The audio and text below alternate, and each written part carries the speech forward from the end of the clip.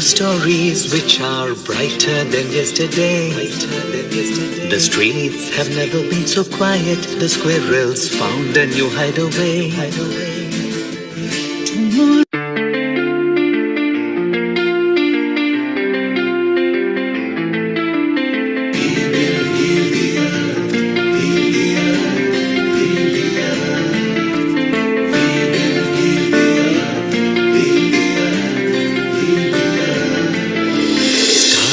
They can tell you stories which are brighter than yesterday.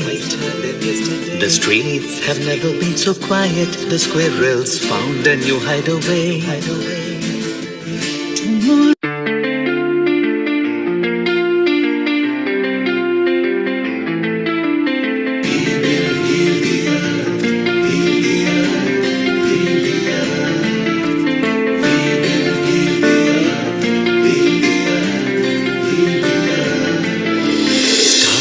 They can tell you stories which are brighter than yesterday.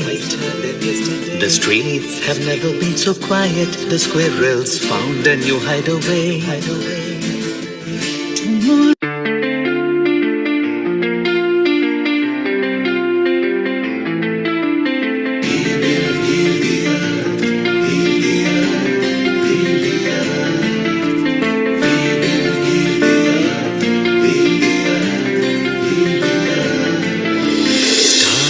They can tell you stories which are brighter than yesterday. The streets have never been so quiet. The squirrels found a new hideaway. Tomorrow.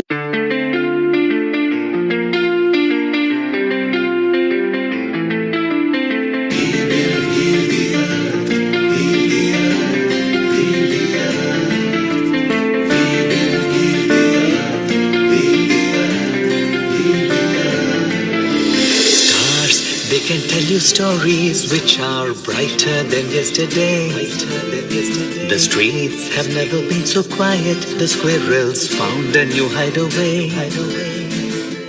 Tomorrow.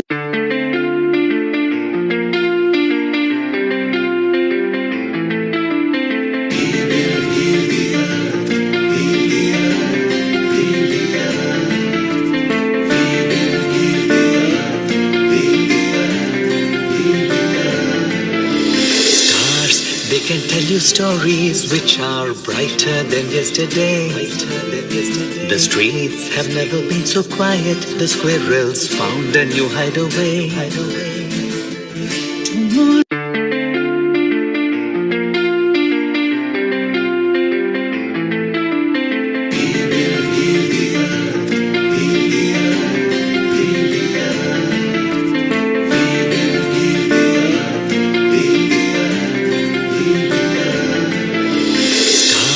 They can tell you stories which are brighter than yesterday. The streets have never been so quiet. The squirrels found a new hideaway. Tomorrow.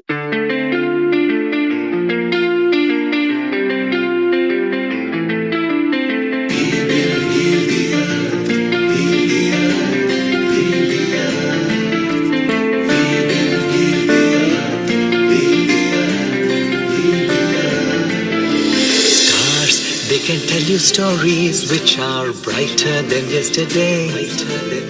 The streets have never been so quiet. The squirrels found a new hideaway. Tomorrow.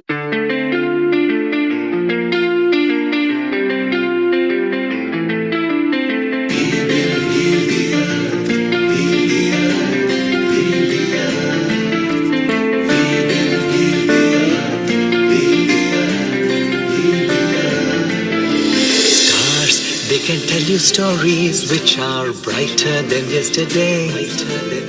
The streets have never been so quiet. The squirrels found a new hideaway. Tomorrow.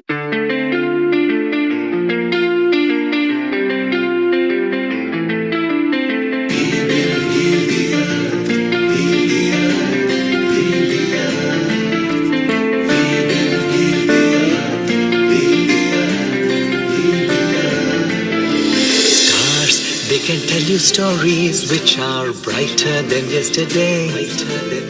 The streets have never been so quiet. The squirrels found a new hideaway.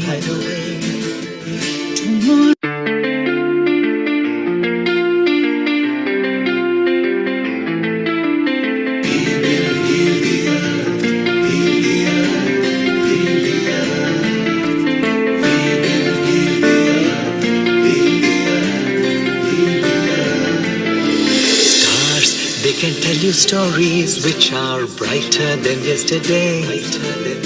The streets have never been so quiet. The squirrels found a new hideaway.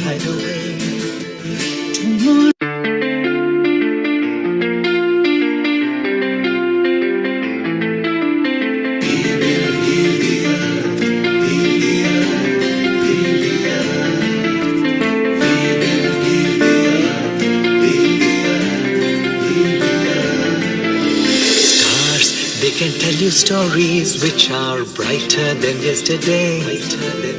The streets have never been so quiet. The squirrels found a new hideaway.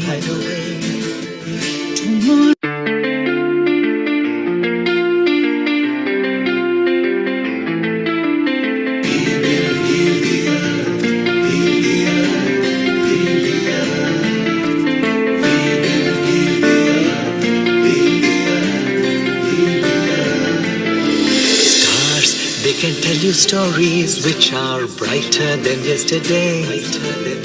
The streets have never been so quiet. The squirrels found a new hideaway.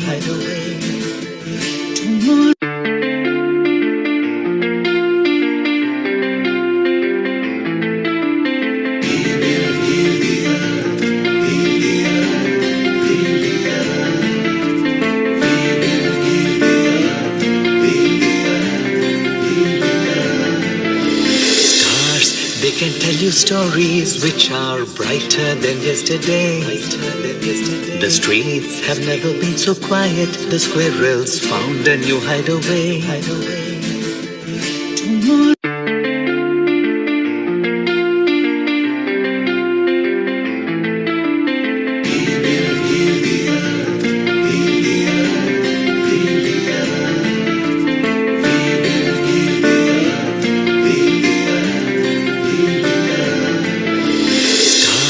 They can tell you stories which are brighter than yesterday. The streets have never been so quiet. The squirrels found a new hideaway.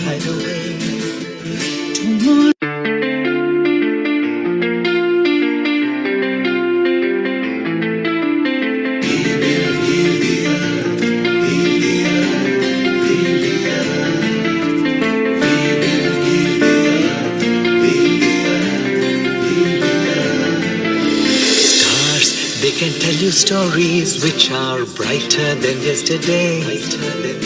The streets have never been so quiet. The squirrels found a new hideaway.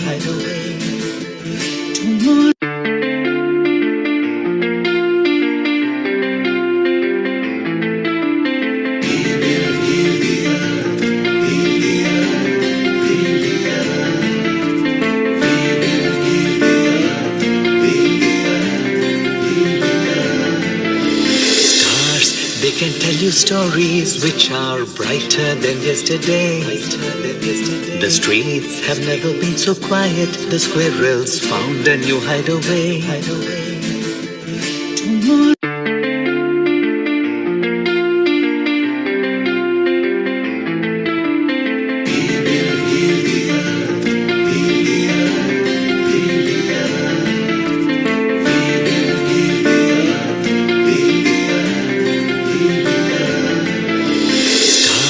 They can tell you stories which are brighter than yesterday.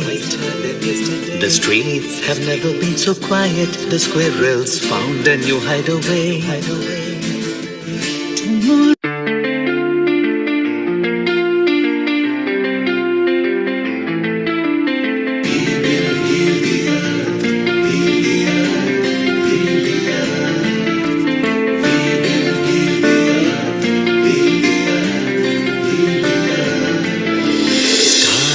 They can tell you stories which are brighter than yesterday. The streets have never been so quiet. The squirrels found a new hideaway.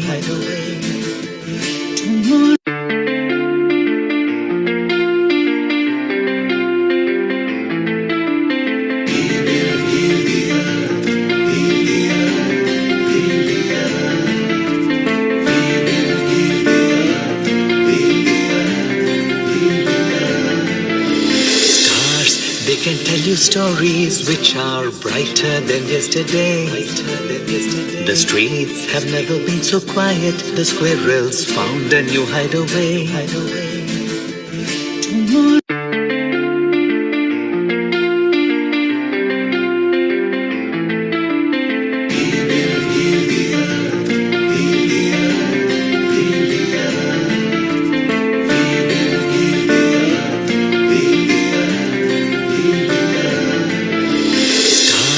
They can tell you stories which are brighter than yesterday. The streets have never been so quiet. The squirrels found a new hideaway.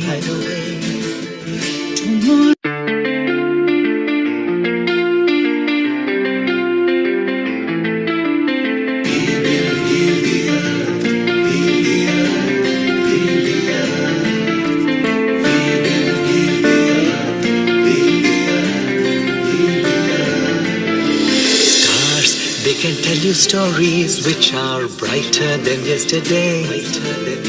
The streets have never been so quiet. The squirrels found a new hideaway.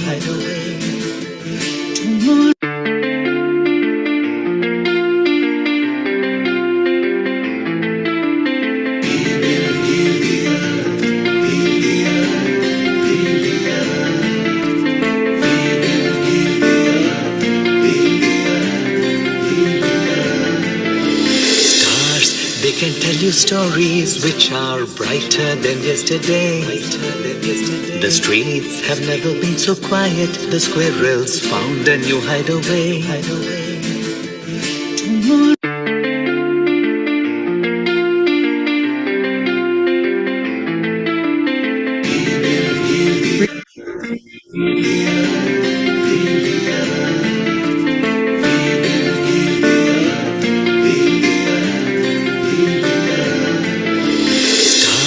'They can tell you stories which are brighter than yesterday. The streets have never been so quiet. The squirrels found a new hideaway.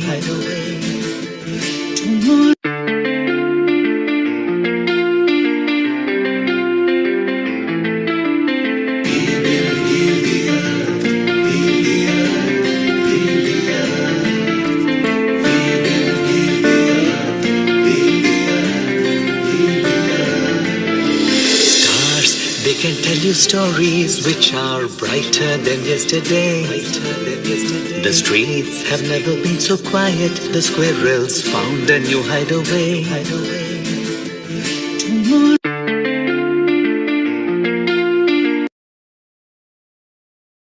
10, 9, 8, 7, 6, 5, 4, 3.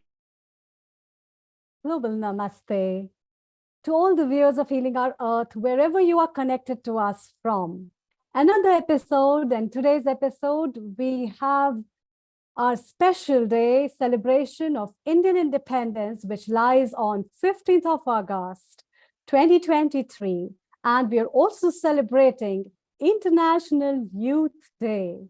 Myself, Dr. Amrita Sharma, welcoming you all to the 201st episode at Healing Our Earth.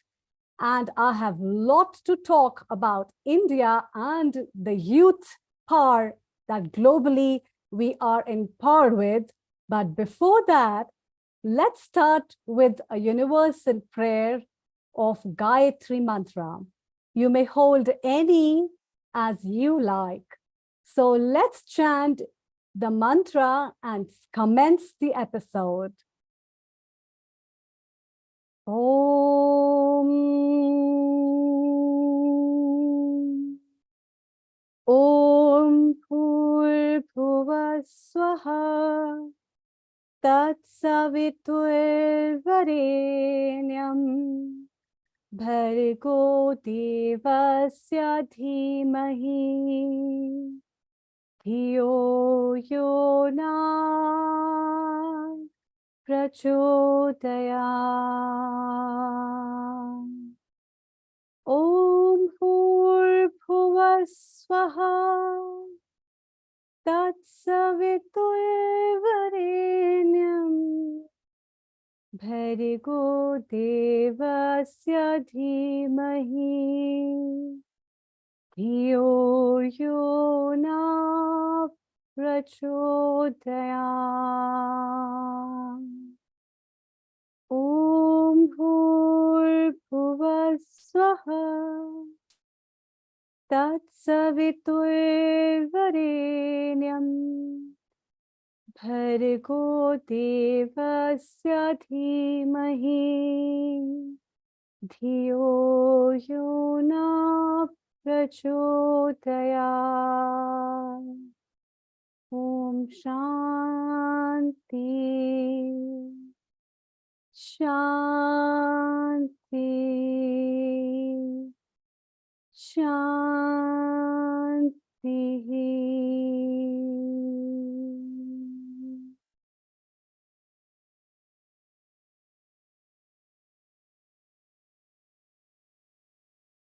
With these words of Gayatri Mantra, as they resonate all over the world with its spiritual energy, we come together to celebrate the Indian Independence Day, the day that marks the independence of India, a country of diverse cultures, a country of various languages, and a country of Ganga, Yamuna, and Saraswati, the confluence of which makes one nation that stands by in all its diversity and is known for its richness of the cultural heritage and the legacy of yoga and Ayurveda world over.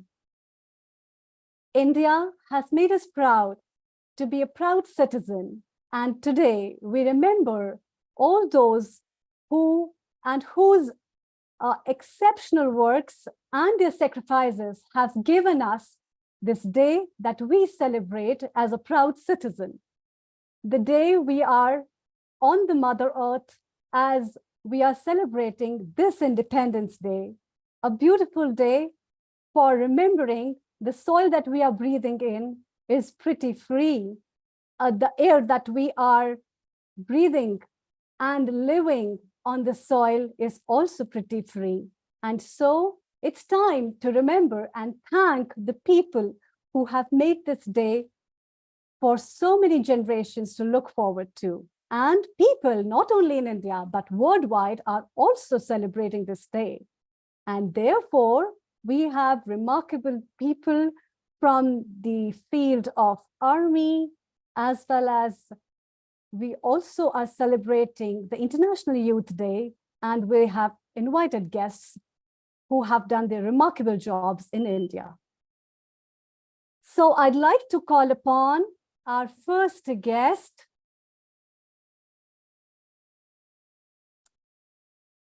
Colonel Navneet Mittal.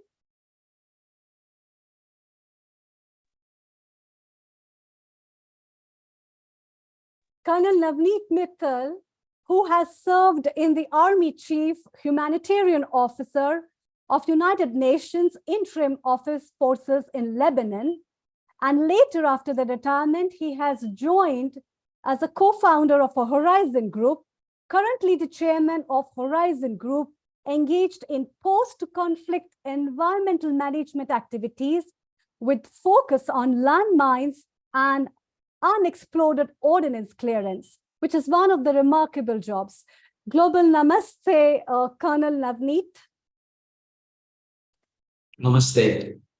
I welcome you all to this family of Healing Our Earth. Thank you very much. बहुत-बहुत धन्यवाद. Can you share with us your experiences about India and the rich culture it has, and what is your affinity for India and what all things India has provided you? Over to you. Thank you. I think, as you said, that what I am an Indian. So, can I speak in Hindi or should I only stick to English? Maybe English, because of please. the. We have Okay, global fine. viewers, so it will be nice. Yes, okay. So, as I say, I breathe India, I live India, I eat whatever is produced in India. So, in whatever you see me as my flesh and blood, this is all India. That is what I encompass as an Indian. And if I'm asked to live again, I would like to be born once again as an Indian. It's a remarkable world. It's a remarkable, though, as an Indian, the biggest offer that I see as an Indian is we don't consider borders. India is not just a border. It's not a geographical entity. India has the capacity of taking the entire world together. India is one place which actually teaches, as we know, a very famous saying, Vasudev Kutumbakam, that this entire world is one. We are all one. So that is the concept of India as I understand. And being from the forces, yes, we have been taught to protect our motherland from any aggression or any eventuality. But as I understand, India has been such a remarkable homeland to almost every ethnicity, every religion, every caste, every culture, every color, every race, and it embraces everybody. So whoever has come here, they have made India as their home. So I think India is a one big world homeland where everybody can look up and look for happiness, look for solace, and also look for being part of it. That's what is India for me. Beautiful, beautiful. And how had been your experience then when you're serving in the army and serving as an Indian to work abroad, and your experiences to share with us something that has really touched your heart and that you'd like to share with all the viewers at Healing Our Earth. Thank you. Over to you. First of all, thank you very much for this question, Amrita.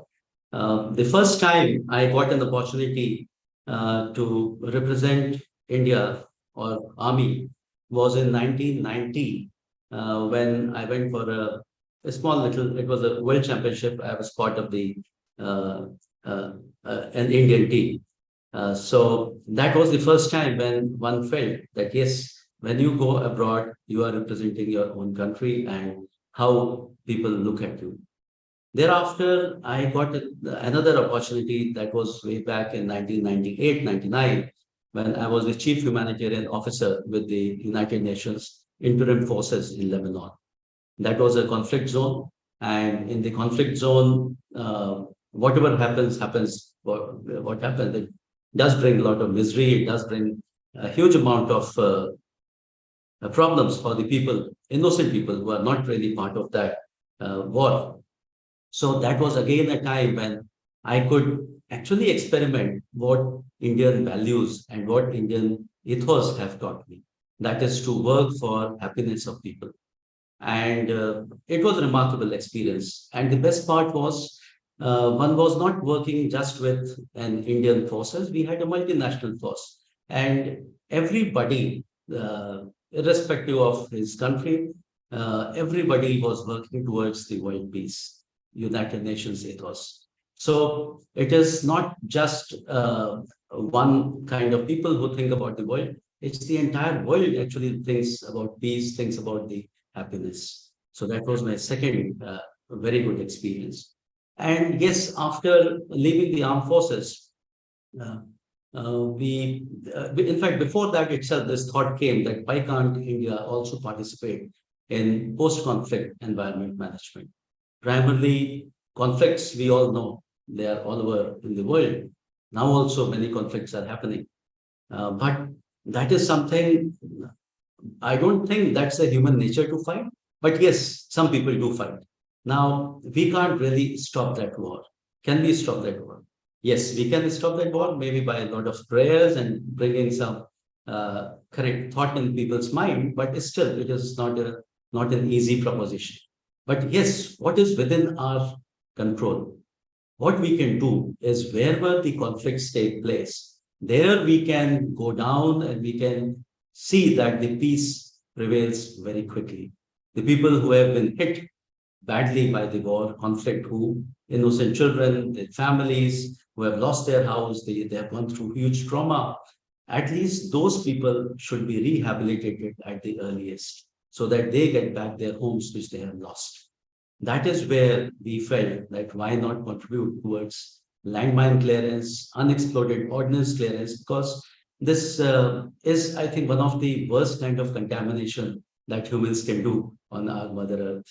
And we felt that let's target that at the beginning. And we are, I will not say with a sense of pride. No, there is no pride. When you are cleaning your own house, there is no pride in that. It's a duty that we are supposed to do. We are supposed to do that job. But we have been able to clear more than 400 million square meter of land area globally, free from mines and UXOs. We have also removed more than 100,000 unexploded ordnance. We have worked in a number of countries. We are United Nations accredited. And I think we have always, wherever we have gone, we have carried the message of India that we look at making vision of safer world is our motto, and that should be the motto of everybody. So as I said, that it's not a pride, it's our duty to clean our earth. So that is what we are engaged in. Wonderful, wonderful. Before leaving, what message do you have for our viewers? I think one message is very common, that a world is a global village. Let's all join together. Our 70, 80 years of packaged life, or 90 or 100 years in some cases, the package that we have got of a life, let's make it beautiful, let's make it joyful, and let's make it really happy living together. And that can only happen when we all contribute, do some seva, do some service for this earth, and make this earth the beautiful way when we came, and we live in the same way as well, or rather in a much more beautiful way. Thank you very much. Thank you so much. That was such a wonderful message. And everybody, I think, would be remembering with this package of life to make this world a very beautiful place to stay in, and a wonderful job that you had been keeping up. Thank you so much for joining us from Kuwait. And it was a wonderful time. And I would like to have your services again for the Healing Our Earth to give beautiful messages. And the work you have been doing is also incredible. So thanks from our founder and director and the whole team of Healing Our Earth, and also wishes for Happy Independence Day to you. Thank you so much. Thank you very much. Global Namaste. Please stay around. And if you are there, because I know you have to travel tonight, but still, if you have time, please stay around with us. And we have many other eminent guests with us to listen to. Thank you so much. Thank you. And Thank you very much. from Kuwait, now we move to Mumbai, where we have our yoga guru expert, Himanshu Mehta. So, Mr. Himanshu Mehta is an entrepreneur as well as a yoga guru, and he is well known for his car seva that he's doing. It is not important to become a very famous person for doing in job for a nation, but your small deeds can also do. And he is doing a community service by making a practice of yoga every Saturday morning at the beach. Which beach, Himanshu-ji? Juhu Beach, Mumbai. Juhu Beach, Mumbai, a very famous beach at Mumbai with 108 sun salutations.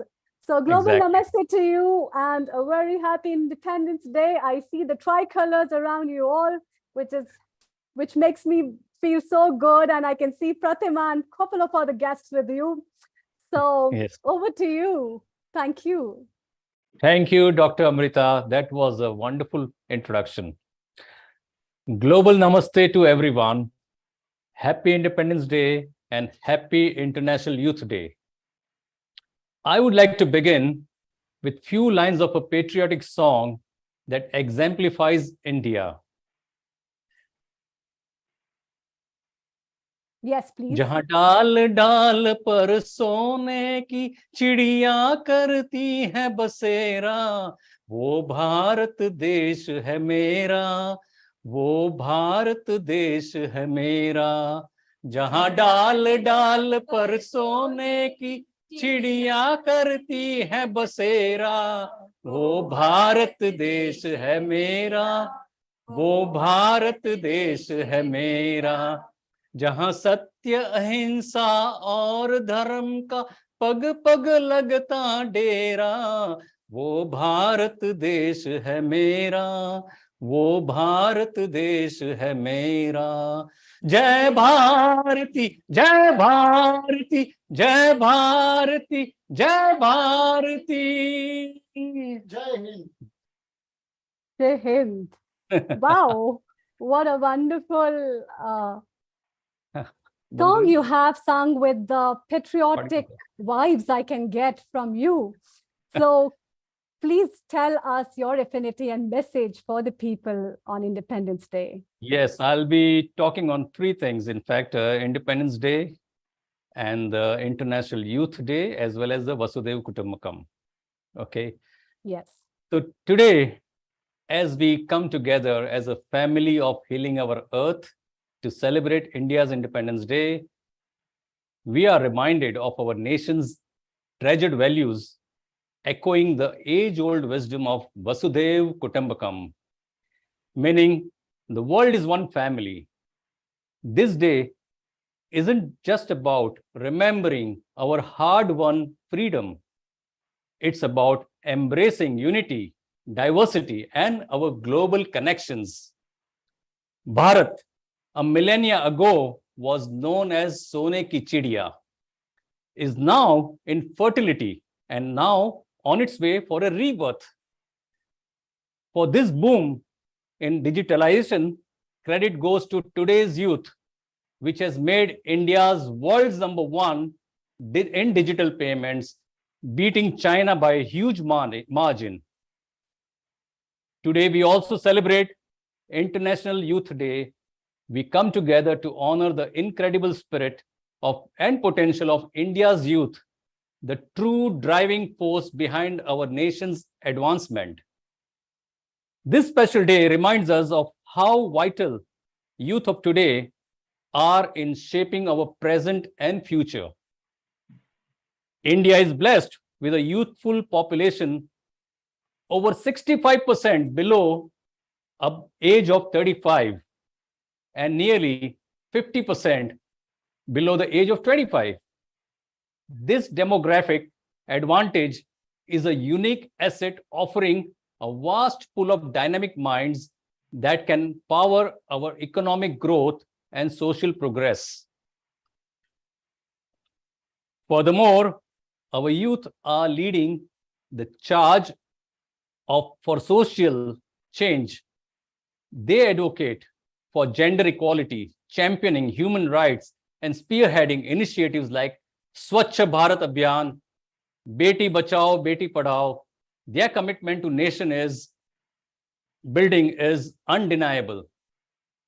In conclusion, let's applaud the energy, creativity, and determination of India's youth. They are not just the leaders of tomorrow, they are the change makers of today. This International Youth Day, let's pledge to work side by side with our youth in building a more inclusive, prosperous, and sustainable India for generations to come. So let's embrace youthful India, vibrant India in the spirit of Vasudhaiva Kutumbakam. It is for this reason I remain inclined, promoting and coaching through my free sessions of yoga and Surya Namaskar from last 9 years on Juhu Beach to young ones, as they are the future of India, and we can have best breed of intellectually and spiritually inclined citizens. Our leaders dreamed of a nation where everyone, regardless of differences, could live freely and with respect. As we raise our tricolor flag, we pledge to uphold these ideals, not just within our borders, but for the entire world. India, therefore, has been always on a defensive mode, but never invaded any nation.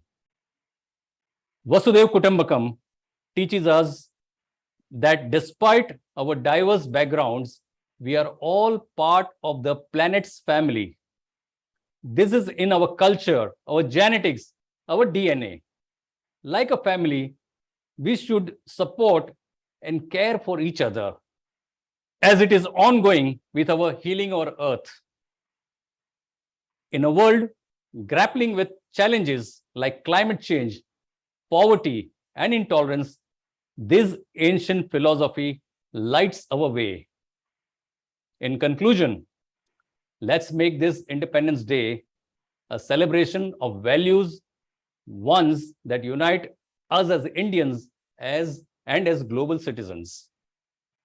We all know war can never be a solution, as one war begets another, results in endless cycle of numerous conflicts. Wouldn't we love to have a world without borders, so no visas? A world without wars and crimes, and a world thriving with mutual love and respect. It may seem like an impossible dream, but history tells us otherwise. I can give two examples. The Harappan civilization flourished for a millennium, nearly 1,000 years, untouched by wars, conflict, weaponry, or armies. We have witnessed such dream unfold on silver screen. Recall the Hollywood movie Avatar. You know, the planet Pandora, characterized as spiritual interconnectedness, plants, animals, and inhabitants coexisted harmoniously, basking in bliss. Chaos and destruction emerged only when human greed tainted this heavenly planet. Vasudev Kutumbakam is the mantra for the new world order, fostering compassion and cooperation across the borders and blessing to human race with 3H: health, happiness, and harmony. So let's continue working towards a world where every part of our earth feels like a harmonious family.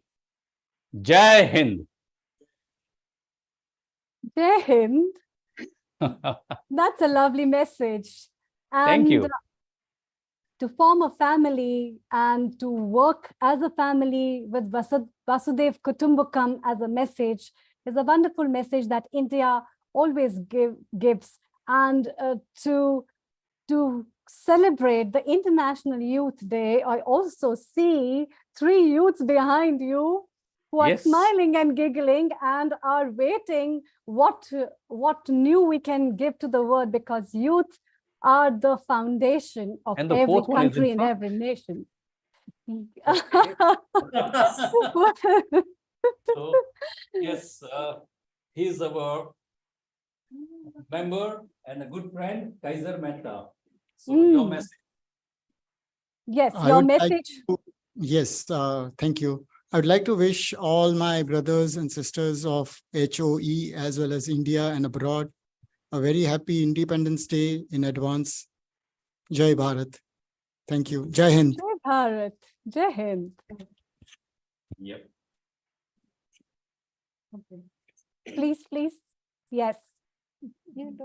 Please say yes. Yeah. Hi. I would like to say that each person should be like our Guruji Himanshu Bhai, a kind-hearted person in India and all over the world. Thank you.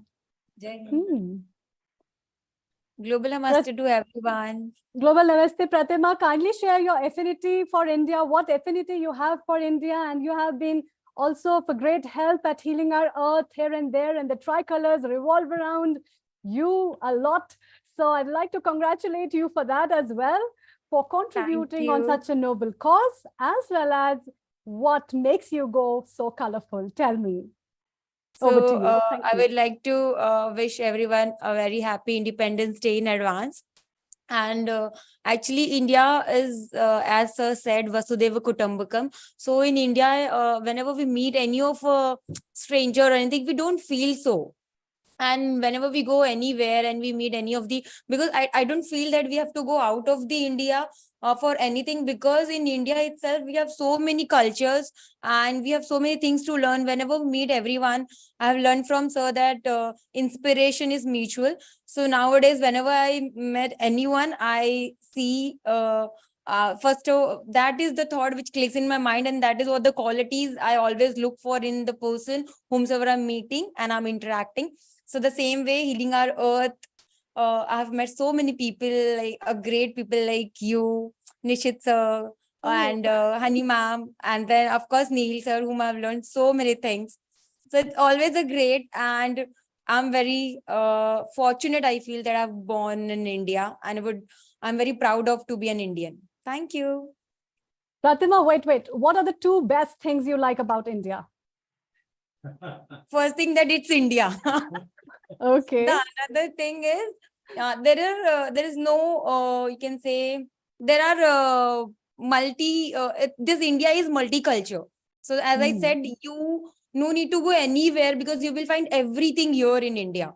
So which part you go, you will learn something new, and different cultures and different colors, different languages. There's so many things. There's no only one or two things. So I can list down. There are multiple things. Yes. Dharma. Right. If you have, Dr. Amrita, if you have some time, then we have some of the group members or neighbors also. If you want, they Sure. can You can just quickly give a short message. I think Amit Mishra is here. We can unmute him. Amit, would you like to say for 2 seconds, 5 seconds, whatever? Yeah. Yes. You can unmute Amit yourself. Mishra, yes. Yeah. Amit. Global Namaste. Global Namaste. Yeah. Hi, Namaste, Dr. Amrita. Your message for Independence Day, please. Bharat Mata ki Jai. Bharat Mata ki Jai. Bharat Mata ki Jai. Thank you. Yeah. Yes. Yeah.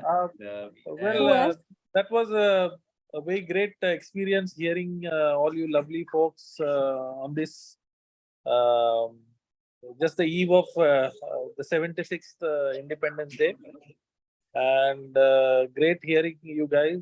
So I once again wish you all a very happy and a prosperous 76th Independence Day, and may Ma Bharati flourish and move ahead further and see glorious more years of Independence Day.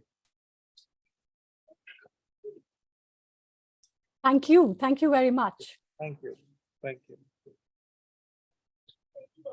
Yeah. Still we have time, then we can take a... Yes, anyone One more? quickly. One more? Yes, before we move Yes. to Mr. Amish Deepak? Tripathi. Yes, Yeah, from London. Yes, please. Deepak, can you unmute?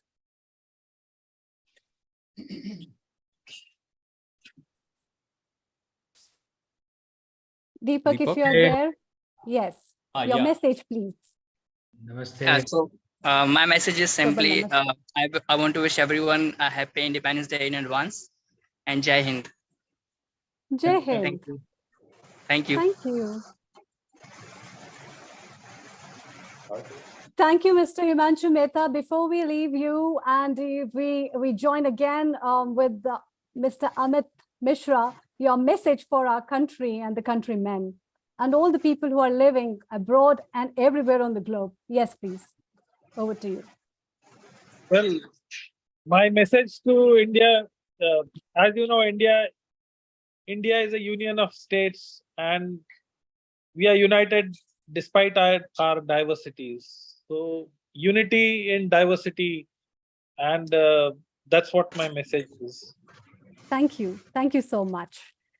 Thank you, Himanshu ji, for joining. Mr. Himanshu Mehta. And from Mumbai, As Global we namaste. travel, Thank you. global namaste to you. And as we move from Mumbai to London, where we have, and we are honored to have our special guest, who is a wonderful personality and a renowned author worldwide for his novels and a lot more. And it's a privilege to have him today with us, Mr. Amish Tripathi. Before Mr. Amish Tripathi says something, I would like to have his short bio sketch. Mr. Amish Tripathi is known for the Shiva trilogy and Ramachandra series, which are the famous novels. He is a director of Nehru Centre, London, and Minister at High Commission of India in UK. He is a host for TV documentaries, most recently Discovery TV in Legends of Ramayana and The Journey of India with co-host Amitabh Bachchan. Welcome at Healing Our Earth. Global Namaste, Mr. Amish Tripathi. Namaste, Amrita ji. Thank you. So, my thanks to all of you, and thanks particularly to my friend Neil Kumar ji for inviting me here. I was told to give some brief remarks on what I think the opportunities are for India on this upcoming Independence Day and what our journey has kind of been like. And I genuinely believe that this is perhaps one of the most exciting times in the last 1,000 years to be an Indian. Just 30 years ago, if you go back 1,000 years, we were around 30% of the world's GDP, and then the invasions began. And our share of the global GDP declined slowly in the first 600, 700 years of this millennium. Till around 1700, we were around 22% of the world's GDP. So it had declined a lot from 35% to 22%, but we were still reasonably wealthy. And then the British Raj came and we just crashed even further to just around 4-5% of the world's GDP when we got independence. Regrettably, our economic decline actually continued post 1947. Most Indians don't know that relative to the rest of the world. If you see the works of Ruchir Sharma, our lowest point ever in human history economically compared to the rest of the world was actually the late 1980s, when we were the poorest we had ever been relative to the rest of the world. We were just around 2-3% of the world's GDP. In the late 1980s, India's GDP was smaller than the gross sales turnover of General Motors and Ford Motors. So just 2 or 3 American car companies made more money than all of India. We were that poor. And since 1991, the economic reforms, the turnaround has been dramatic. It's been just a little over 30 years. We're already the 5th largest economy in the world. We just went ahead of our former colonial master, the UK.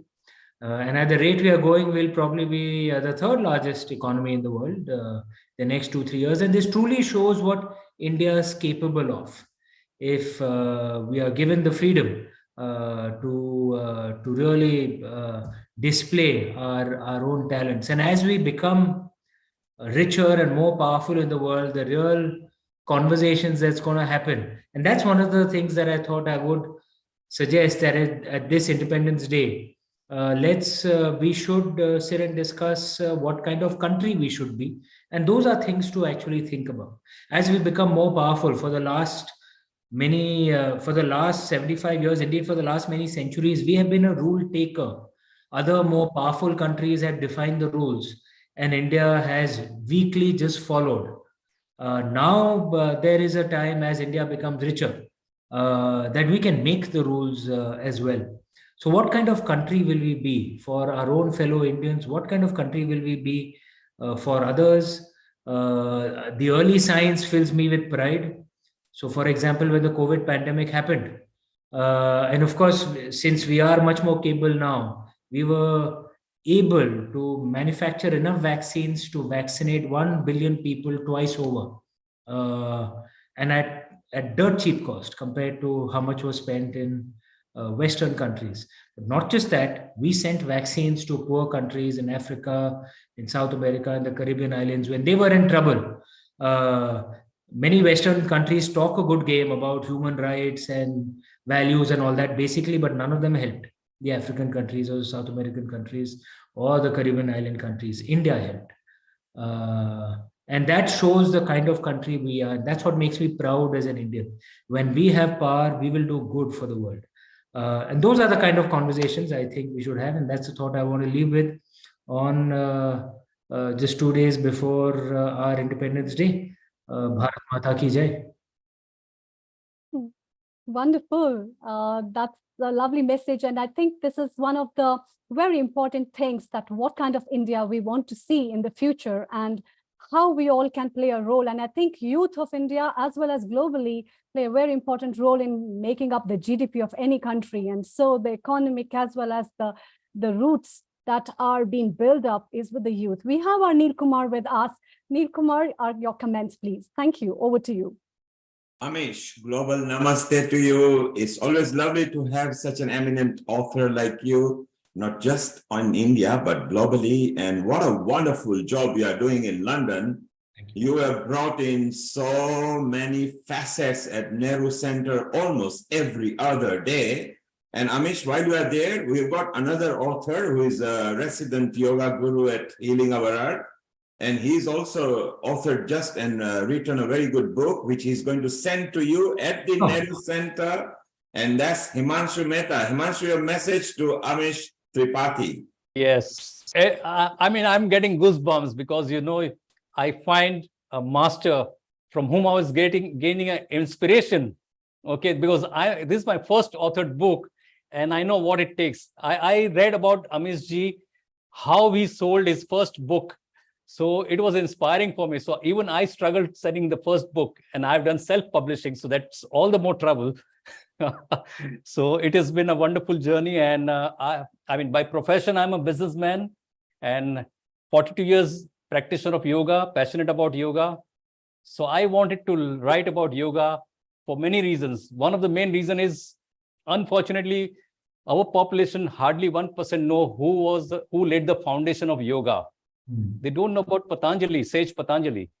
So there are many other reasons. So, and this, whatever I've written, all the topics, it has to be taught in a secondary school, in our school education. Thank you, Himanshu. What a wonderful contribution you are making. I've sent you Amish Tripathi's Nehru Center address on your WhatsApp. Make sure the book reaches and he will comment to you later. Amish, thank you very much. I know you've got a pending event coming on right now from here. Thank you for being here at Healing Our Heart. And one last message for you for the progress of India. And if we have I'm an India optimist. I think we have a wonderful, you know, as Prime Minister Modi said, an Amrit Kal is coming up. It's a responsibility of all of us to put our shoulders to the wheel and take Mother India further ahead. Bharat Mata. May Earth bless you and Jai Hind. Jai Hind. Thank you. Thank you, Amish. Well, Himanshu, I hope that you are happy. And we will take a quick message from our Rajan Bhai from India, our Ayurveda team, before we move to our young Shreyan, who is going to sing for us.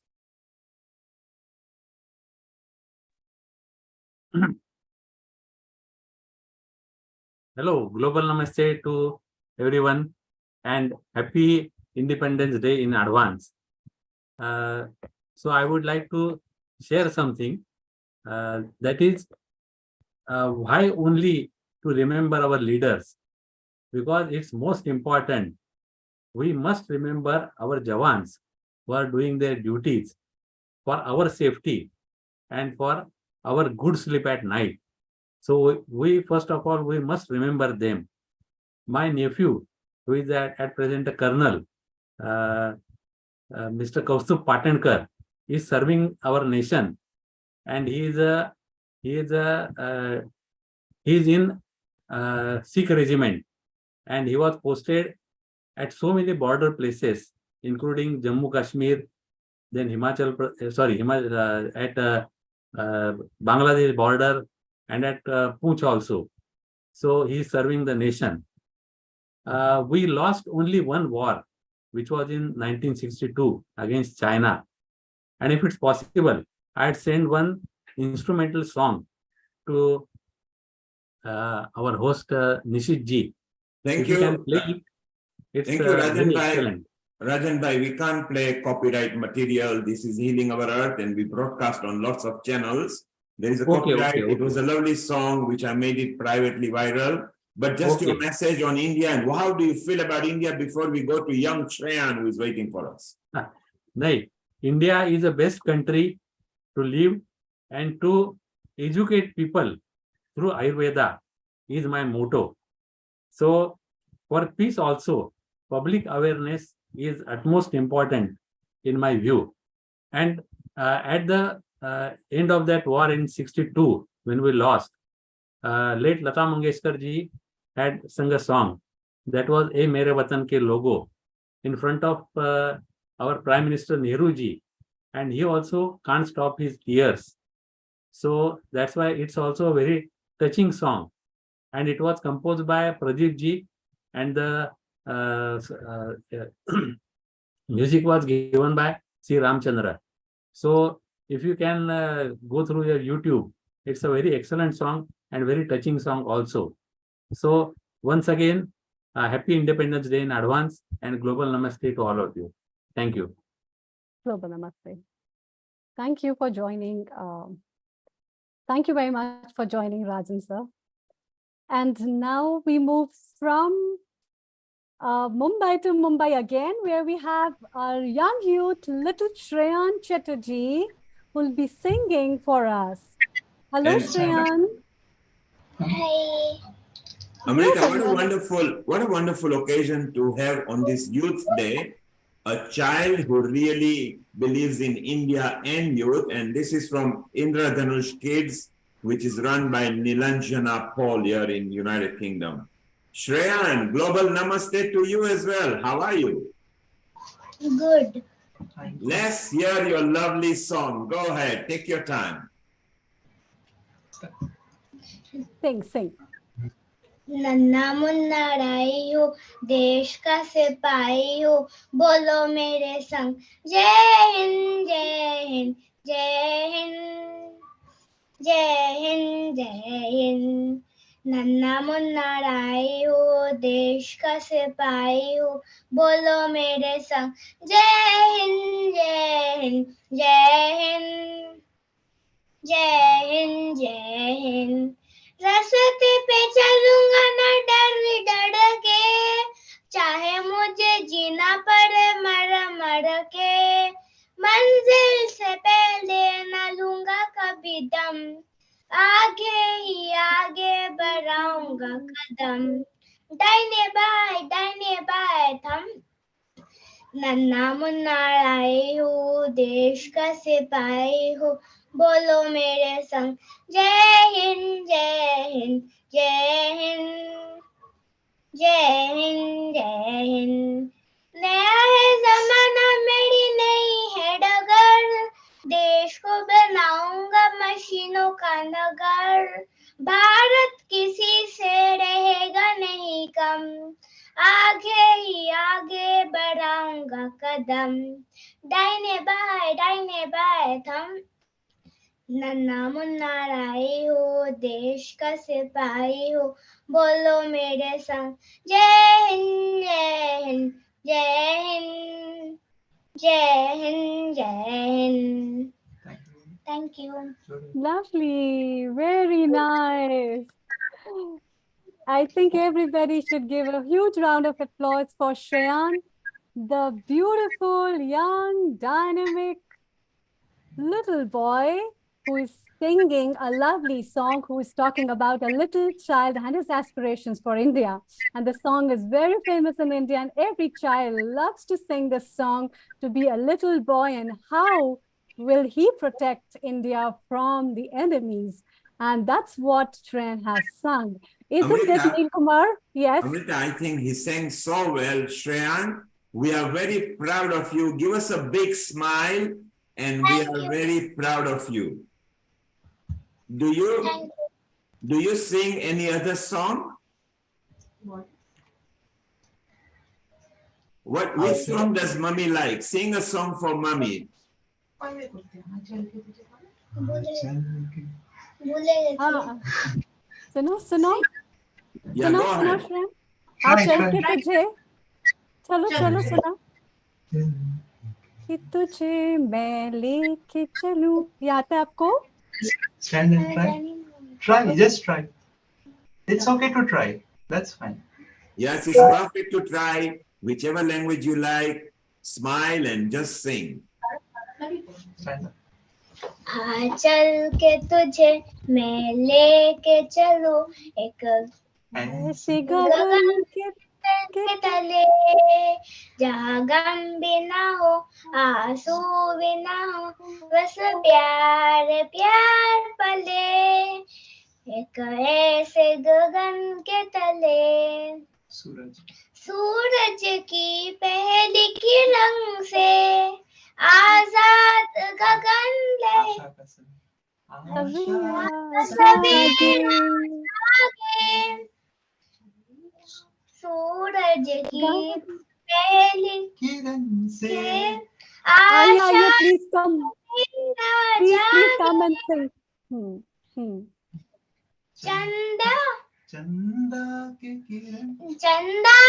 किरण से धुलकर गंगोर अंधेरा भागे चंदा की किरण से धुलकर गंगोर अंधेरा भागे धूप कली कभी छाव पली जहाँ लंबी पड़े जहाँ गम भी ना हो आंसू भी ना हो बस प्यार प्यार पले एक ऐसे गगन के तले thank you Well done, Shreyan. Very well. And say thank you to Somnath ji as well. He sang and they are very good. Tell Daddy thank you very much. And look, our Himanshu ji, look, the Yoga Guru is happy. Look, he's saying to you, Yoga Guru, can you give him blessings? Thank you. Thank you. Lovely, lovely. It was wonderful. You really touched my heart. Are you practicing yoga? Do you do yoga? Yes. At school? Yes. Okay, good.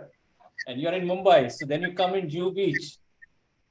We'll do practice yoga together, right? I will send you the number, Shreyan. Thank you very much. We love you. And you are the future of India. India. Thank you. Thank you. Thank you. You're welcome. So, Nilanjana Paul, she is a teacher. She teaches music and dance. So, what a wonderful job from the Indradhanush kids. It's so wonderful to have them there. Amrita, what were your thoughts? You can unmute yourself. Yes, definitely. And what a lovely voice and what a confidence the child was having. So Shreyan is doing really well. And I think these children make the future of the country and the talents that they have and the unexplored things of potential, the times they have, nobody else can have. And to bring that potential up, Healing Our Earth is one of that platforms that helps to bring the potential. Amrita, I think let's ask our yoga guru, how does it feel to meet Amish Tripathi live here on Healing Our Earth? Yes, that was a dream come true. Thank you, Nilkumar, and thank you, Dr. Amrita. That was wonderful, amazing, I would say, because a lot of inspiration I've drawn from him. And it's like myself in first standard and he is in a PhD. So so I look upon him as a great master and he's the #1 author of India. Great. So Himanshu, if you look at your phone, you've now got his address where to send the book. It's in your phone. It's in your phone and Pratima's phone. So please just contact directly. Either one of you should have the number there. Stay around. Meena is going to sing for you as well.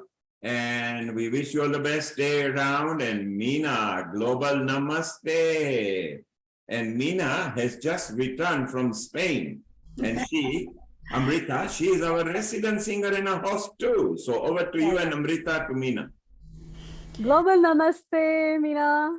Global namaste to you too. How are you today? I'm very good and looking forward to listen to you with the lovely songs for our patriotism and for the Vande Bharat. And yes, over to you. The stage is all yours. Because Definitely. I'm all up for singing always. Let me start with a beautiful song sung by Sonu Nigam. संदेशे आते हैं हमें तड़पाते हैं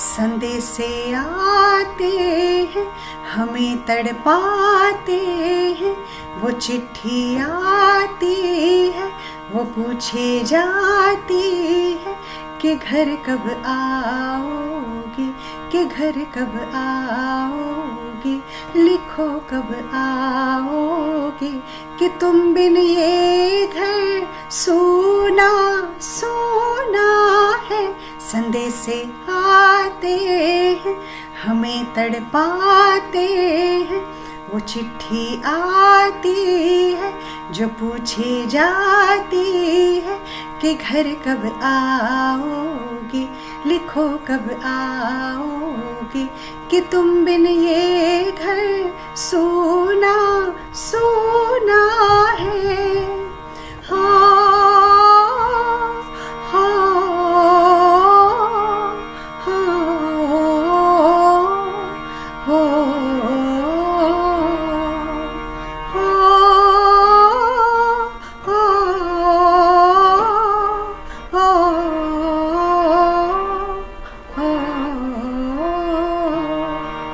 किसी दिलवाले ने किसी मतवाले ने हमें खत लिखा है कि उनसे पूछा है किसी के सांसों ने किसी की धड़कन ने किसी की चूड़ी ने किसी के कंगन ने किसी के गजरे ने किसी के गजरे ने महकती सुबहों ने मचलती शामों ने अकेली रातों ने अधूरी बातों ने तरसती बाहों ने और पूछा है तरसी निगाहों ने कि घर कब आओगे कि घर कब आओगे लिखो कब आओगे कि तुम बिन ये घर सोना सोना है संदेश से आते हैं हमें तड़पाते हैं वो चिट्ठी आती है जो पूछे जाती है कि घर कब आओगे लिखो कब आओगे कि तुम बिन ये घर सोना सोना है हो हो हो हो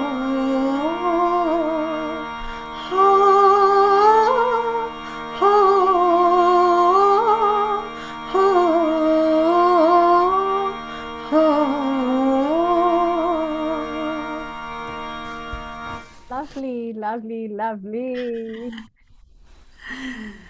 Wow. Yeah. Thank you. Thank you so much. I'm going to sing another beautiful song which is sung by Shreya Ghoshal, another wonderful singer we have in our Bollywood industry. And it's called Apni Mati. Apni Mati hai.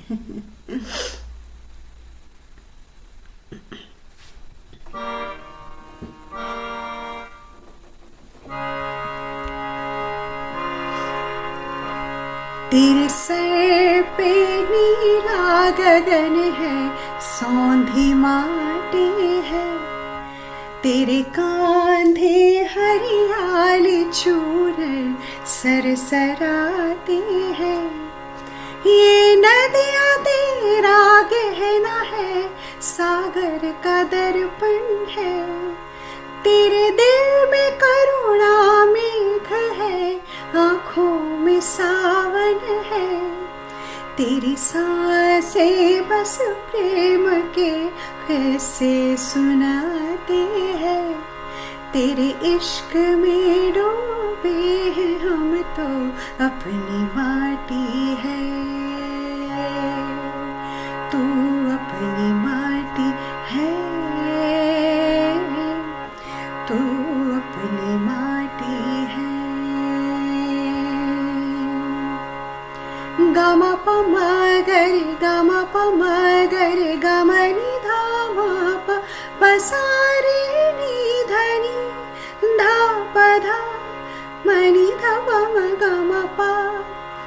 तेरी अंजुरी में खेत है एक धान का दाना, तेरी उंगलियां है कारीगर की खाब बुन जाना, तेरे बाजुओं में बल बड़ा जो सरहदे थामे, तेरे जहन का लोहा भी सारी दुनिया ही माने, तेरा जज्बा है जवान का, तेरा मर्म है किसान का, हर दर्द को सह कर भी तू तो मुस्कुराती है, हर कली हर फूल दामन में समाती है, ये नदियाँ तेरा गहना है, सागर का दर्पण है, तेरे दिल में करुणा मेघ है, आँखों में सावन है, तेरी सांसें बस प्रेम के किस्से सुनाती है, तेरे इश्क में डूबे हैं हम तो अपनी माटी है, तू अपनी माटी है, तू अपनी माटी है, तू अपनी माटी है, तू अपनी माटी है।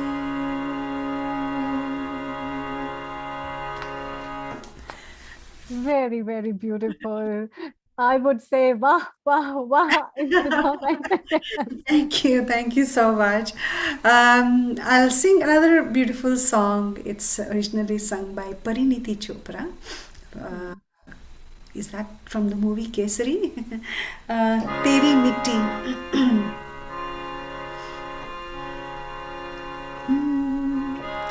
हो रांझना वे तेरी सांसों पे थोड़ा सा वतन का भी हक था, न देख मुझे यूं मुड़ मुड़ के, तेरा मेरा साथ यहीं तक था,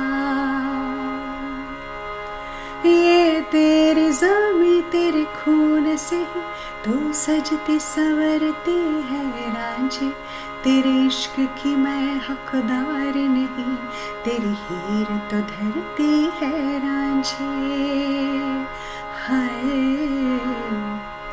तेरी मिट्टी में मिल जावा, गुल बन के मैं खिल जावा, इतनी सी है दिल की आरज़ू, तेरी नदियों में बह जावा, तेरे खेतों में लहरावा, इतनी सी है दिल की आरज़ू, हो हो हो हो हो हो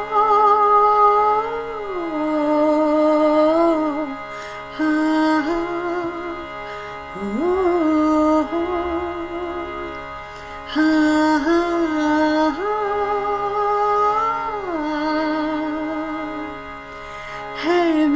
ज़मीं अफसोस नहीं, जो तेरे लिए 100 दर्द सहे, महफूज रहे मेरी आन शदा, चाहे जान मेरी रहे न रहे। है मेरी ज़मीं महबूब मेरी, मेरे नस नस में तेरा इश्क बहे, फीका न पड़े कभी रंग तेरा, जिस्मों से निकल के खून कहे। हाय तेरी मिट्टी में मिल जावा, गुल बन के मैं खिल जावा, इतनी सी है दिल की आरज़ू। तेरी नदियों में बह जावा, तेरी फसलों में लहरावा, इतनी सी है दिल की आरज़ू। हो हो हो हो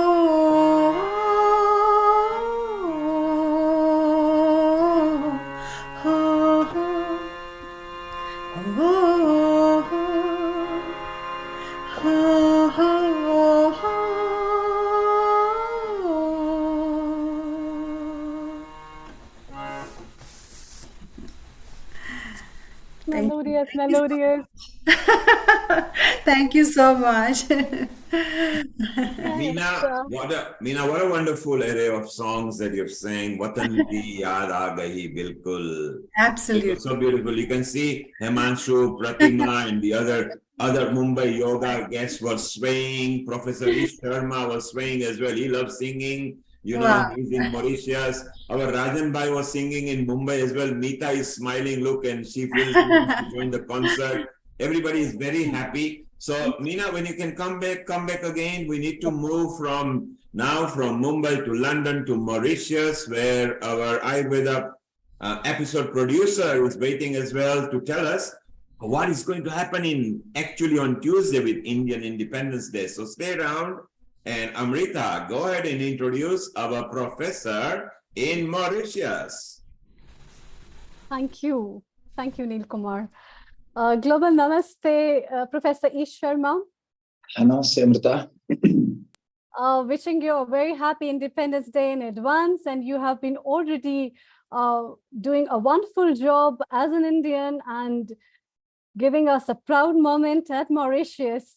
And to tell our viewers, Professor Ish Sharma is our Ayurveda episode producer, as well as is on Ayurveda chair at the University of Mauritius.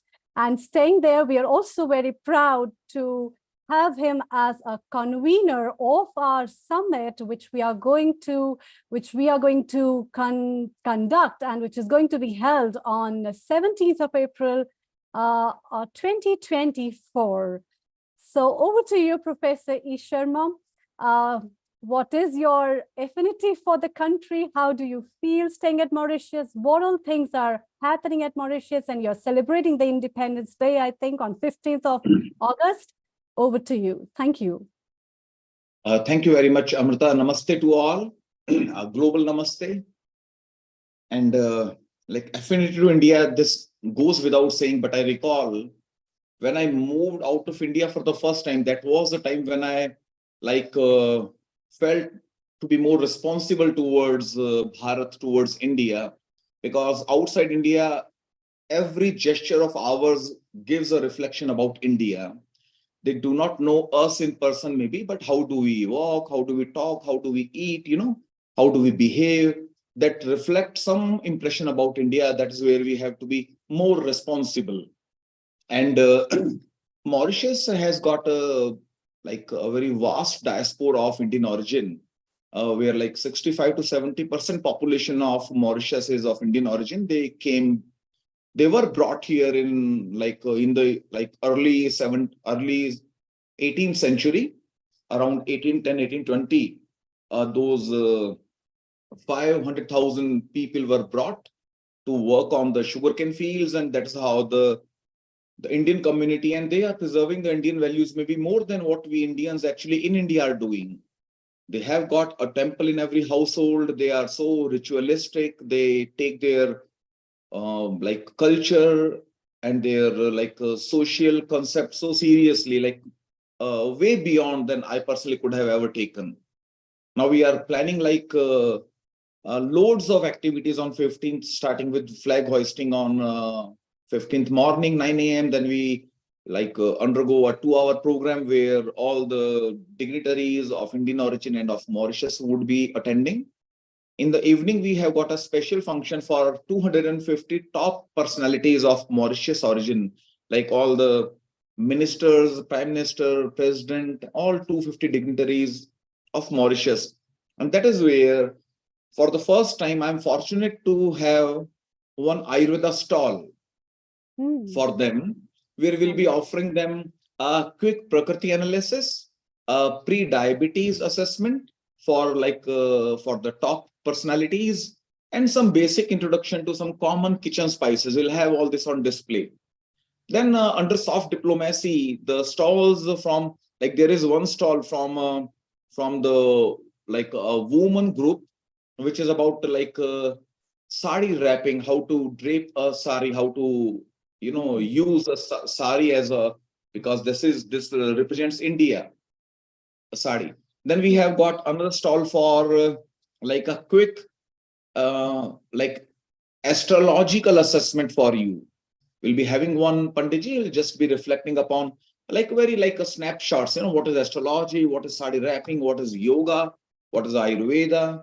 That is how we go around, and I believe this will be infusing the locals in Mauritius more and more upon the Indian values, the Oriental wisdom, which is, there has been a study which established that this is a study from an American scientist who reached to a conclusion that all the wisdom in the world only emanated from India.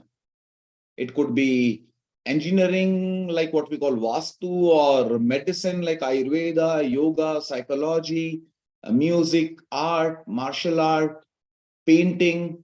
He drew a conclusion that the Oriental wisdom of India is the mother of all the wisdoms the world over. So that makes us more and more proud, and sharing this knowledge again reestablishes the concept in my own self, and makes me further proud. Maybe if I'm here to take messages, not to give message, but anyway, how I conclude is, what can we do? I believe if we can do what we are supposed to, for example, like many of us are healers, we have got yoga guru, we have got Patankar sir to serve Ayurveda, we have got Amrita as an Ayurveda physician, a herbologist. Everyone has got certain well-defined, very specific responsibilities. If we can justify that small responsibility, it will be a real give back to the society, and that is how we can justify why we are around, and we can really benefit the society more and more. Amrita. Yes, wonderful thoughts, Professor Ish. This is one of the very important things, because it doesn't matter who you are and what big deeds you are doing. Even with small things you can represent. As you said, that there is a stroll on astrology, which is pretty wonderful, because astrological sciences of India are way ahead to teach, not only for any of the events, but they're so important in anybody's life that guides you as a very complementary, it's a kind of a complementary medicine which is practiced by people, and they use a lot of planetary things for that. And then it is also a beautiful thing that a small cultural aspect of wearing a sari, and how elegant you feel wearing a sari, and how you should wear a sari, it's one small aspect. So that's one of the beautiful things of India, that the rich cultural diversity that we have and the rich cuisines that we share everywhere is so wonderful that people, I think there is no street left word over where it doesn't have an Indian restaurant. So I am pretty sure that all of us who are here and all the viewers must have definitely loved to taste the Indian cuisines after Mexican and Thai foods, which are pretty spicy, and people love having spicy things. And the spices are the richness of India, which have taken up from the colonial times till now. And yes, we have our Neil Kumar, your comments, Neil Kumar, and then we move to Rajan sir as well. Thank you. Over to you, Neil Kumar.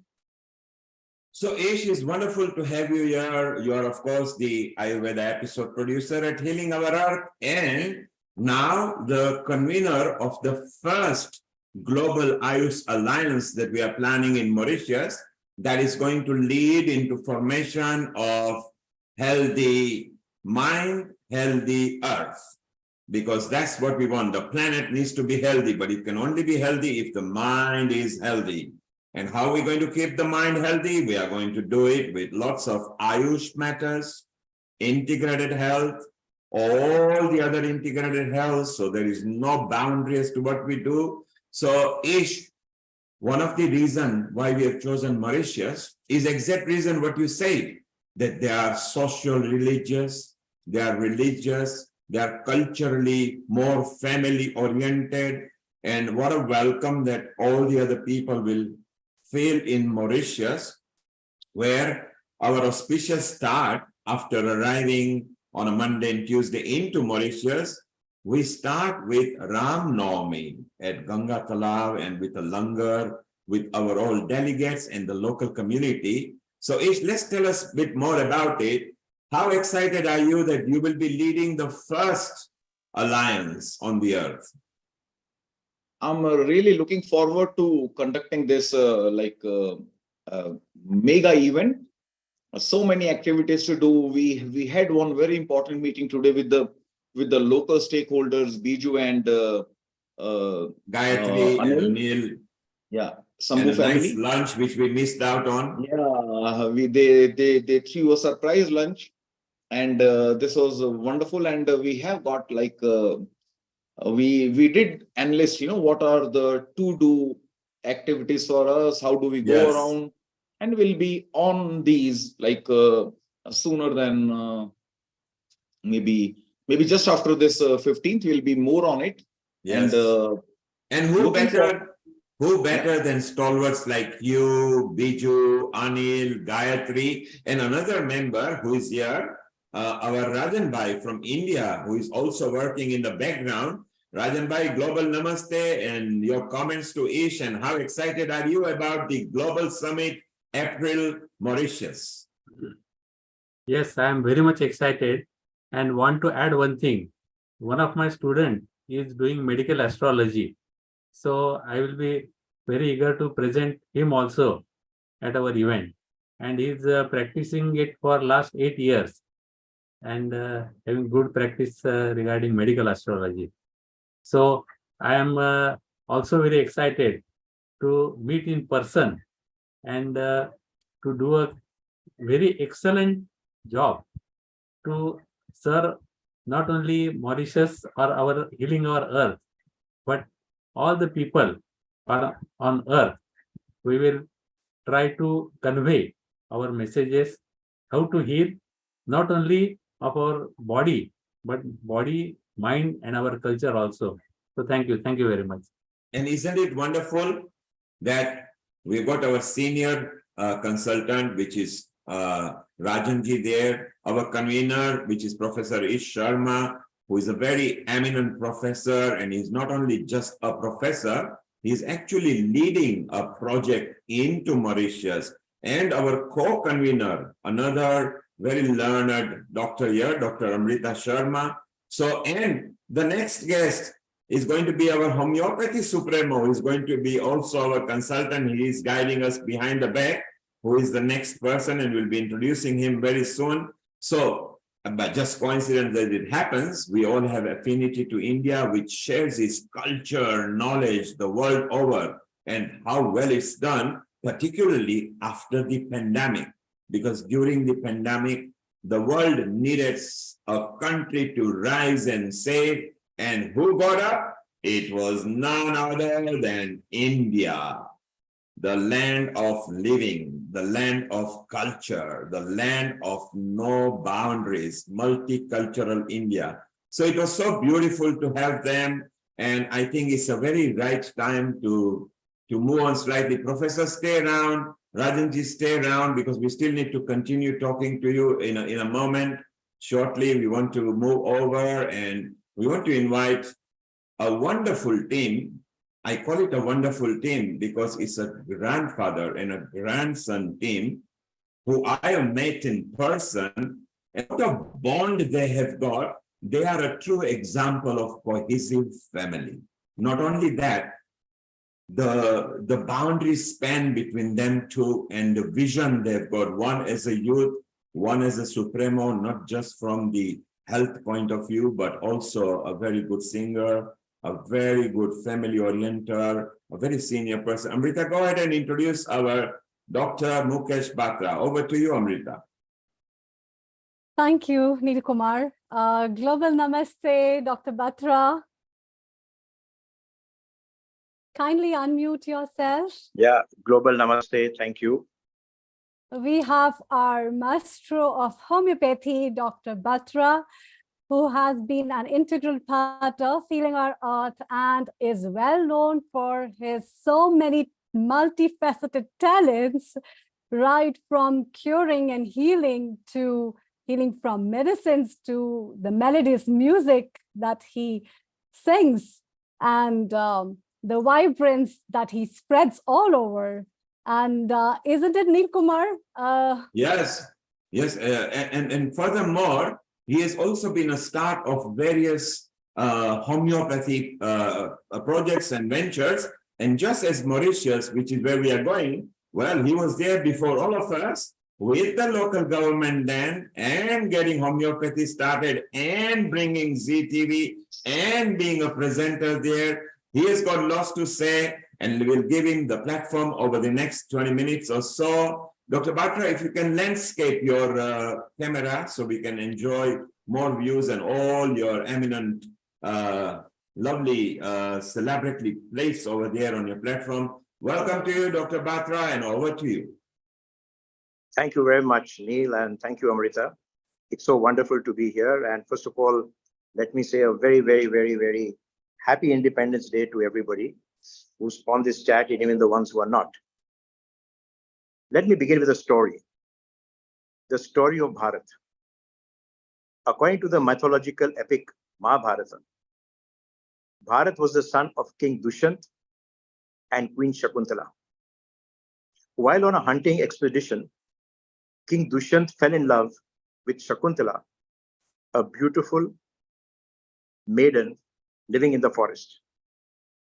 They got married locally and lived together for some time until the king had to go back to his palace. He promised to return soon. In the meanwhile, Shakuntala was visited by a sage who she inadvertently ignored as she was lost in the thoughts of the king who had left her. The sage cursed her and said that the person she was thinking of will forget her. That is exactly what happened. The king forgot Shakuntala. Later, a son was born to Shakuntala, whom she named Bharat. Years later, when Bharat visited the palace of his father Dushyant, he realized that he was his son. Admiring his qualities, he anointed him king. The reign of King Bharat was associated with his noble quality and just rule. That's where Bharat gets his name from. During independence, the British changed its English name to India, perhaps keeping the association with the East India Company, which ruled India, but retained the name Bharat in Hindi and other regional languages. So having introduced this little story of how Bharat came to be born, let me now come to some facts. I'd like to highlight 12 facts which I think are my tribute to Bharat. And you know, there is this little thought in people's mind that what is Bharat and what is India? People think that Bharat is rural, it's the bully cart age, it's the heritage that India has. And India is the modern India, with the metro cities, which is growing. Well, actually, that's not true, because India or Bharat is one and the same thing. It's a country which is modern, and yet traditional. It is based in its heritage, which is so strong. So let me one by one go through the 12 facts which are my tribute to Bharat. Fact number 1, it is the fastest growing economy in the world at 6.7% per annum. And it is poised to be the third largest economy by 27-28.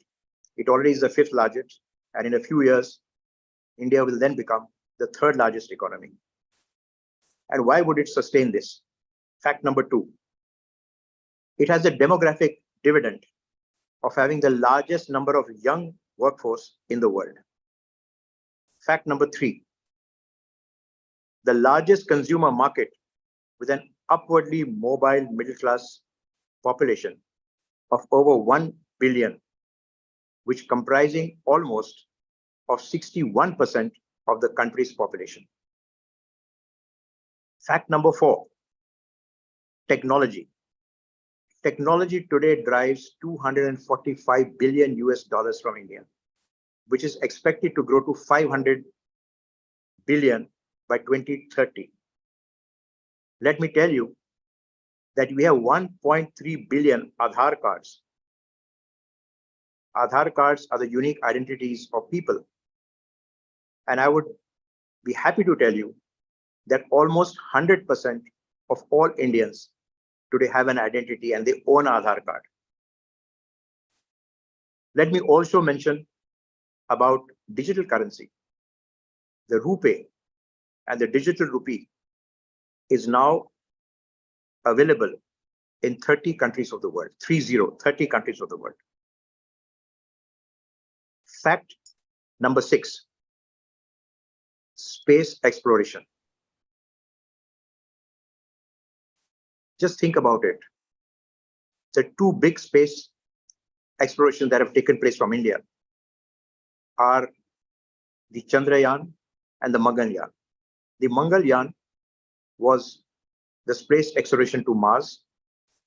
And let me tell you that it is one of the most cost-effective explorations that was carried out in space in the world. Do you know that it costs only ₹7 per kilometer for Indians to reach the Mars? And do you know that this is cheaper than an auto ride in India? Coming to the moon, we have already our spaceship there. And very soon, we'll be capturing very good data from there. I think we'll have to change our concept of all those beautiful songs that we had in the past, which we spoke to our loved ones, comparing them to the moon. Chand si mehbooba ho meri tum, aisa maine socha tha, tum bilkul waisi ho, jaisa maine socha tha. I think when we actually see all the craters on the moon, we'll have to change the lyrics of this song. Let me come to the 6th fact, which is medicine. India or Bharat is the pharmacy of the world, is the largest generic low-cost drug manufacturing supplier to the world, and one of the largest vaccine suppliers as well. We know what happened in COVID. We know the support that India gave to the rest of the world. You'll probably come across an Indian origin doctor in the best of international hospitals across the world. Why go that far? Do you know that there are over 30,000 Indian doctors in the NHS in UK? I'm sure you must have been greeted by a namaste, sometimes even a global one. Fact number 7. Did you know that India has the second largest army in the world, ahead of the US of A? Fact number 8. It is the first country in the world to have a separate ministry for alternative medicine called Ayush. India has 200,000 practicing homeopathic doctors and over 50 million followers of homeopathy who take homeopathic medicines regularly, which is the largest in the world. It has exported yoga the world over, and the world celebrates an International Yoga Day thanks to India. Fact number 9, India is a spiritual guru to the world. The teachings of the Buddha, the Upanishads, Mahatma Gandhi, Osho, J. Krishnamurti earlier, to Isha, the art of living, the Brahma Kumaris, Swami Narayans, Hare Ram, Hare Krishna, and Radha Swami's sects today are actually mesmerizing the world. Fact number 10 is Bharat's soft power in its culture and its heritage. From Pandit Ravi Shankar to the Beatles, to Mera Naam Joker and Raj Kapoor in Russia, to Amir Khan movies showing houseful at midnight shows in Japan and China, the Grand Bazaar of Istanbul blaring Bollywood songs as you pass by, and Shah Rukh Khan being every NRI's dream boy from 6 to 60 and over. Fact number 11. India has provided the world with leadership. Kamala Harris in US, Rishi Sunak in UK, Leo in Ireland. Did you know that there are over 200 Indian origin leaders occupying high places in 15 countries of the world, most of them enjoying cabinet rank?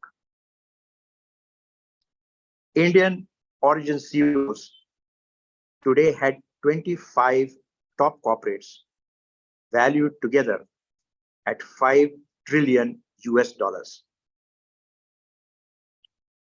And 12th, and finally, it is every Indian living in India and those living abroad who proudly fly the Indian Tiranga, making Bharat Mahan with its Indian culture and values that they carry with them wherever they go. Bharat of the past was truly a Sone ki Chidiya. The India of today, as it enters its 77th year of independence, has turned a full circle, entering the Amrit Kal, and is poised to be a Vishwaguru. I am reminded of two lines from Manoj Kumar's film Upkar of 1967. मेरे देश की धरती, मेरे देश की धरती सोना उगले उगले हीरे मोती, मेरे देश की धरती, मेरे देश की धरती सोना उगले उगले हीरे मोती, मेरे देश की धरती, मेरे देश की धरती. जय Hind. Wow, what a wonderful, nice, simple, succinct way of telling the earth about India. Dr. Batra, we also know that you are also part of our Global Ayush Alliance, and we're going to talk about it a bit later. We need to also go to our youth who is waiting there. Just before we do, we've got our beauty expert from Healing Our Earth right on the Oxford Street in London. Vaishali, if you can read me, global namaste to you. Yes, I can read you global namaste to everyone. And thank you, Neil Kumar, for having me here on a wonderful episode of that we are celebrating Indian Independence Day. Super. First of all, I just want to, say something to Dr. Batra. What a wonderful song you sang, Chand Si Mehbooba Ho Meri. This reminds me of my dad. My dad still sings for my mom. So thank you very much for this amazing introduction of India. However, India doesn't need any introduction, isn't it? Thank you very much. And Vaishali, you always wanted to chat with Dr. Batra and host him someday when you are finished with your master's project, which you are doing as a special on behalf of the beauty organization. You are standing on the rooftop of a very eminent business in Oxford Circus, and we can see the panoramic view of all of London. If you can if you can spin your camera so we can get a good glimpse of everything. So there you are, ladies and gentlemen. This is London right now. You can see the panoramic London from the Oxford Street of London. And Vaishali, what would you like to sing for your Watan? I'm sure you've got affinity to India as well. Yeah, I mean, of course, India is, it's in my heart, in my soul. And yeah, I don't want to get emotional today because first time, I think after a long, I will be away from my country on 15th of August. But yeah, I mean, there is a song which I feel that describes my country. So just 2 lines I would like to sing.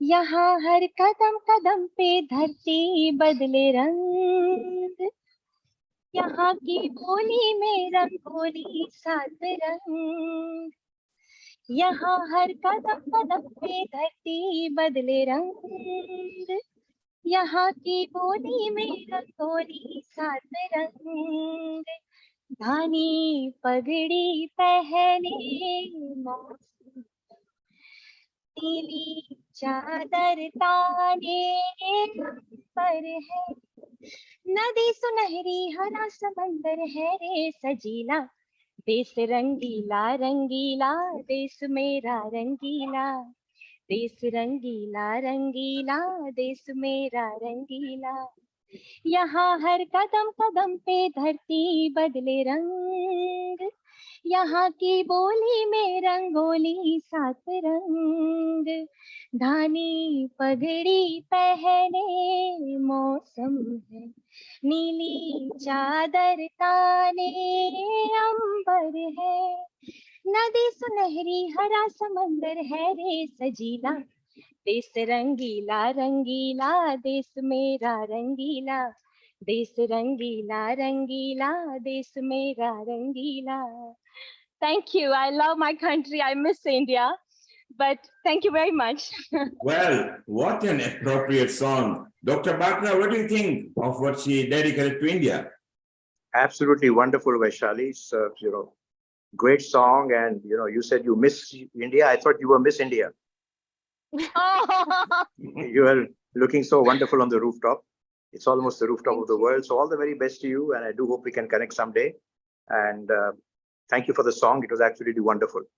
Amrita, what are your thoughts on what our resident beauty consultant sang just for India? I'd like to just fine tune Dr. Batra what he said, that yes, I think she is Miss India singing on the Indian platform with the beautiful voice and the beautiful Indian looks that she holds. So looking lovely with the melodious voice, and I wish you really a good luck as well as best wishes from all team of Healing Our Earth, as well as wishes for Indian Independence Day. I think you will be cheering and sharing and making India proud wherever you are. There you are, ladies and gentlemen. Thank you. There you are, ladies and gentlemen. This is Healing Our Earth, beaming live onto Facebook, YouTube, Twitch, Periscope, website, on various channel partners. Wherever you are listening to us from, we are celebrating Indian Independence Day and the International Youth Day in one go. The actual Independence Day is on Tuesday, but we like to start early. And Amrita, Dr. Batra, now for our youth. Let's go. And Dr. Batra, please introduce and tell us more about Riman here. Thank you very much. And thank you for this opportunity. I'm very proud to introduce my grandson, Riman. Riman is 17 years young, and he studies in an international school, PD Somani in Mumbai, in the 12th standard. He's a wannabe actor and singer. And let's go straight on to him. And let me, grill him and quiz him, which is something I can't do at home otherwise. Incidentally, we're in 2 different cities. I'm in Goa and he's in Mumbai. So it's a pleasure to see him. Thanks to you as well. So let me start with my questions for Riman. Riman, are you ready? Ready. Yeah. So my first question to you is, could you describe today's youth in just 3 words? 3 words. Okay. Firstly, determined. I feel that this is because the youth of India today is hell bent on making an impact and hell bent on leaving a mark. And they really want to be recognized. They really want to do something big. And I think that if they set a goal and if they set an aim, they would do anything and they would go to great lengths and great extents to achieve that aim or goal. So I feel determined is a very apt word for today's youth because it's pretty self-explanatory. They're just very determined. True. And which are the other two? Which are the other two words? We have tech savvy, and this is a very important one because I feel that this ability of being tech savvy distinguishes our youth from the other generations. And this is the reason that the youth can start so many things and do so many things just through the use of technology, start so many businesses. And this really changes the time, and this really changes everything because it sets a new example of how things are done and how we can go about things. The last word would be clarity. And this is because I feel that the youth does not need much guidance. They don't need much advice. They're very clear in their heads about what they want to do and how they want to go about it. They are very, before being like asked by a professional or an expert also, before asking a professional or an expert also, they know what they want to do. They don't need to get guidance from anyone. And I feel that if you ask them what they want to do in India nowadays, things are changing. First, they would want to do only things that their parents want. But now I feel that things are changing. So if you ask them what they want to do, they would already have an answer. And many of the youngsters have already planned their lives out and just plan what they want to do and how they want to go about things. So these are the three words that I associate with the youth of India. Wonderful. You spoke about technology, and that brings me to social media. You know, it's a very big thing today, and I know that you yourself spend a lot of time on social media, especially at night, chatting with your friends. You know, so is it really a distraction, or is it something really good for the younger generation? And what is your message to, you know, how does it affect their personal relationship? Does it actually bring people together because, you know, today they are connected, so easily connected, or does it really take away from the personal touch? What's your thought on this? This is a very tricky question because we hear so much about social media making personal relationships go bad, but isn't social media just a platform to connect? So my views on this are that social media has helped the youth stay connected with much more people. The youth can stay connected with many more people in number, and I'm talking about amount here. So they're friends with many, many, many more people because of the use of social media.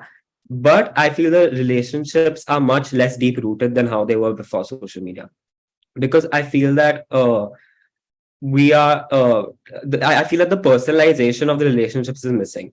I feel that the depth of the bond that the youth used to share earlier it doesn't remain anymore, which brings me to wonder that how much can you connect with people on an emotional level just by texting or commenting on Instagram stories or commenting on Instagram posts.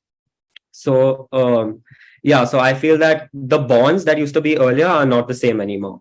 And earlier, before social media, without social media, then you didn't speak to many people, but the bond that you shared with the few people that you spoke to was extremely special.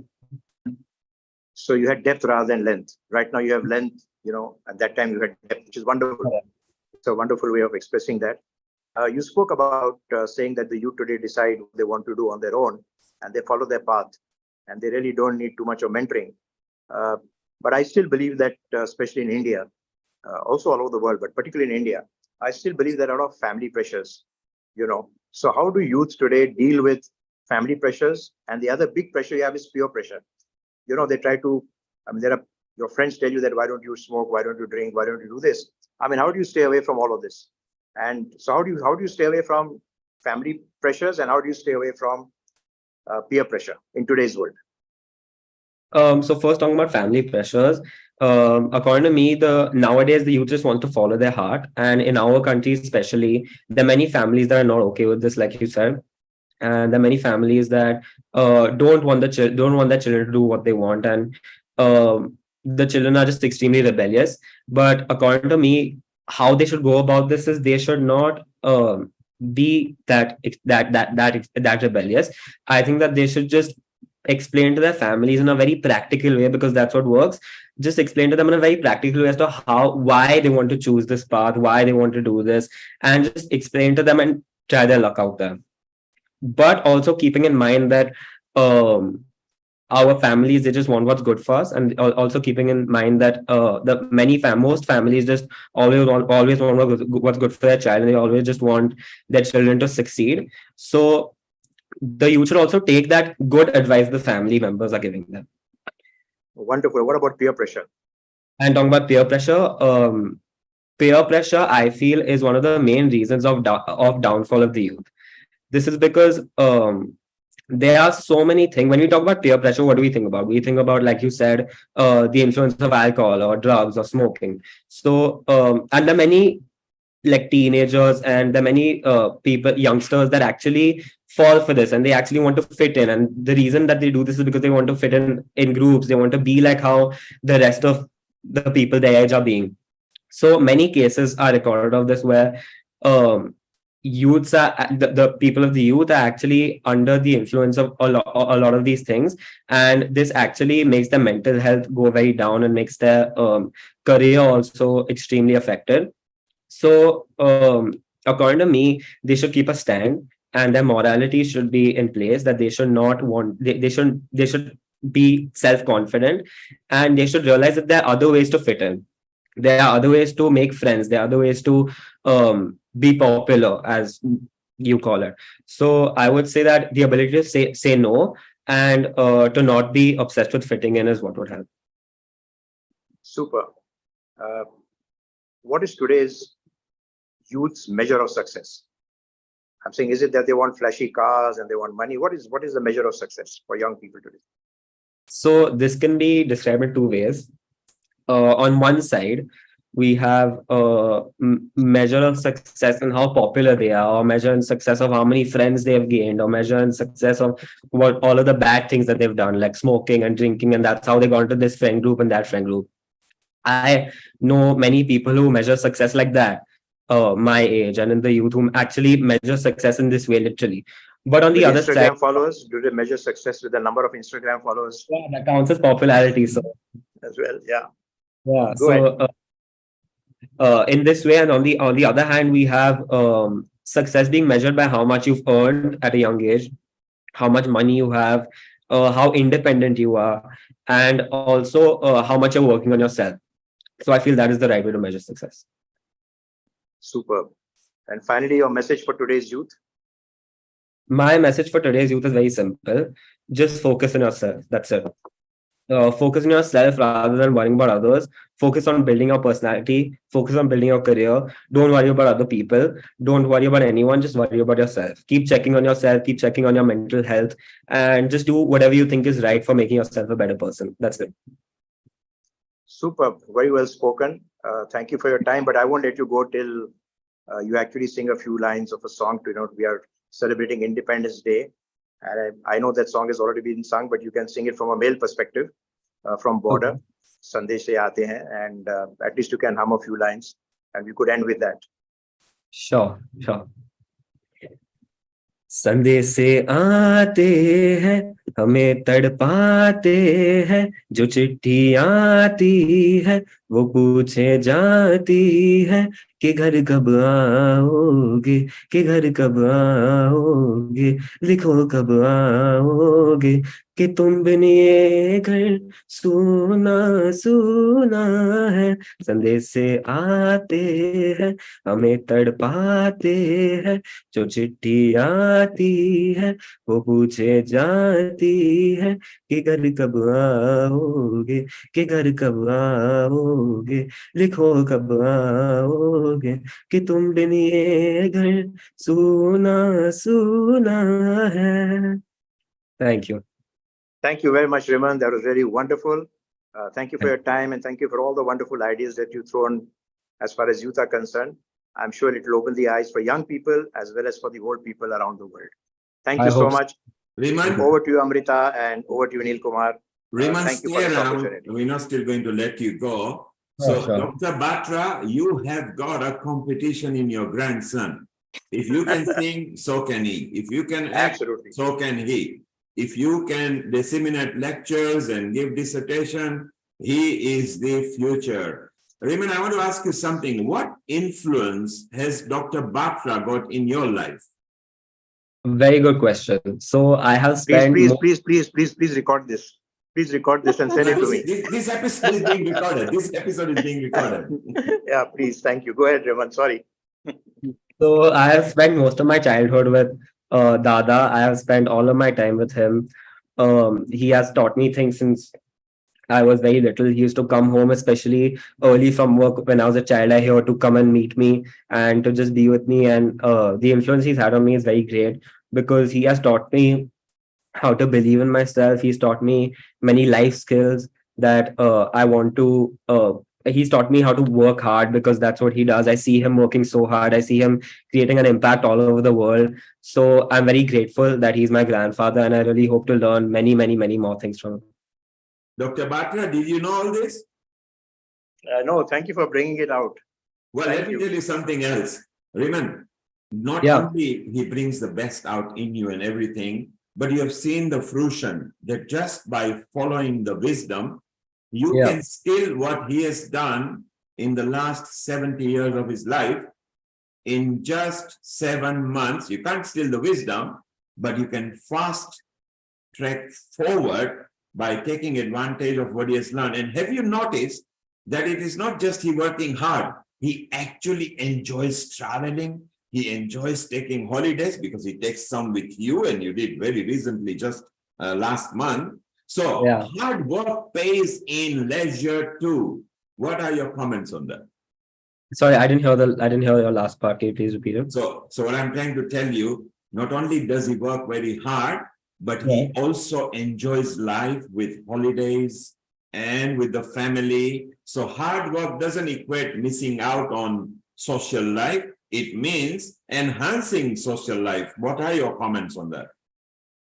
I mean, because he's worked hard and he has that kind of success, he knows how to, he also knows smart work. So he can take out that time to travel with me and explore the world. And he's worked so hard. He's reached the peak of success. So he gets those privileges with me to travel with me and he has taught me many social skills also. The reason the reason I can talk to people and be good with people is because I've traveled so much with him. I've talked to all kinds of people because of him, and I'm really grateful for that. And Raymond, going forward, what are you going to teach Dr. Batra? What am I supposed to teach him? I don't have much to teach him. But I'm blank out here. I'm not sure what I can teach him out here because whatever I've learned is from him. Well, let me tell you something. You don't just grab the knowledge. You be ready. You make sure you work very hard, and in return, bring something back to him. What he wants from you is making sure that the family name rises higher. You become successful, and you always respect the elders. All he wants from you is that. Raymond, before going forward and letting you go, what are your dreams? What do you aspire to be? I want to be an actor.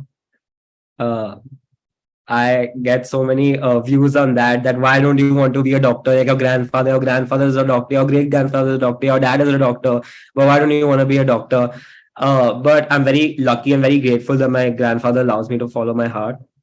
And I want to do acting because I realized that I have a love for acting. I have a soft spot for acting. So that's what I want to do. And are you acting now, or you meant everything you meant for Dr. Batra? No, I meant it. I'm not acting now.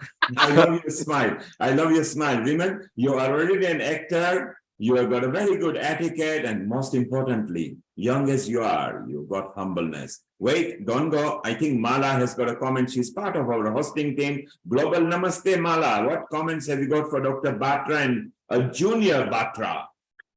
Global Namaste to all of you. Firstly, happy Independence Day in India to all our global friends, families, and most importantly, to our ancestors who fought the fight for where we are today. And happy and very, very, very happy International Youth Day, the leaders of the world. I'm gobsmacked, and thank you, Dr. Senior Batra, for all the influence you had on this young man, Himran. I've got two questions for you. Himmin, pardon me if I've mispronounced. Just Riemann, forget the H and just bring Riemann. I was just going to say, so what influence does Independence Day have for you and your generation? How are you actually following tradition? What does it mean to you?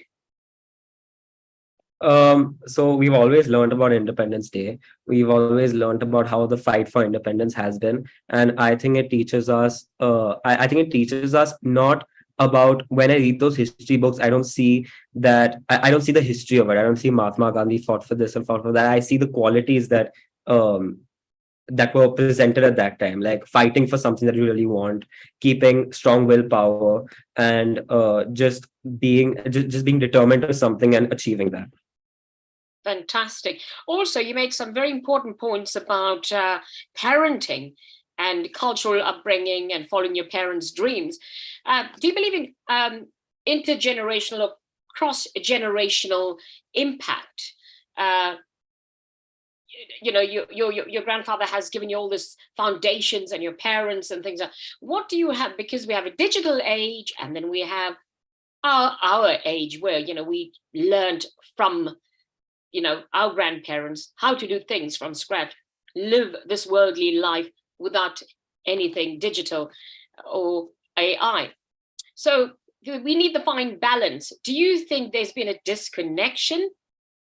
And how can you help modern day parents? What's your thoughts as a young person? You're going to be the next leaders in the world. What advice you got for them? So you're asking about the disconnection between the generations? Yes. I feel that there's some disconnect somewhere, because I feel that more people of my age are just on their phones and just on social media, but at the same time the elders are there to take us out of that and confiscate our phones away to teach us some values. So I feel that if we were not there, my age, then the elders would not learn about like social media and technology. And I helped my grandfather be on social media and actually post, and I helped him put his stories and what actually appeals to his viewers. So if our generation was not there, I feel that would be missing. And I feel that their generation is there to teach us some values and get us off the phone and teach us about the real world, not sitting in our cocoons at home, and teach us about how the real world is. So I feel that it goes hand in hand. Wow, you just have all the right answers. I think you're a future leader. Thanks to you, Dr. Mukesh. Thank you for that. Thank you, Mala. Thank you for wonderful interaction with Raymond there. Amrita, your comments on how Dr. Batra said earlier, and then the interaction, and we can see the generation bonding over here. Amrita, your comments. Thank you, Neil Kumar. Dr. Batra, I was very happy to see the bond of connection that you have in your family, and that I think is the biggest success you have in life. So many congratulations to you. It doesn't matter anything else than this, to have a grandson and the kind of bonding connections in the way you questioned her, because I, being a mother of 2 sons and one being of his age, can really think about the wonderful questions. I also have a question from Riemann. Riemann, who is your role model in acting, since you want to be an actor? I watch a lot of Bollywood movies. I've grown up on Shah Rukh Khan movies, so I have to say Shah Rukh Khan because I just love him, and he's the king of Bollywood. So I would say Shah Rukh Khan is my idol. Ah, okay. And any favorite dialogue of his that you would love to always, repeat and you share, and which your friends think, oh, wow, that's so cool and trendy about Riemann in the college and the school? The problem is that Shah Rukh Khan is not trendy in the college and the school. Rap music is. But anyways, there's so many dialogues to choose from. I can't choose one. There's so many iconic dialogues that is said in his movies, and which are world famous dialogues. People from London and from the US also know of these things. Like whether it's Kuch Kuch Hota Hai, Tum Kya Jano, or any of those dialogues. There's so many of them to choose from. Which reels have you made? Any one dialogue? Any one dialogue that you would love to repeat? any one dialogue that you would Amrita, love to act on. Amrita, I've got Yes. something for Riman. Riman, Okay. forget all the Bollywood dialogues and everything. You are on Healing Our Earth now. So this is the dialogue you're going to copy in your voice, okay? There are organizations, there are associations in the world, but there is only one, Healing Our Earth. That's your new dialogue, okay? I'll say that everywhere now. Yes, and then you make sure that you say it everywhere and you do it with your style. You don't have to copy anybody because you are the future stalwart. And maybe your granddad will give you our number. You can send the advance autograph because later you might be charging for it. So start getting free autographs now and pack your bags for next April because we are going to Mauritius Summit that Healing Our Earth is running. And Dr. Batra, while I've got you there and you've got our co-convener Amrita here as well, and you are our consultant and advisor for not just homeopathy, but from Ayush point of view, what are your plans and how excited are you about what we want to create is the first global alliance of all the associations and organizations in Mauritius next April starting from Ram Navami? I'm very excited. I haven't been to Mauritius for over 20 years. And I used to go there almost every weekend when I set up my clinic over there. I'm sure it's changed a lot, but I have very fond memories of Mauritius. I shot with ZTV, 13 episodes I did for them, and actually brought Mauritius to India, which then went to Africa and then went to America and to other parts of Europe as well. So I'm actually a brand ambassador for Mauritius. I have been in the past, and I'm really looking forward to going there. And this time I'm going there with a purpose because we want to establish an Ayush faculty over there. We want, the government, which has already recognized Ayush, but actually to start a ministry over there. And I'm sure that with all your connections and the hard work that you're doing, we will be successful. So I'm looking forward to bonding with like-minded people. I'm looking forward to being useful to the community and actually, putting in some effort into making sure that we are successful in starting this global alliance. And Dr. Batra, what a privilege it is that we've got a supremo of homeopathy like us, who is part of the main steering lead. And here we have got the convener, Professor Ish Sharma, who would like to thank you. And you mentioned ministry, and he's going to make it happen. Ish, go ahead. And what comments have you got for our Dr. Batra? Thank you, Neil. Thank you very much, Dr. Batra. And looking forward to having you again over here. And yes, a lot of work is to be done. We are still waiting for the first Ayush Institute to come up where we could offer graduations in like Ayurveda, homeopathy, etc. So with your connections and with your resources, with your involvement, a lot is yet to be done. And no one better knows it than you. That Mauritius is a launch pad for all the 58 African nations. So we have to reach out to them and we have to extend the goodness of homeopathy and Ayurveda to everyone, to the last country in Africa, so that they can also have some improved quality of life, because this is our give back time, Dr. Batra. Thank you. And thank you so much. Ish, while you're on the line, let's remind our viewers who are connected to us on a YouTube, Facebook, Periscope, website, and other social media channels that this summit is going to take place in Mauritius. 15th, 16th arrival into Mauritius, and on 17th, the Ram Navami Day is the inauguration, where the plan is to create the first global alliance, which will be actually done and mentored by Healing Our Earth. So Ish, I'm very proud of you as a convener. Amrita, I'm very proud of you as a co-convener, and Dr. Batra as a senior patron for this summit. We are very proud of you. Before I let you go, one more song for you for our lovely India. Before we go to the next personality, a very senior person from the aviation industry. Apart from that, he is a retired former AVM, which we are going to know more about him. Just before we go to him, you tell us, what song would you like to sing for India? Over to you. Well, let me, end with a very, very old song from Pyasa, one of my favorite movies of Guru Dutt. And I like this song because it actually speaks of the philosophy, a little bit what Riman spoke about as well, and, where the world is headed today. And I think it has a message for the world today. So not just for India, but for the world. So let me start by humming these few lines. ये तख्तों ये ताजों ये महलों की दुनिया ये इंसान के झूठे रिवाजों की दुनिया ये दौलत के भूखे समाजों की दुनिया ये दुनिया अगर मिल भी जाए तो क्या है ये दुनिया अगर मिल भी जाए तो क्या है. So what is the point of running after worldly goods? Look at your soul, bless it and grow it. Thank you very much. Global namaste to everyone. Thank you for this opportunity, Neil. And if Jai you Hind. want a healthy mind, healthy body, healthy soul, wherever you are listening to us, visit India at least one. It is the land that will change your life forever.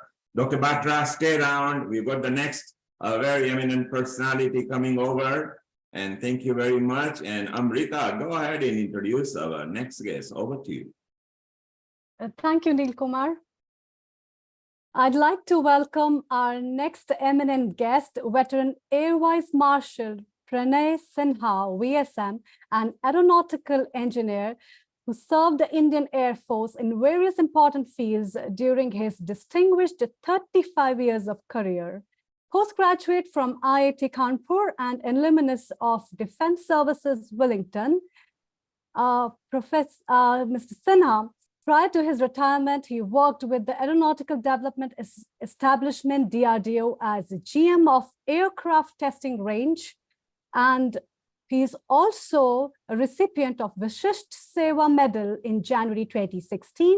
Presently, he is serving as a strategic advisor to IIT Mandi and director to IHUB and HCI Foundation and IIT Mandi. What a man of action. Privileged to have you, Pranay Sinha. Global namaste to you, sir. Most welcome at Healing Our Earth. Global namaste. Thanks, Dr. Amrita, and thanks, Mr. Neil, for providing me this platform. At the outset, let me wish you all, your members and the audience of this beautiful organization called Healing Our Earth. Greetings in advance for the 77th India's Independence Day. In fact, I like your mission statement, Mr. Neil, to promote happier, peaceful, healthier, and inspired global communities by delivering multicultural online edutainment. What a fantastic! It is in line, in sync with the G20, whose today presidency is with India. Its main theme, Vasudhaiva Kutumbakam, which has come from the Upanishad, the Sanskrit phrase, which means the world is one family. And what a beautiful thing you have got, healing our earth. One earth, one family, one future. Wow. Shall I go ahead and tell my Indians thing, and how do you want to? Yes. What message do you have, and what are your experiences? Please share with us your affinity for India and how had been your journey as an officer in your life of 35 years of your career. Over to you. Thank you. So first, let me appreciate this great country of which Mr. Neil is so fond of, and you all are fond of. Let me very briefly narrate the inspiring initiative which has been taken in last a decade. This country of 1.4 billion is aspiring to become the world's third largest economy by 2027. And it's a period of Amrit Kal. Amrit Kal means the period where you do any initiative, it's considered to be very auspicious, Shubh, and you are bound to get success. And of course, we have succeeded. First, let me get connected with your theme, the theme which you said, multicultural. And in India, there is a cultural revivalism. Let me stress a few things here, then I go to the defense. the cultural revivalism, as far as India is concerned, we have, and this, especially this present government has invested a lot of money and a lot of their energy, resources for reviving this cultural thing. There are something called pilgrimage, rejuvenation, and spiritual heritage augmentation drive, Prasad. Prasad means fruit. So this has been driving, and they are reviving all the various historical places. Again, it is not only of one majority community. They have identified some 12 cities that are going to be revived, which is inclusive of all faith. We are multi-faith, multicultural country, but the civilization is one and the only one, the Sanatana civilization. And I will just tell you the some cities name: the Kamakhya, Amravati, Dwarka, Gaya. Gaya is a Buddhist place. Amritsar again for Sikhism, Ajmer for Muslims, Puri, Kedarnath, Kanchipuram, Velankani for Tamil Nadu for Christians, and Varanasi and Mathura. So these are the 12 places which are being revived. Also, I would like to say that your next thing was edutainment. So you all are investing a lot of thing on education, and let me tell, India has done fantastically well. By the way, you all must be, since I am a strategic advisor of IIT, today IIT Mandi, in those days, in earlier days, it was not their IITs. Today, we have got 23 IITs. We have got 23 AIMS, All India Institute of Medical Sciences. 19 are functional and 5 are going to be functional. And we have got some 20 odd Indian Institute of Management. These are very high ranking institutions. We have got 71 universities that have met to the world university rankings. And we are, like you all, we are now thinking global, to go global. We have asked, you must be aware, Deakin University has become the first foreign university to set up international branch campus in India, Gift City. And similarly, we have opened IIT offshore campus in Mozambique. IIT Madras has done it. IIT Delhi is doing with UAE. And we are contributing a lot in the research arena. Some 50,000 crore corpus has been, National Research Fund corpus has been set up, especially to fund various research, and new education policy have been set up. And of course, you all know, Digital India is doing fantastic thing. And the way we are economically progressing, if in fact, Chetan Ahya of Morgan Stanley, I read out, India will be one of the 3 economic in the world that can generate more than 400 billion annual economic output growth from 2023 onward. And this will rise to more than 500 billion after 2028. And those who are interested in investing in India, for them, this is the best period, because the Bombay Stock Exchange could deliver 11% annual growth.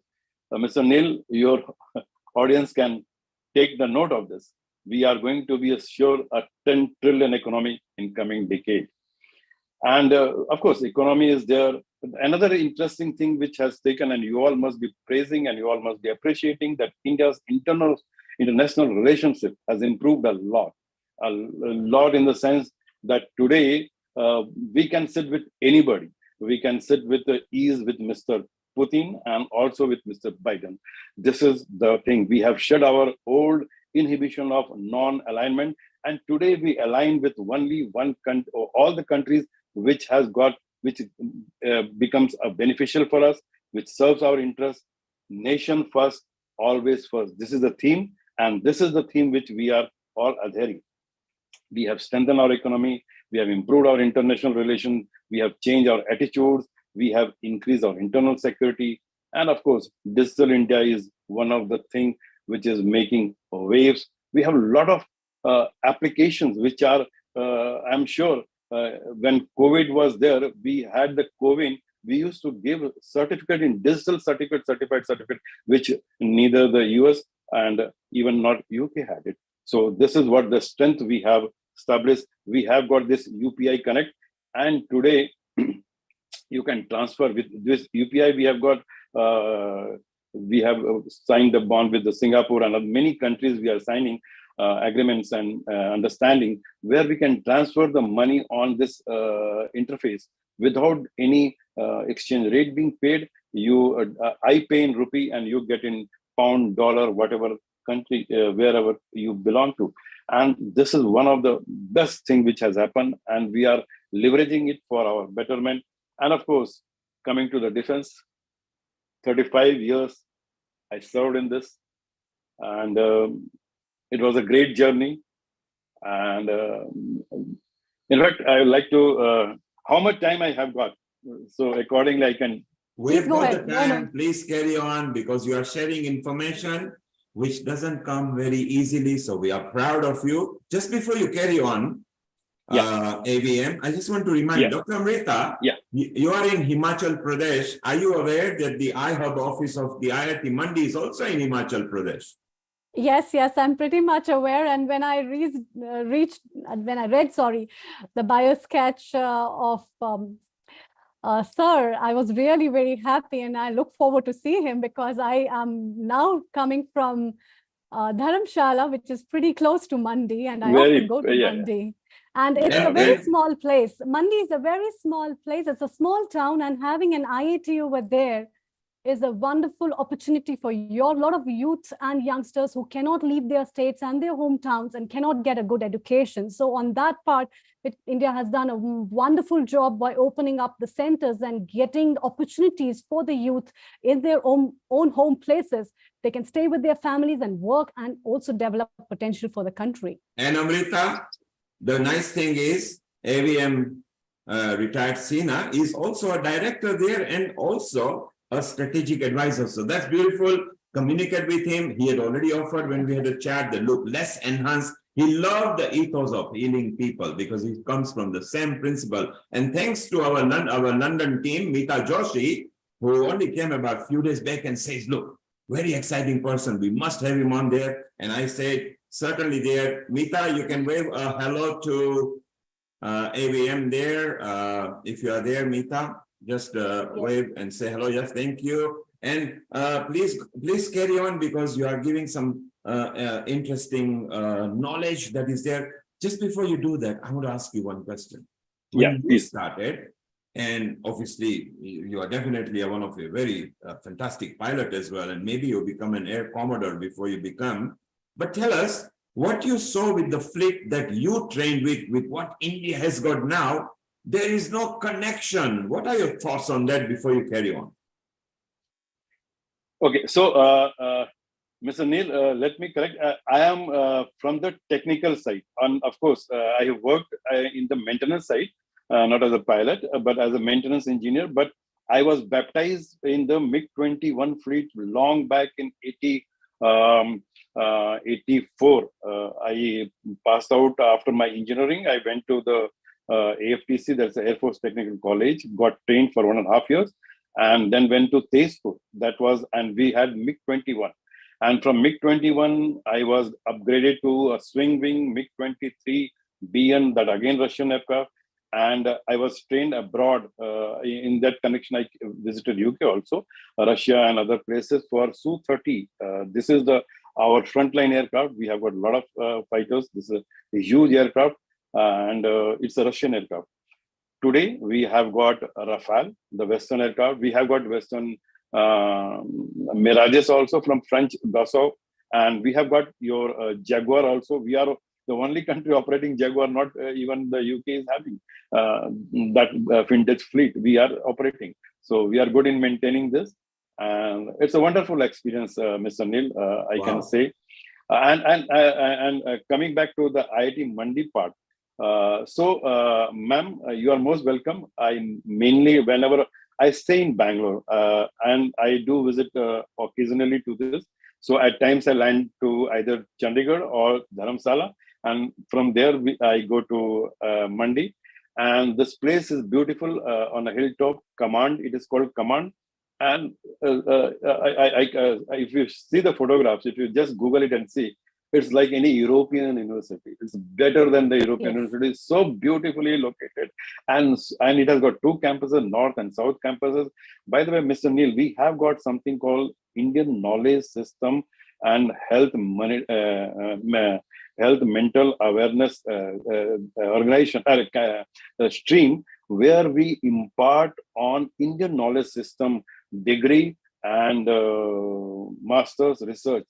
And this iHub is translating all these, especially the human computer, HCI is the human computer interface, all this AI, AR, VR related products which come out, we to market them with and to connect them with the commercial field, you require, because academia can't do that. So we require a company, and this is a something called Schedule 8 company, which is a non-profit company.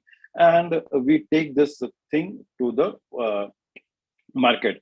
And my main role is to these projects, whatever these researchers do and this people at IIT professors do, we try to take them to the defense sector, the DRDOs. Because of my past connect and my past experience, I know which thing can go and fit where. So this is my role, to translate them, to transform the project into some delivered product which comes handy for the defense. So this is my one of the role. And yes, the journey was lovely. One interesting take, of course, after I joined in 84, I said, so we never went to a big war, except this Kargil thing happened. But it was always small here and there incidents. So I can't tell you the war story, but definitely when I got married, this was on 22nd Jan 87. And before that, there was one exercise, if you all remember, this was exercise going on with that time General Sundarji, one of the very flamboyant general. He had carried on some exercise called Brass Tack, and it started in November. And with this exercise, a lot of troops were mobilized here and there. And it happened that eyeball to eyeball confrontation was almost there with Pakistan. And Pakistan feared that we will be attacking them. And the thing was so tense up. So I got married on 22nd, and 24th I received a telegram, come join, we have to go on detachment. It's like in the Hindi Bollywood movie that you marry and get a telegram, jang par jana hai, you have to go and fight the war.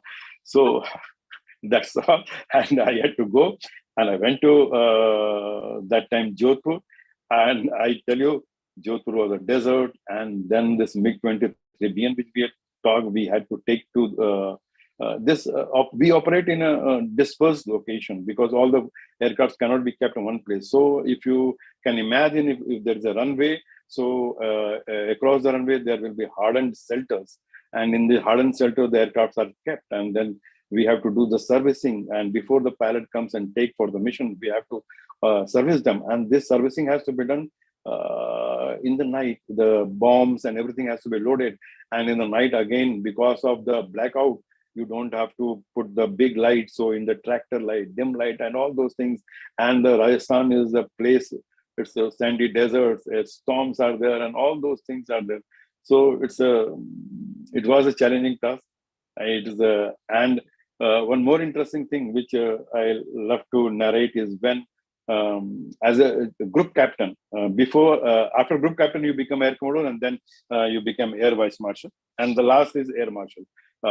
So when I was group captain, I had come from Russia after training, and there I was the chief engineering officer.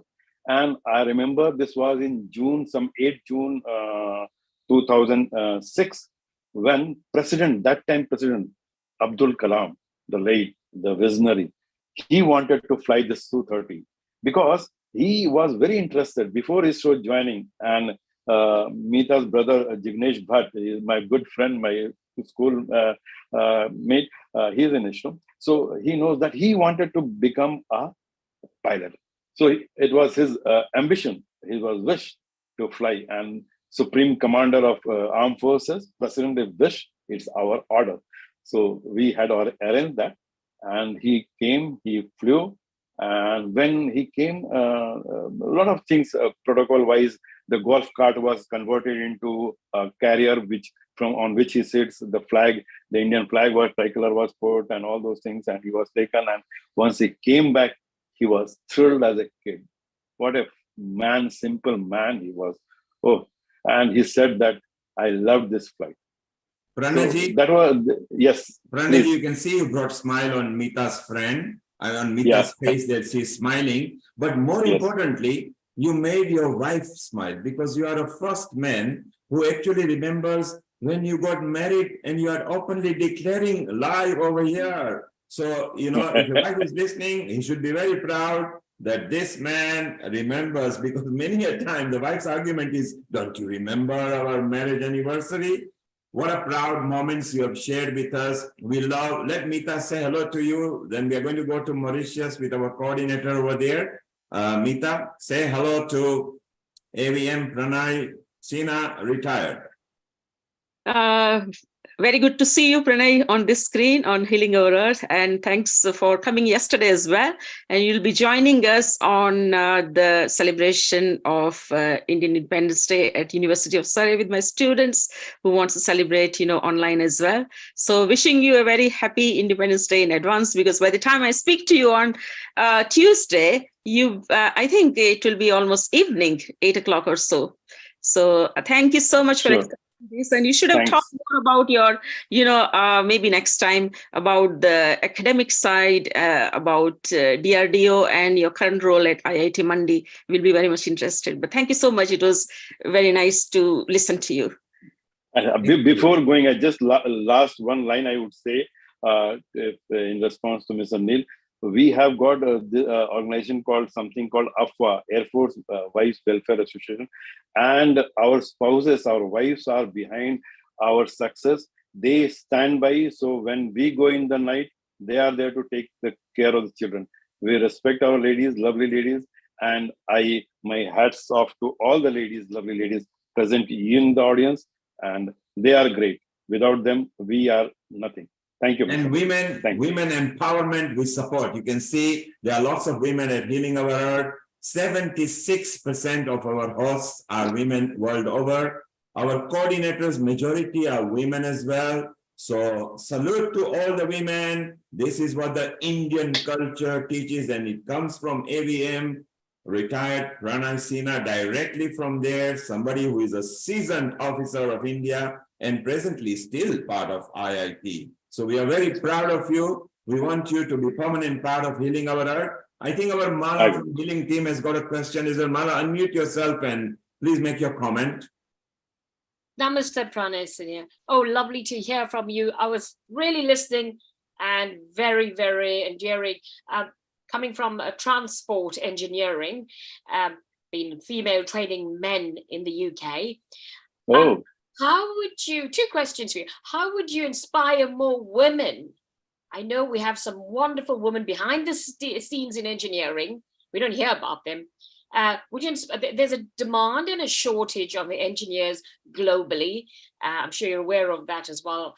In your background, I'm trying to help recruit. In fact, we have allowed in the transport stream, the women are there. There are helicopters pilots there. There are transport pilot, and for your information, this government has allowed in the fighter stream also. In fighter stream, there are hardly pilots. Israel, of course, allows, but India has allowed, and they are there today. They are flying Sukhoi, and they are one of the two pilots are there in the Rafale also, the latest generation. So yes, the women are empowered here in the services. They are there, and they are breaking all the ceilings, glass ceilings.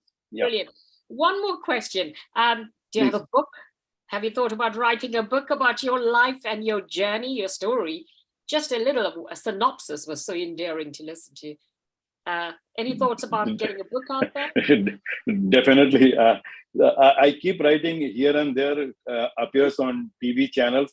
But yes, once I get time, definitely I will try to put my thoughts together. A good idea, and I will love to do that.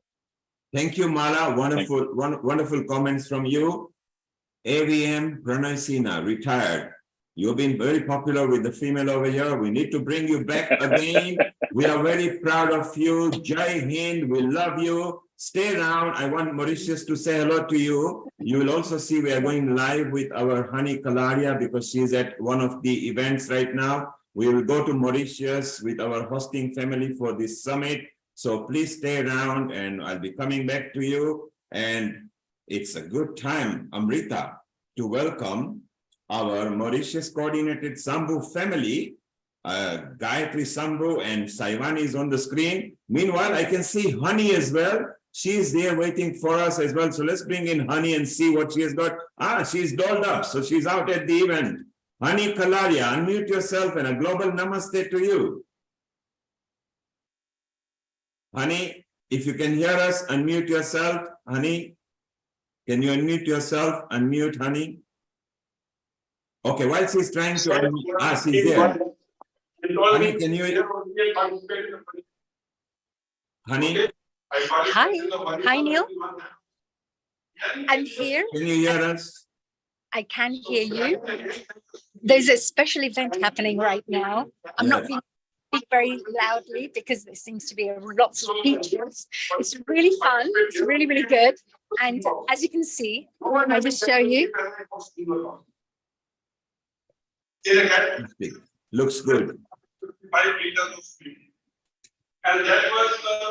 Honey, if you can hear us, we will come back to you when it's quieter and you can show us more. So stay around, come back and we can show more. Thank you, Honey. And that's Honey Kalaria, one of our hosts as well and an anchor. Honey, you look lovely. We love it. All the women over here, they'll always look lovely.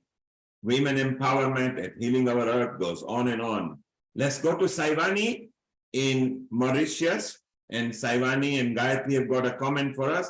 We got our Seema as well. Saivani, unmute yourself. And there you are. And Seema is here as well. So let's say hello to Seema.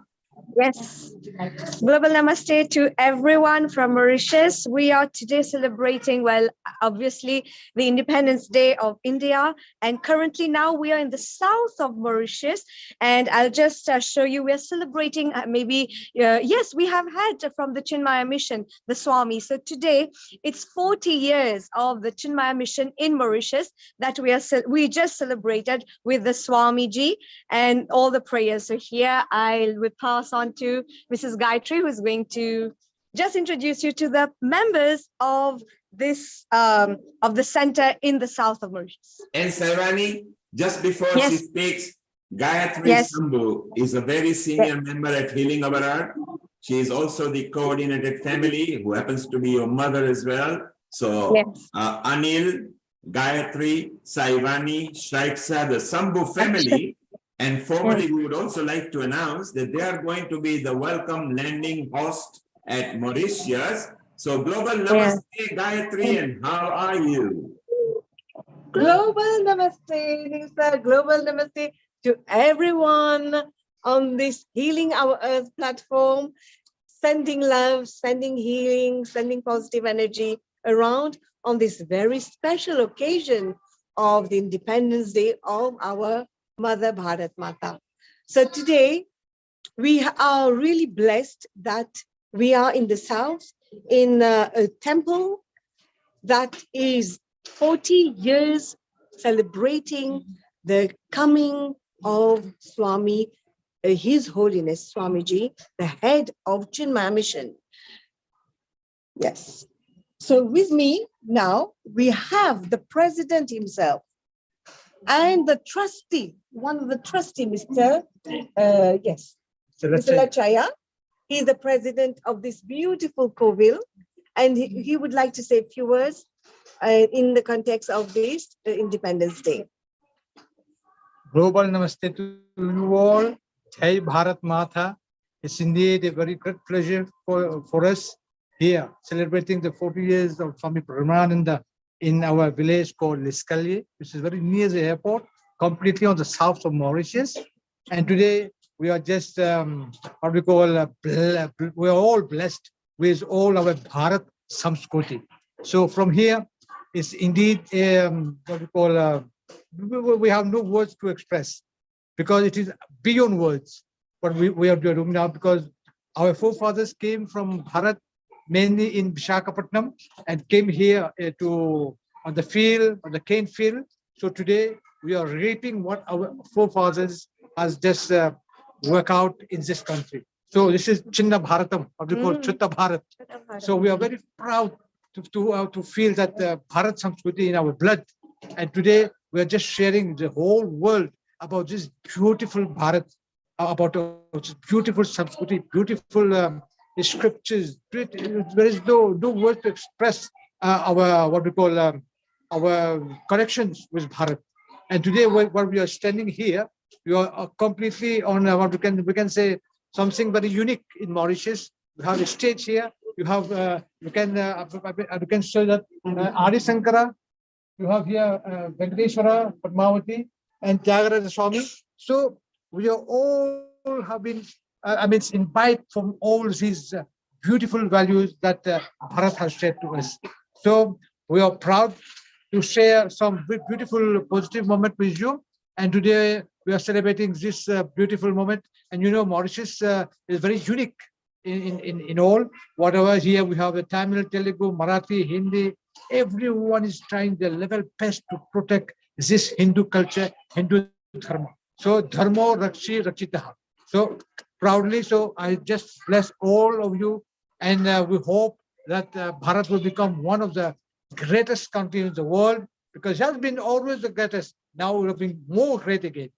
Vande Mataram, Jai Hind, Jai Mauritius.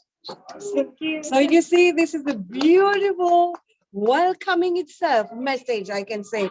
Neil said, everyone who is on the other side, and you're coming for this global summit in April, and we have all the federations of the Tamil, Telugu federations all coming together to welcome Healing Our Earth on the summit in April.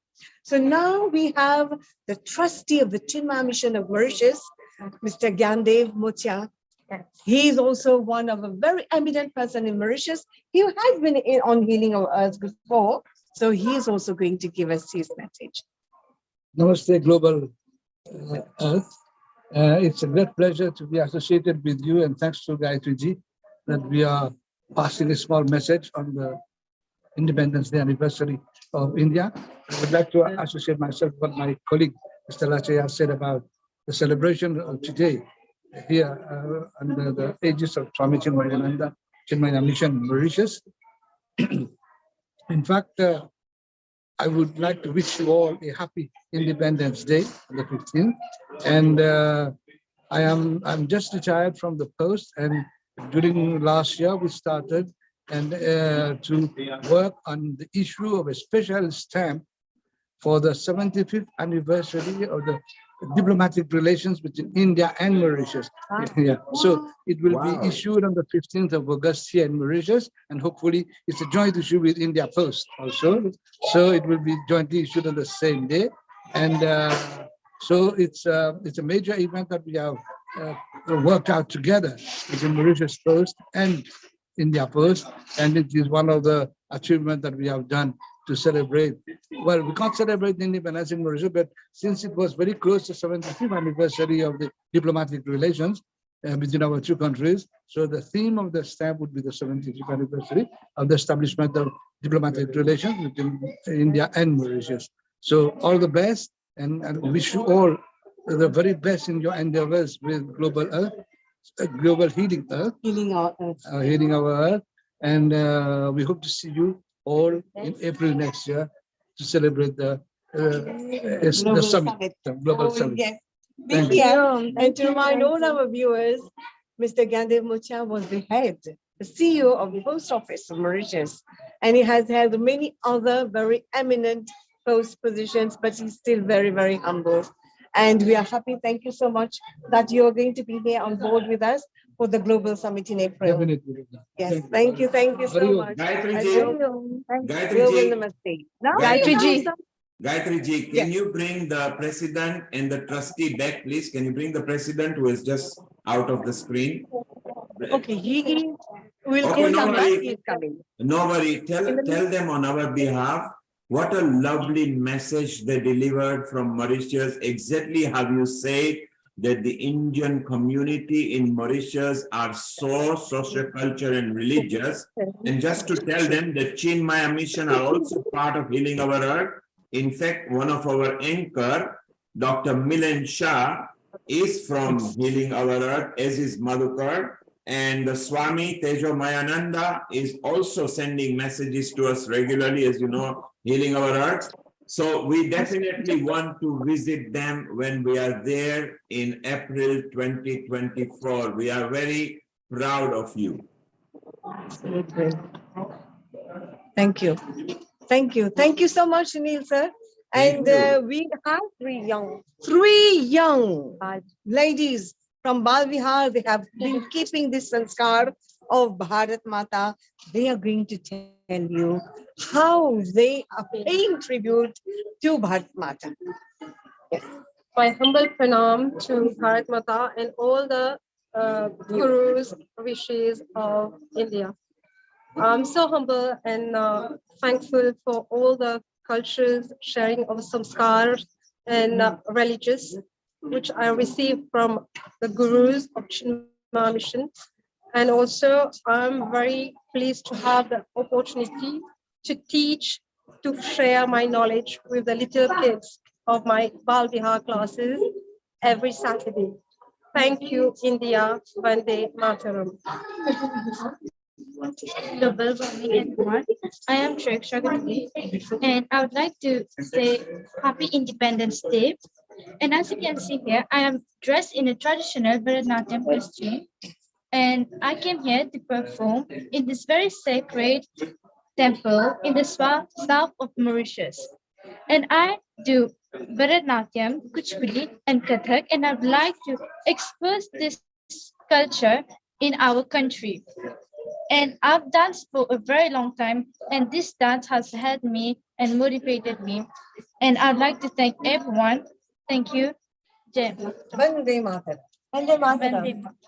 Now we have Saiksha, no need to introduce. Yes. Namaste, everybody from all around the world.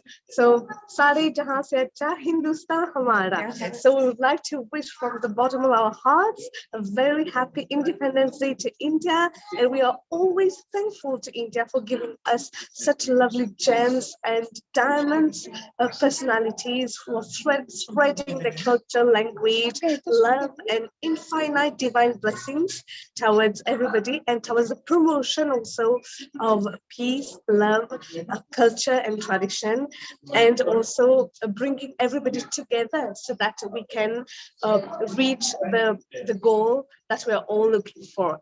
Thank you so much. And Vande Mataram. Now we have a very, very special guest. Give us 2 minutes. The head himself, Swami Pranavananda, will be saying to all of us, he's going to give us 2 minutes. Yes, I'm just walking down because Swamiji is over 80 and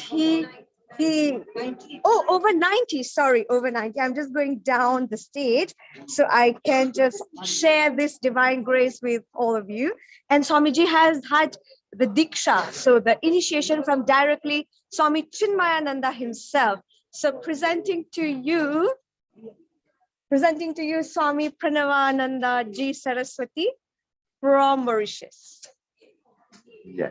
Hari Om. Hari Om. Global Namaste, Hari Om. Hari Om. What? So what? It's we are doing this program for the Independence Day of India and also your 40 years in Mauritius. So any Not message? 40 More than. More than, of course. 48 years in 48 years, lovely. So maybe you could have a message for all of us on this Healing Our Earth platform. Well, thank you very much. Only today, I met a girl in Mauritius at the ashram, and she's working in New York at the UN about peace. So what do you do there? We want to create peace, to maintain peace. So you can't. You cannot create peace, you cannot maintain peace. You have to discover what is peace. This is a message for the United Nations, for the whole world. and my pranam to Bharat Mata. This is the place where gave me the birth of Dharma. What is Dharma? I studied there. I worship my Bharat Mata from Himalayas to Kanyakumari. My best wishes to Sri Narendra Modi ji. For he is a real Karma Yogi. He is doing everything to uphold Dharma. Therefore, I cannot wish him anything because I'm only a small man.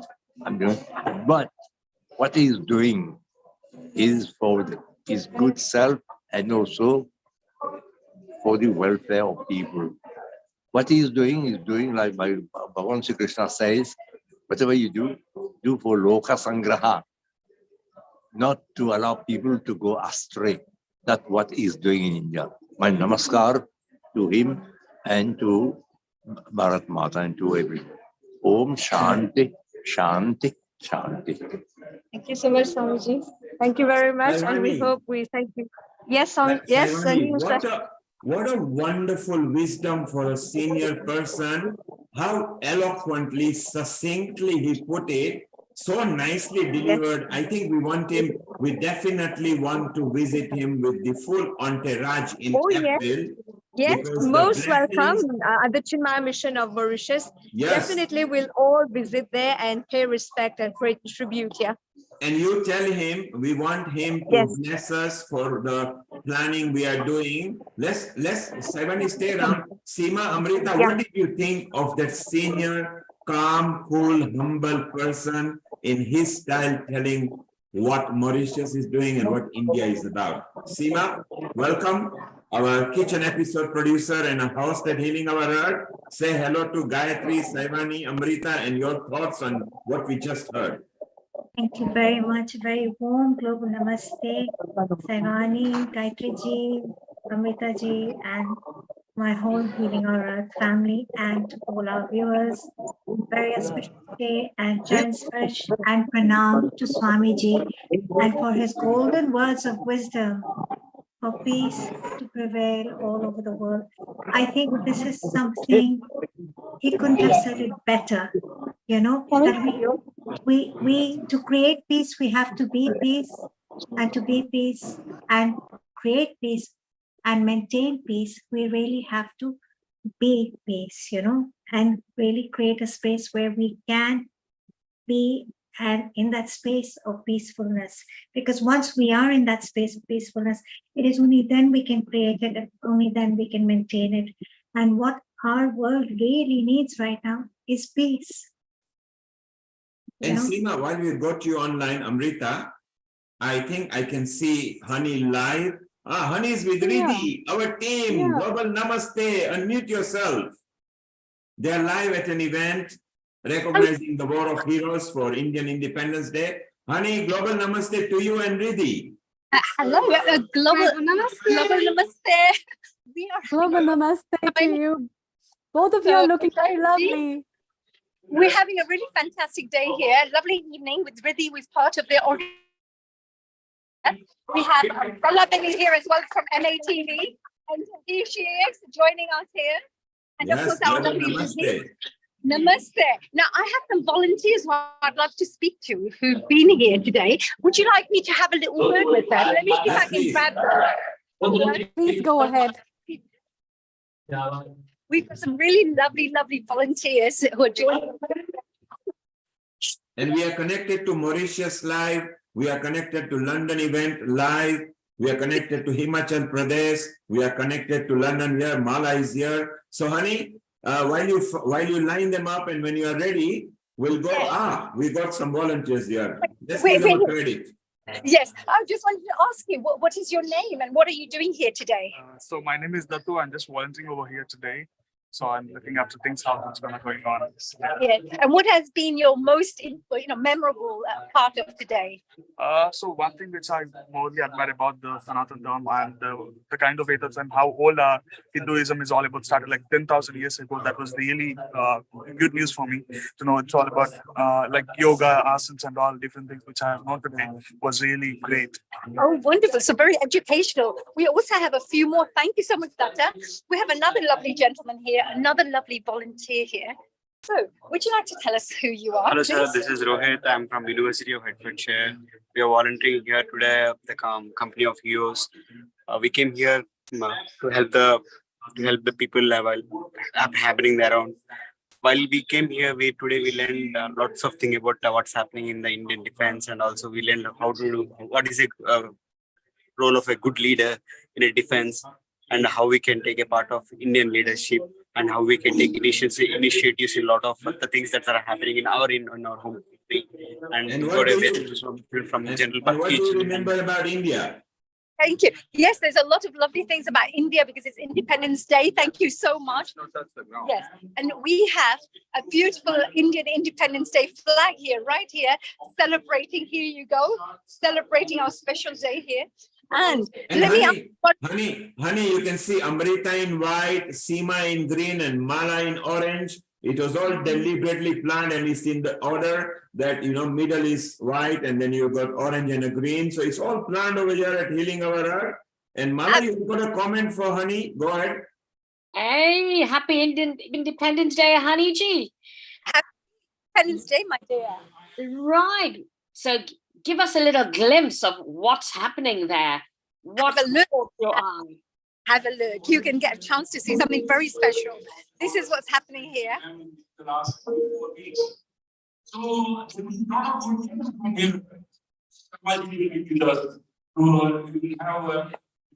So you can see it's a bit focused there. So it's a little defocused, but there's a really wonderful event that's taking place here.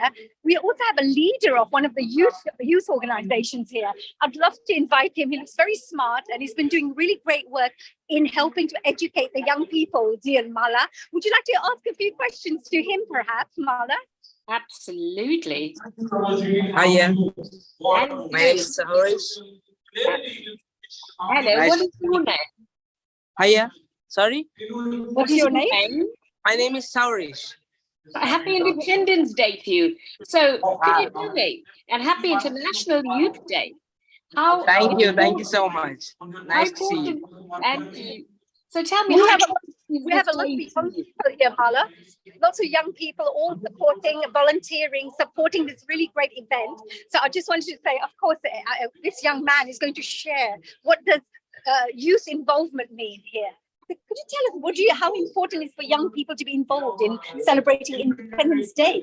So we have been here from afternoon around from 12 o'clock. So all of us are 10 of us are here. So we are happy to be here and help all these people. So we are volunteering for this event. So we would like so many youngsters to come forward and show their patriotism to all the people and help them.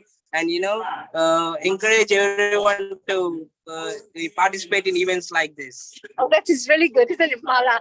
We need leaders like this in the industry. Honey, there is a bit of disturbance at your end. So gather all the volunteers together in one group, come on a landscape on the phone, and let them say Global Namaste to Healing Our Earth. Get that ready, and I'll come back to you in 5 minutes, okay?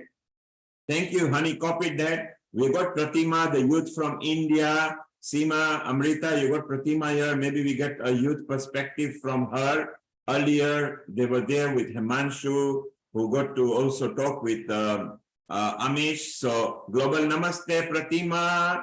And you were all dressed up in the Indian, stall and celebrating. So, as a youth of India and a dynamic person, who does modeling, very senior post in a bank as well, and a yoga expert too with Himanshu over there. What are your thoughts once again? And over to Seema and Amrita. Very warm global namaste, Pratima. Global namaste, Seema ji. How are you celebrating Indian Independence Day today? So I'm celebrating the most important day of our life with my lovely family of Healing Our Earth. And thank you so much for giving such an opportunity. Thank you so much for being here with us. It gives us so much pleasure in having you. So listen, I lived in India for 3 years. And during those 3 years of my life, India had an incredible impact on me. I was not born in India. If you could sum it up in one sentence for me or one word, what is it that is so special about India that captivates us and steals our heart away? So I believe that one word is of course, the humanity which Indians actually have, and the feeling and the positivity and the aura. And so wherever they go, they carry that, and hence they attract such kind of a people, and they make friends easily, and they help each other, and they generate those kind of emotions. I'd like to say a few words in relation to what you've just said, which is absolutely bang on the spot about India. India is a republic in South Asia.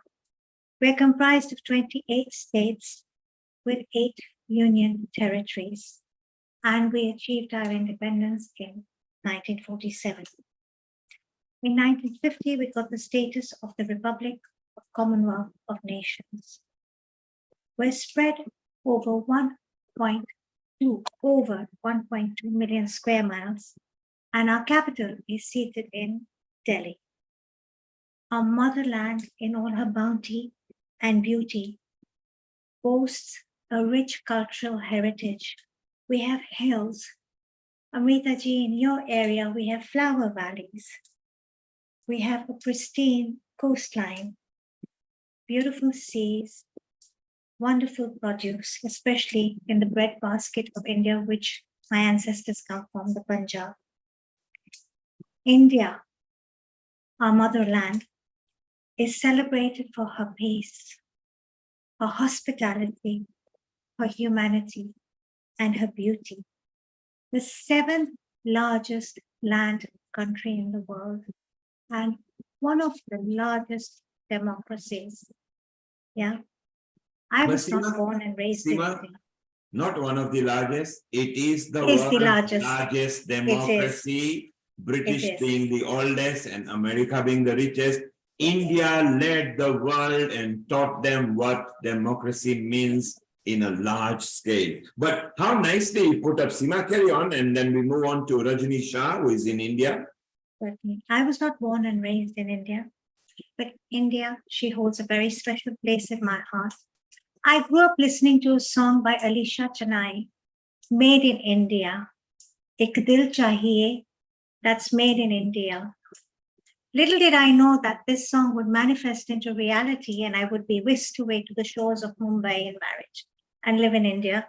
Incredible India, as everybody so rightly says, for 3 years.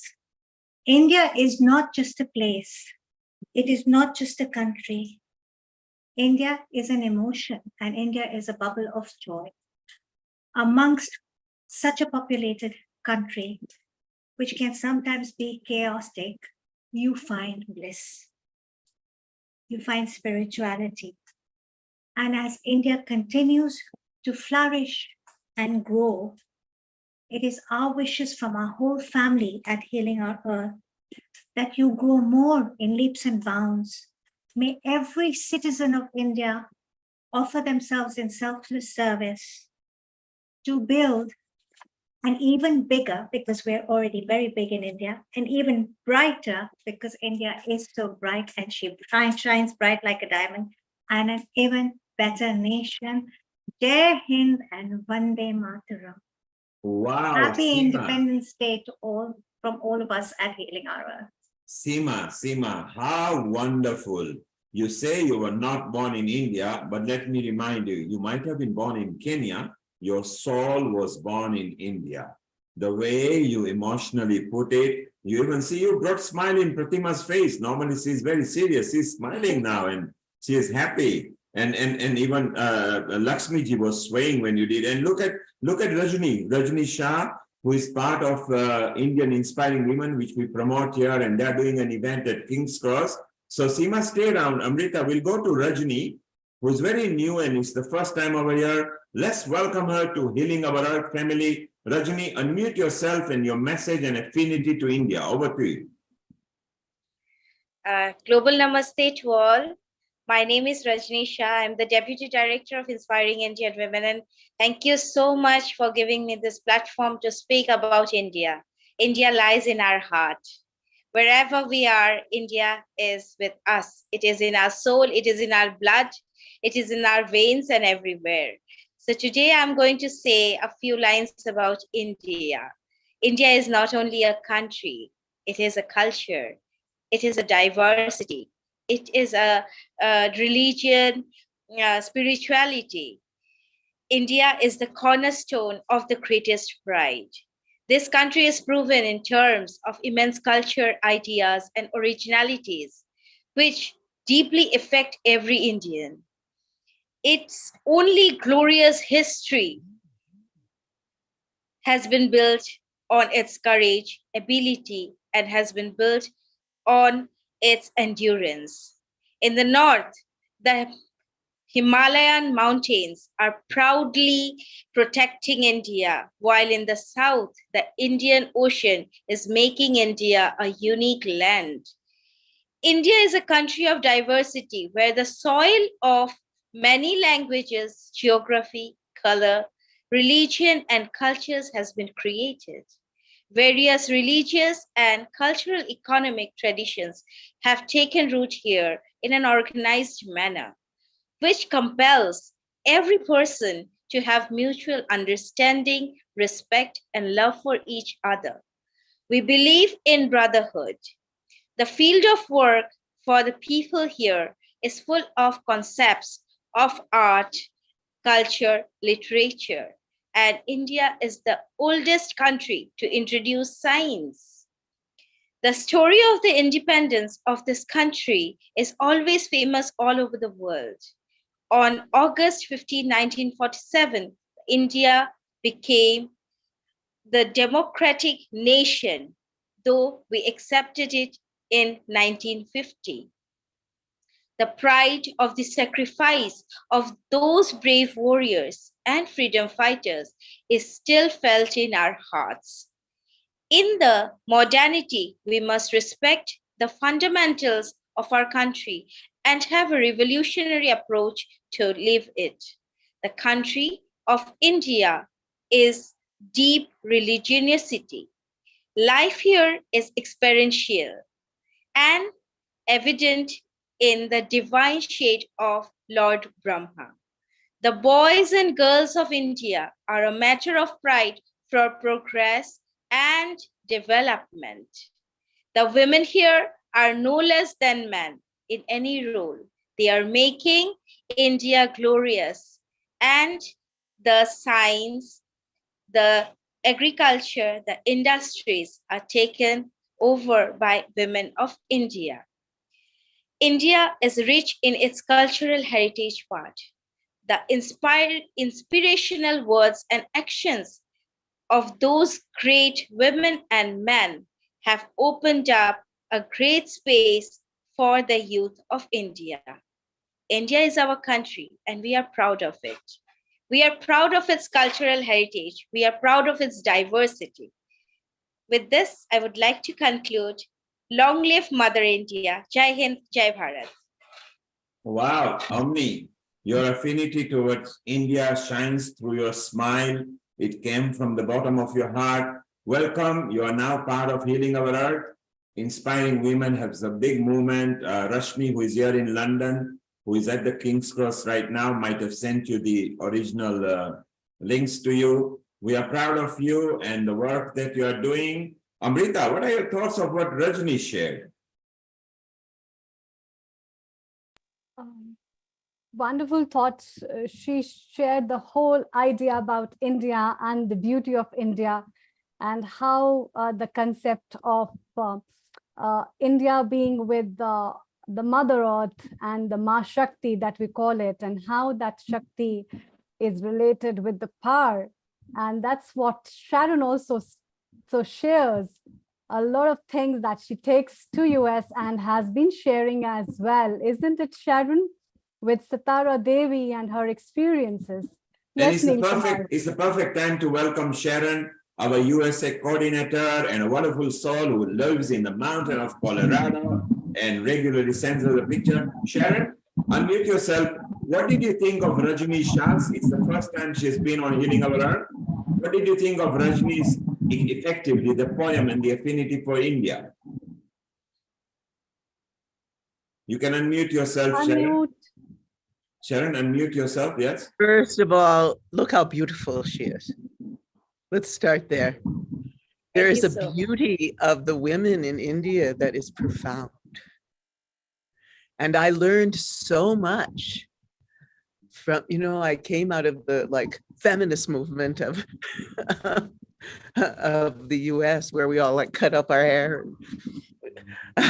And one of the first things I learned was this art of adornment and grace, and you're looking so beautiful, Rajni. So beyond that, it was what your words were just touched my heart. They really did, and it's so wonderful to have you with us. Thank you so much. Thank you, Sharon. Rajni, I hope as an Indian Inspiring Women Deputy Director, you are inspired by Healing Our Earth. Spread the word, and at Healing Our Earth, women empowerment is very much encouraged, always. You can see more women here. You can even see in Germany, Emma's daughter who is waiting for us to deliver her message as well. Sharon, we are going to come to your video in a while because you've got a video for us. We've got some few more people to carry on. Nita is going to announce the outreach she's doing with her university later over here as well. So we'll go to her. Rajni, stay around, enjoy yourself, make friends at Healing Our Earth. Amrita will be in touch with you. She is in Himachal Pradesh right now, or goes to Jalandhar sometimes, as will Sharon. So you are now part of the family. You can tell all the Indian inspiring women that you appeared at Healing Our Earth, okay? Thank you so much, sir. Thank you so much to You're everyone. welcome. You're welcome, and a happy Independence Day to you, and Jai Hind. Right, Sharon, before we go to your video, we've got this young lady. She's smiling and beaming. She's in Germany. She's part of our healing team and a team that is also involved in the Mauritius Summit. Amrita, do you want to tell us who is here? You can unmute yourself, Amrita. Okay, you've lost the thing, so let's make you the co-host again. There you are, Amrita. Thank you, Neil Kumar. We are having a small special guest with us, who is Dr. Hema Malini's daughter. And Dr. Hema is an Ayurveda expert. She's practicing in Germany and is also a team member for the Global Summit that is going to be held at Mauritius on April 17th, 2024. So what's your good name? Samyukta. Amyukta. Samyukta. Samyukta. What a lovely name, Samyukta. What message do you have for us, and what are you going to talk about? How do you feel in Germany from India? I know you have recently come to Germany from India, and how do you see the life there, and do you miss India and your home? Tell us more about that. Over to you. Global Namaste, first of all, and I would like to share my screen. Okay.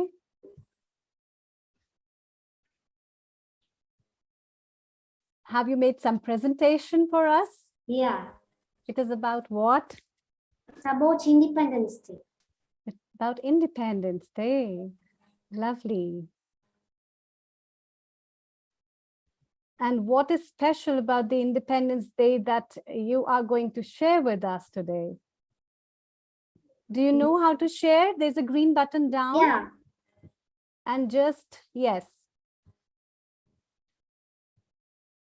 Yes. Oh, lovely.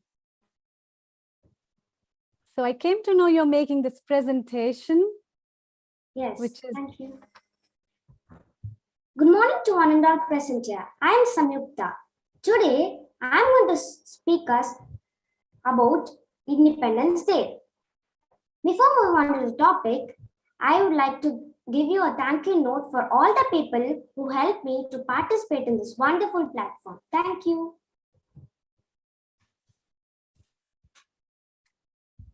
Before starting, I would like to give the definition of independence.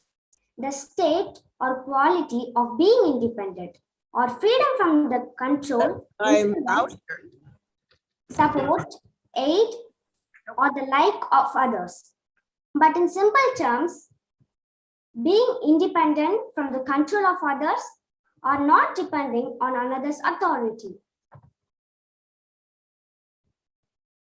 India before independence was not much developed, but India after independence is now developing many things.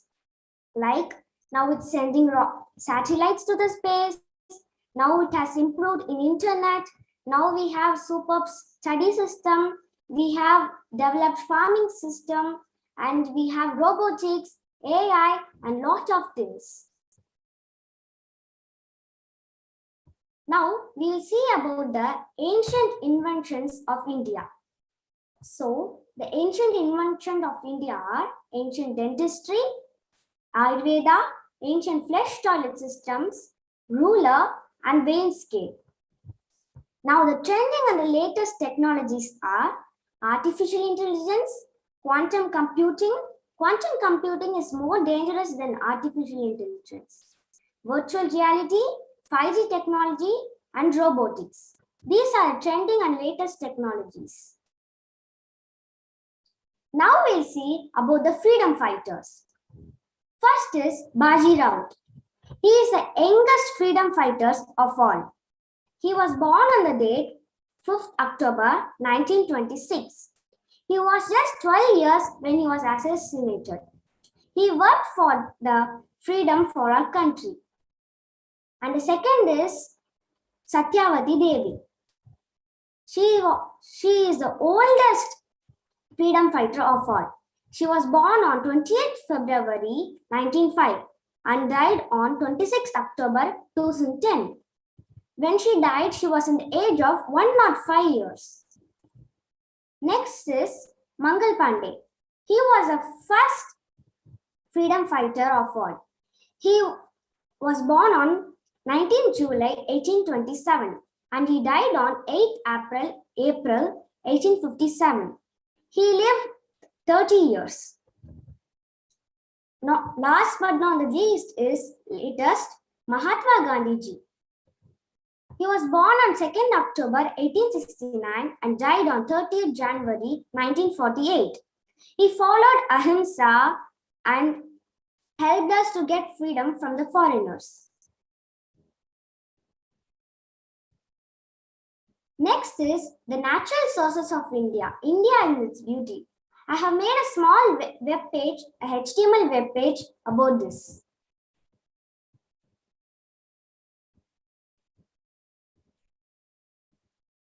India and its beautiful places. These are the places, beautiful places of North India, like Taj Mahal, Dal Lake, Lotus Temple, and beautiful places of South India. They are Ooty, Alapi Boat House, Adirampalli Waterfalls. And in North India, Taj Mahal is in Agra, Dal Lake is in Kashmir, and Lotus Temple is in Delhi. Ooty is in Tamil Nadu, Alapi Boat House is in Kerala, and Adirampalli Falls is in Kerala. This is a travel log where you can see the references. Now we'll move on to the slides. So the next slide is, are we independent?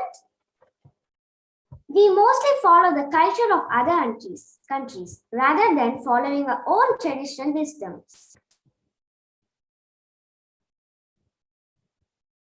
Now we'll see the health after independence. Health after independence has been reduced. So first is sitting down and eating. Sitting down and eating is a traditional way of eating. When we sit down and eat, the stomach gets compressed and the food, we can digest the food very easily. When we eat in hand, the 5 Panchamahabhutas, the fire, air, space, earth, water, they join and we can digest very easily. So next is brushing and toothpaste. We all mostly brush in toothpaste, but to brush in neem tooth is the healthiest way to brush. Also, we can brush in the powder. So this is the main part, the 5 whites. Try to avoid these 5 whites because these are almost like poisons. So instead of refined salt, you can use Himalayan salt. Instead of refined sugar, you can use brown sugar. Instead of milk, you can use cow's fresh milk. Instead of processed rice, you can use black or brown rice. Instead of processed wheat, you can use normal wheat. And now we see about shower or bathing. If you pour water directly on our head, the heat will enter our body through the head and will remain in the body. But if we bath from the toe, the heat will come out from the body and from the top of the head. In India, the holy saints always do these things. So we all can try to follow these things and be a role model for the upcoming generation.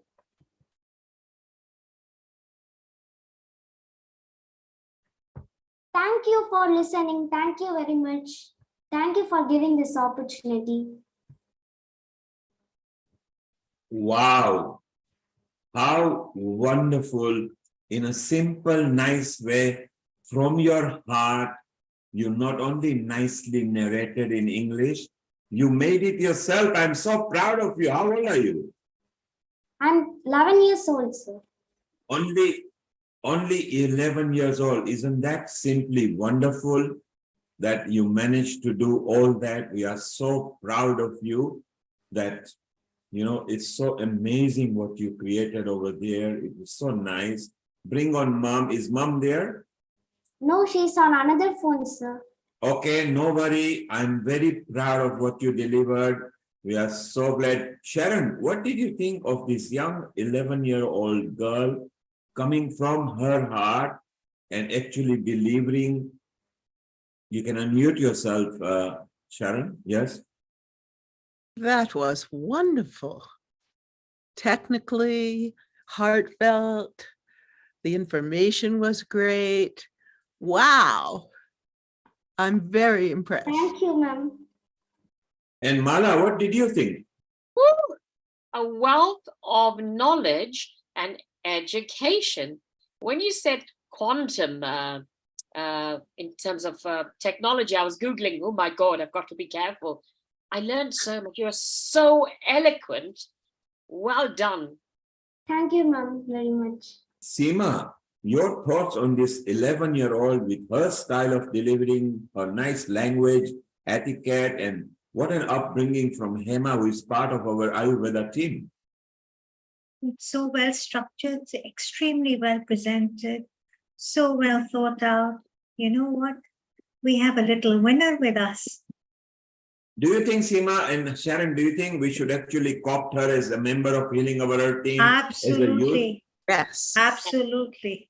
She can join Sia and Ayush, who are all 11 years old.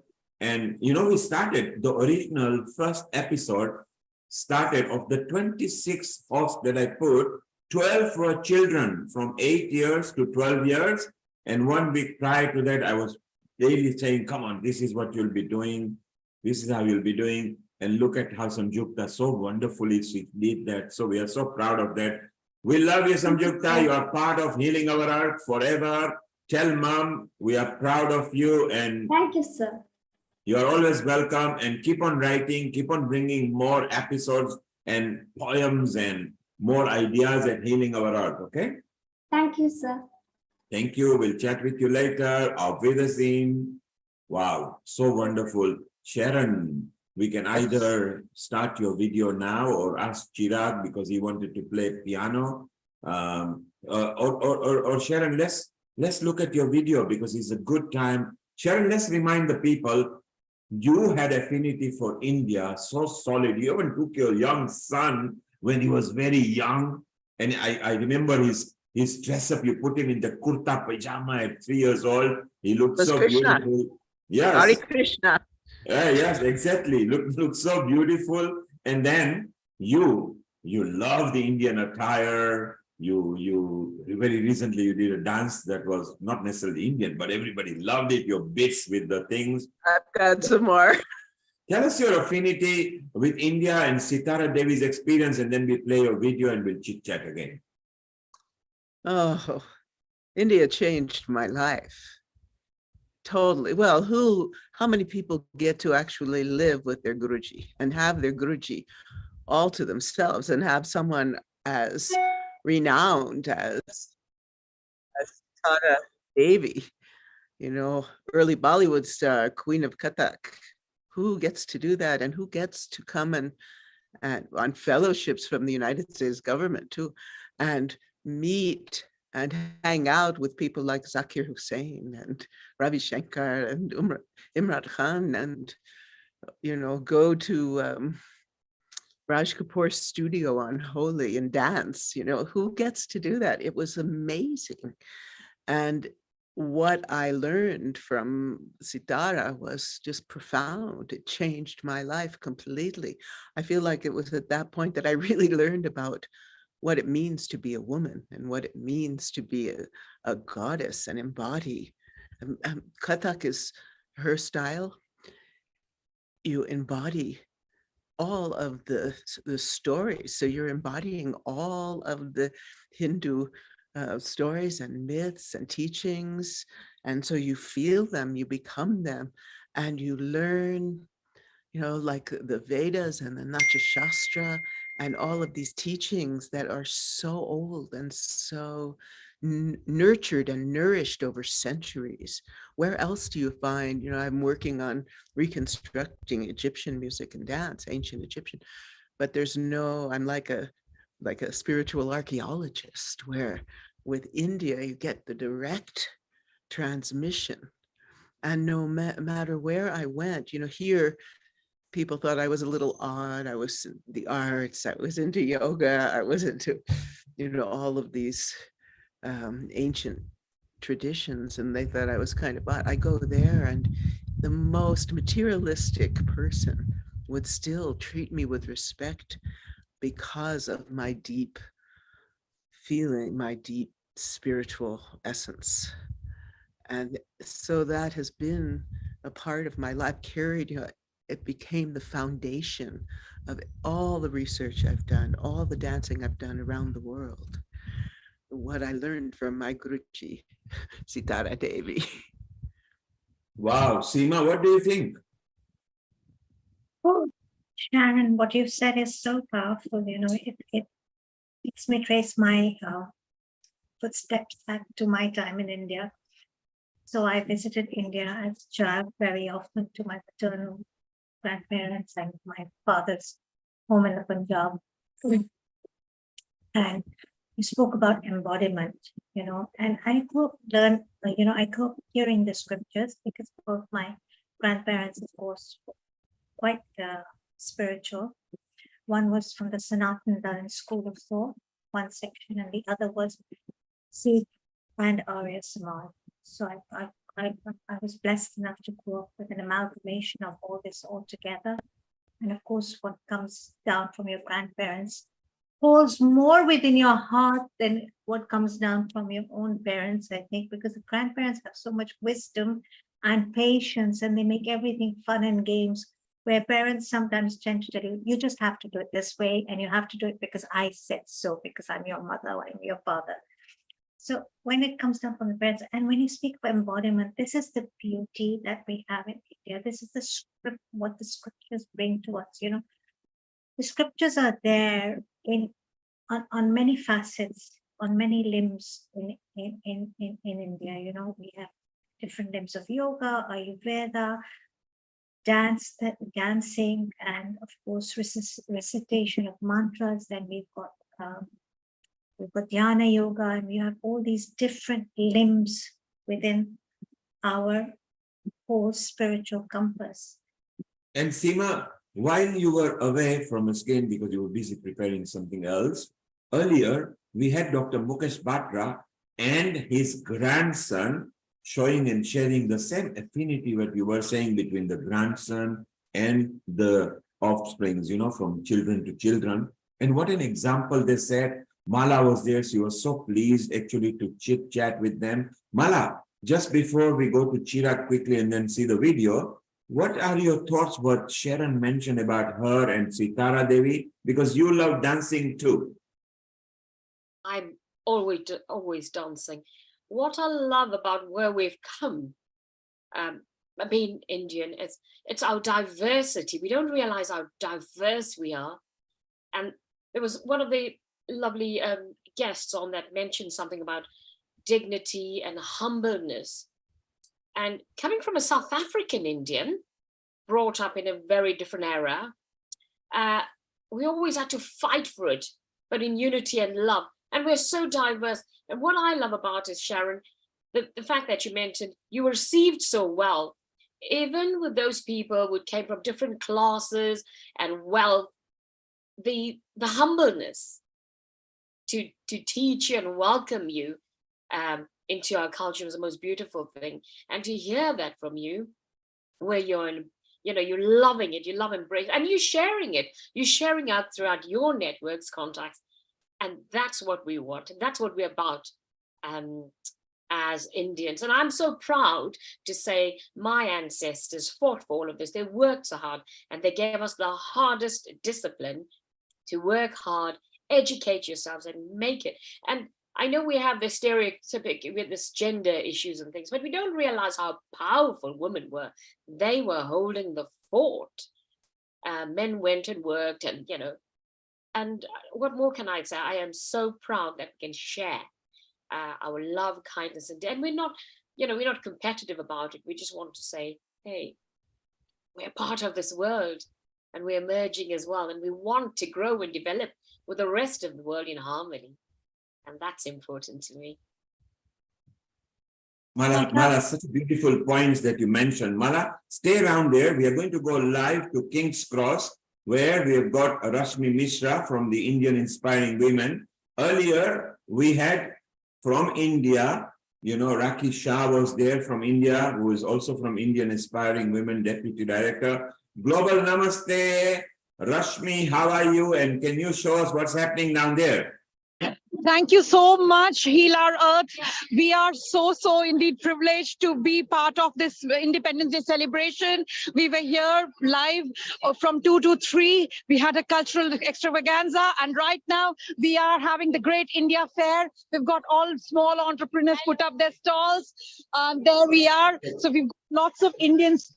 Rashmi, just one moment. Can you put your camera landscape so we get bigger view? You're on a portrait at the moment. Put on a landscape, and then let's see how many stalls are there. So it will be so beautiful.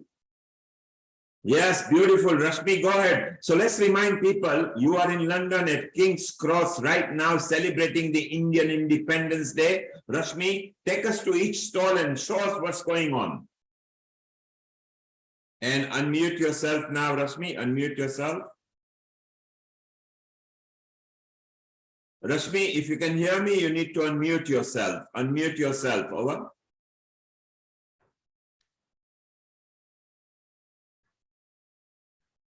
Yes. Okay. Yes, beautiful. Yes, can you hear me? Very loud and clear. And let us see all the stalls, and let's promote the work that the Indian Inspiring Women are doing all over the world.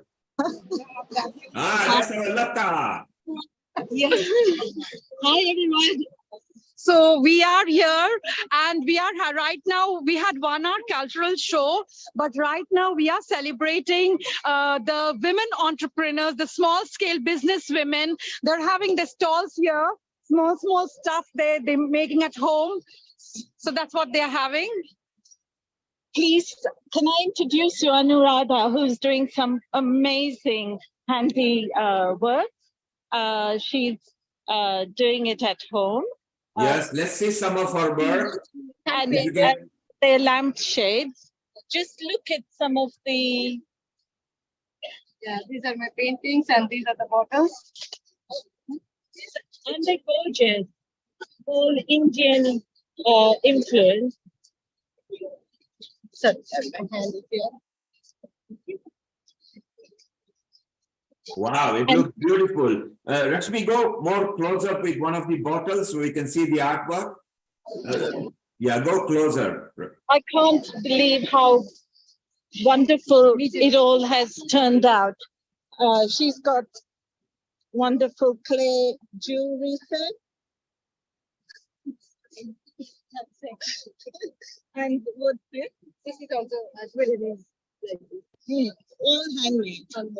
And showing India on Independence Day. Yeah, so it's all India and India here at King's Cross Station celebrating Independence Day, 77th Independence Day. So we have lots of stuff here. We are displaying all handmade, handcrafted stuff here. Is that Neil? Yes, it's Neil. So that's hippie namaste. Yes. And that's Global namaste to everybody. Most of the Indian inspired women know me anyway, so it's nice to see you. And remember, women empowerment. We love women empowerment in healing our earth. Show us more. So we've just got, we are just screaming and shouting Happy Independence Day from King's Cross.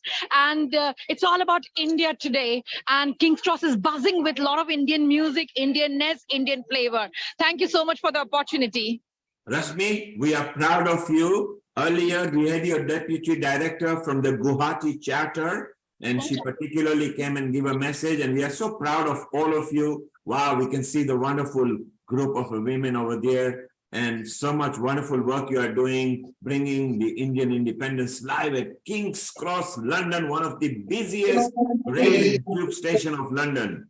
Rashmi, come back later, show us more stalls, and we'll chat with you later, okay? Yes, sir.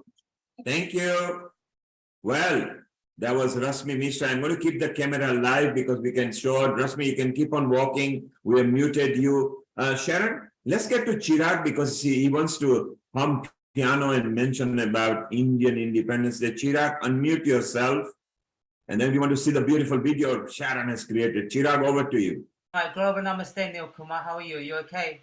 We are very fine. Healing our earth always strives to be fine and bring love, joy, unity, peace, harmony, and liberty to people's lives. Thank you very much. I'm going to do my poetry first, okay? Go ahead. Right. It says, some things can't just be expressed in words. My eyes are little wet, seeing the free flying birds. These are tears of happiness, seeing the birds flying up in the sky. Thanks to fearless leaders who faced it all. Love can speak volumes, even when words become less. Love for freedom of some has left us blessed. But freedom is cherishing the most without any doubt. Care for our nation in every possible way. Come, let us together with our beautiful India. Wishing all Indians and healing on earth a happy Independence Day. Global Namaste, Jai Hind. Wow, thank you. And you got a piano, you're going to play piano for us now? Definitely, yes, I'm going to play now. Go ahead. Go ahead.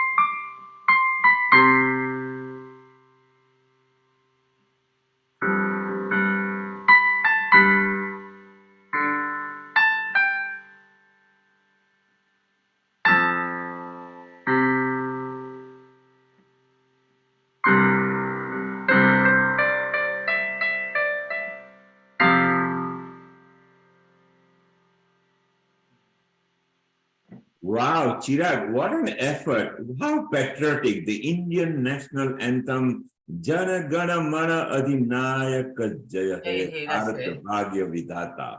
So beautiful, and Bharat is Bhagya Vidhata indeed now for the world. Seema, Sharon, what did you think of that? Very nice, very nice. Well, you know, I love music. So, It was lovely. I agree, Sharon. It was gorgeous. So beautiful and so nice to hear it, you know, in form of piano. We normally hear people singing it. To hear an instrumental version of the national anthem was very soothing. Thank you, Chirag. That was Thank you, really Seema. lovely. How are you? Seema, Global I'm fine, yeah. Namaste. Thank you very much.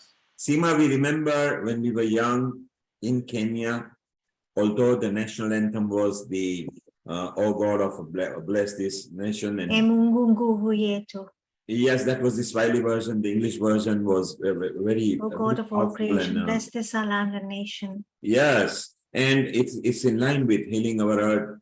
Blessed is the land, and you know, it's so beautiful. There is no border, plenty be found within our border. And always in the cinema, they were playing both the national anthems, the Kenyan and the Indian one. And what a memory it brings out. And Sharon, of course, remembers when she was in India, you know, she must have heard it so many times in so many different matters and times. And Lakshmi, who is here, Dr. Lakshmi was actually also a principal in a very popular college there. She would have a very nice memory. We're going to visit Dr. Lakshmi in about 15 minutes. Sharon, over to you. We don't want to miss out on your video before we talk to others. Go ahead, Sharon, over to you. okay. First, I'd like to read a few stanzas from a beautiful poem that's appropriate for today. Please go ahead. It's Mother, I Bow to Thee by Bankim Chandra Chattopadhyay. And it was written in the 1870s in Bengali. And it's so beautiful. I'll read a few stanzas. Mother, I bow to thee, rich with thy hurrying streams, bright with orchard gleams, cool with thy winds of delight, dark fields, waving mother of might, mother free. Glory of moonlight dreams, over thy branches and lordly streams, clad in thy blossoming trees, mother giver of ease. Laughing low and sweet, mother, I kiss thy feet. Sweet and low, mother, to thee I bow. Thou art wisdom, thou art law, art heart, our soul, our breath. Thou art love divine, the awe in our hearts that conquers death. Thine the strength that nerves the arm, thine the beauty, thine the charm. Every image made divine in our temples is but thine. Thou art Durga, lady and queen, with her hands that strike and her swords of sheen. Thou art Lakshmi, lotus throned, and the muse 100-toned, pure and perfect without peer. Mother, lend thine ear, rich with thy hurrying streams, bright with thy orchard gleams, dark of hue, O candid fair.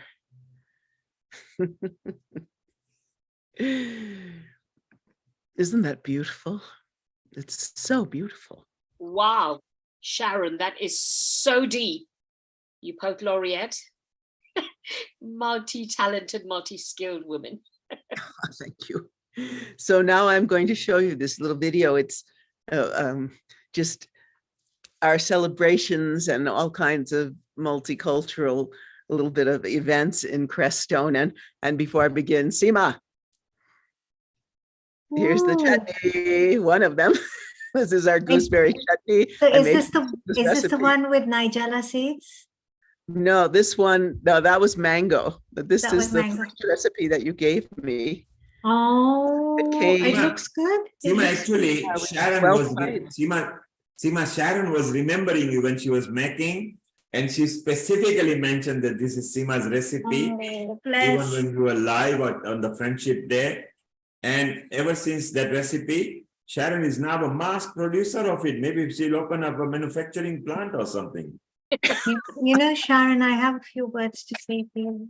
You know, it's so beautiful the way you have amalgamated everything that India had to offer you and the way you express it, even in your art form of cooking. We're so proud of you. God bless you. Earth Thank bless you. you. You know, what was fascinating, I learned from Sitara all of the, mudras and then all of the expressions, right? And it was so interesting that, I've been embodying these Devis for so long, right? That when I meet someone of Indian origin, I find myself completely shifting into a very soft, unless I have to get angry, but using all of these, they're like cues, they're eye expressions and everything I learned, and they understand. Not everybody, that's not Indian understands, but it's just such a lovely communication. The depth of the arts. There's no place on the earth like it. The depths, the tal, like, I'm composing in Japtal and Ektal and Rupak and Dadra, right? And then at 11, and you just don't find that anywhere. And so I'm just so grateful. I feel so blessed to have been there and to have immersed myself and continue with all of you to immerse myself in this exquisite, ancient, spiritual culture. How beautifully you express it. Like I said earlier, we have this compass with all, it's a spiritual compass, right? What we have in India, with all these different directions, which you have amalgamated into yourself, maybe Lakshmi, maybe Durga, maybe Saraswati, and you have that expression. It is just so, it's a poem. It's so beautiful the way you express it. And now with the culinary arts. Thank you so much, Sharon. So powerful and so beautiful. And Sharon, Dr. Lakshmi also enjoyed what you shared just now as your poem comes saying, and she loves the cooking as well. So Dr. Lakshmi, your comments for Sharon and Seema's recipe and Mala's comments as well. Absolutely. Sharon, I mean, I really admired, that you've been cherished the lesson that you learned in India till today, and you are carrying it forward. It's really amazing. And number two, see, one of the reasons why in Indian system, we have introduced this learning music, dance, as well as Upanishads for boys. This is a way of inculcating the boys and the girls and the little ones, to learn and to control themselves and behave in a way the dance teaches you. So, and that's why this culture has progressed even today. In the South Indian family, for example, a dance, going to a Bharatnatyam or any type of dance or music is almost like compulsory.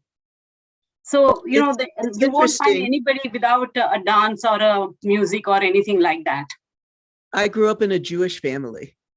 And I remember when I went to live with Sitara, that we found the correspondences between this love of family, of scholarship, of the arts, so similar.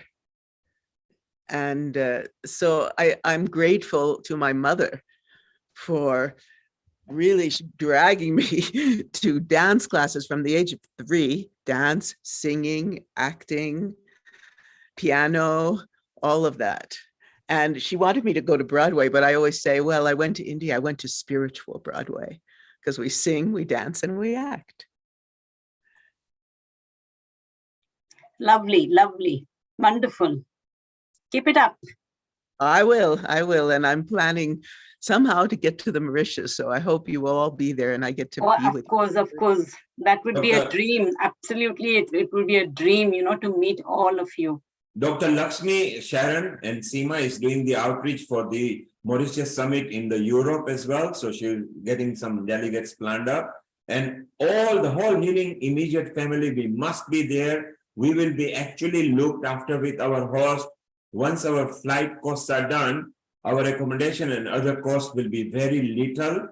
because, you know, we want to work like a community. Healing works community, not for profit. It wants to share knowledge, education to the society so that, you know, end user can benefit. So it'll be wonderful. Sharon, it's about time we actually saw your video before we carry on talking. Okay. Now, I want you to know that this man, Michael, you'll see him, Michael DiMartino, he's playing. He's starting a group here. And he pulled me out of retirement. So you see a little bit of what I'm just improvising with him, and then some other very cool things that we've done here.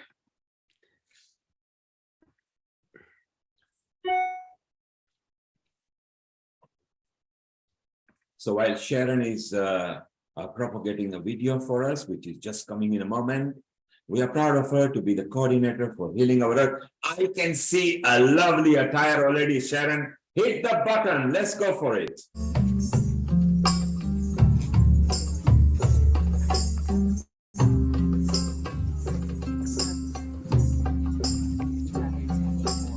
Global Namaste. Sharon Rose here, reporting from Crestone, Colorado, for India Independence Day. We're here at the community garden and about to enjoy a wonderful Indian vegan meal. So here we are, and I'm going to be showing you a lot of celebratory experiences here in Crestone. Happy Independence India Day in Crestone. Global Namaste. Happy Indian Independence Day. My name is Nick Navaris. I own a real estate company in Crestone called Mountainside Realty. I also, on a regular basis, cook a community meal for about 300 people. Today, we chose Indian fare as the menu. And so we spent about 6 hours with 20 volunteers cooking 3 different dishes, as well as chutneys and riata, I think it's called? Raita. Raita. And I'm right now boiling a rice pudding, a cardamom rice pudding. Oh, this is the community garden. You know, food sovereignty is very important to many of us here in Crestone. And this community garden is a taste of what people in this magical little town can do when they put their minds to it and grow in high altitude and in a desert environment. Yeah, that's...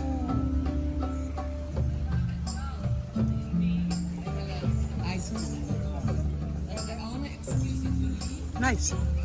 Thank you. You're welcome. I'm saying no to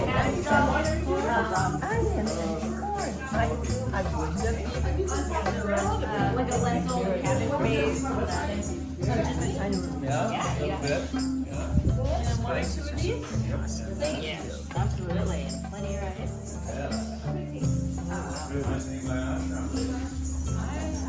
So this is regular and this is vegan. Non. Oops.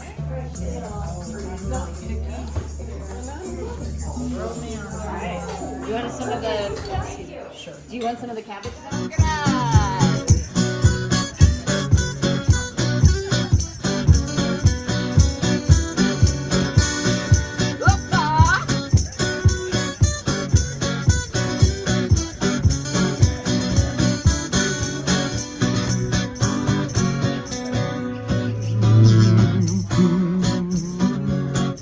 Crossing different oceans, we're crossing the different land. We're working time to time to do it what I can. You'll never know what good will be when you're me. Go by train, by plane, we go by anything. Well, I'm here in Crestone at the Art Walk and Garden Tour, and I wanted to share this experience with you.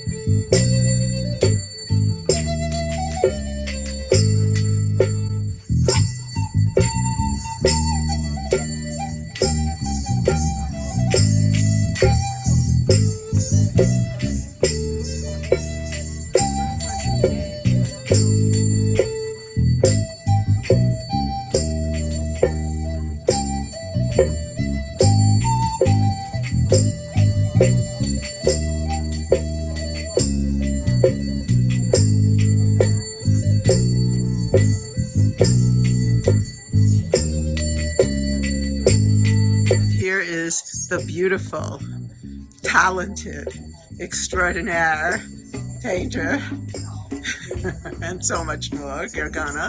And these are her beautiful paintings. Of course, she's in her national outfit, one of her beautiful national outfits here, Bulgaria. Thank you. It's really nice to see you. Namaste to you. And tell us a little about your paintings. Well, my paintings are inspiration from the nature, from the divine presence that I have been sensing all my conscious life, and I needed just to have an expression of it. That's why I started painting. There's so much love and abundance surrounding us, and I figured out this is my way to admire it and, as I said earlier, give an expression of it. Thank you. Thank you. Let's see. It's so gorgeous. Look at all these babies. Wow. Beautiful.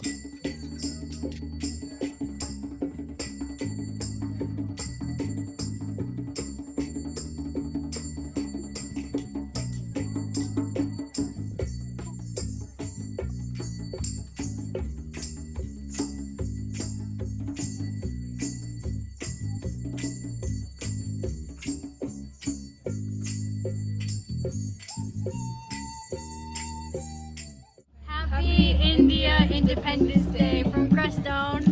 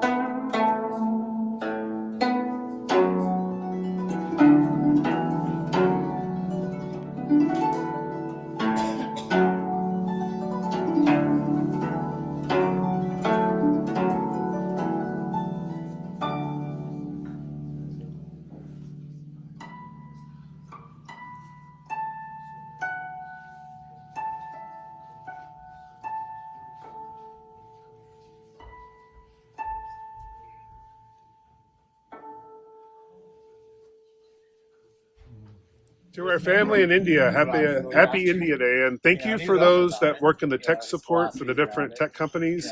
You guys are a blessing in disguise. Thank you.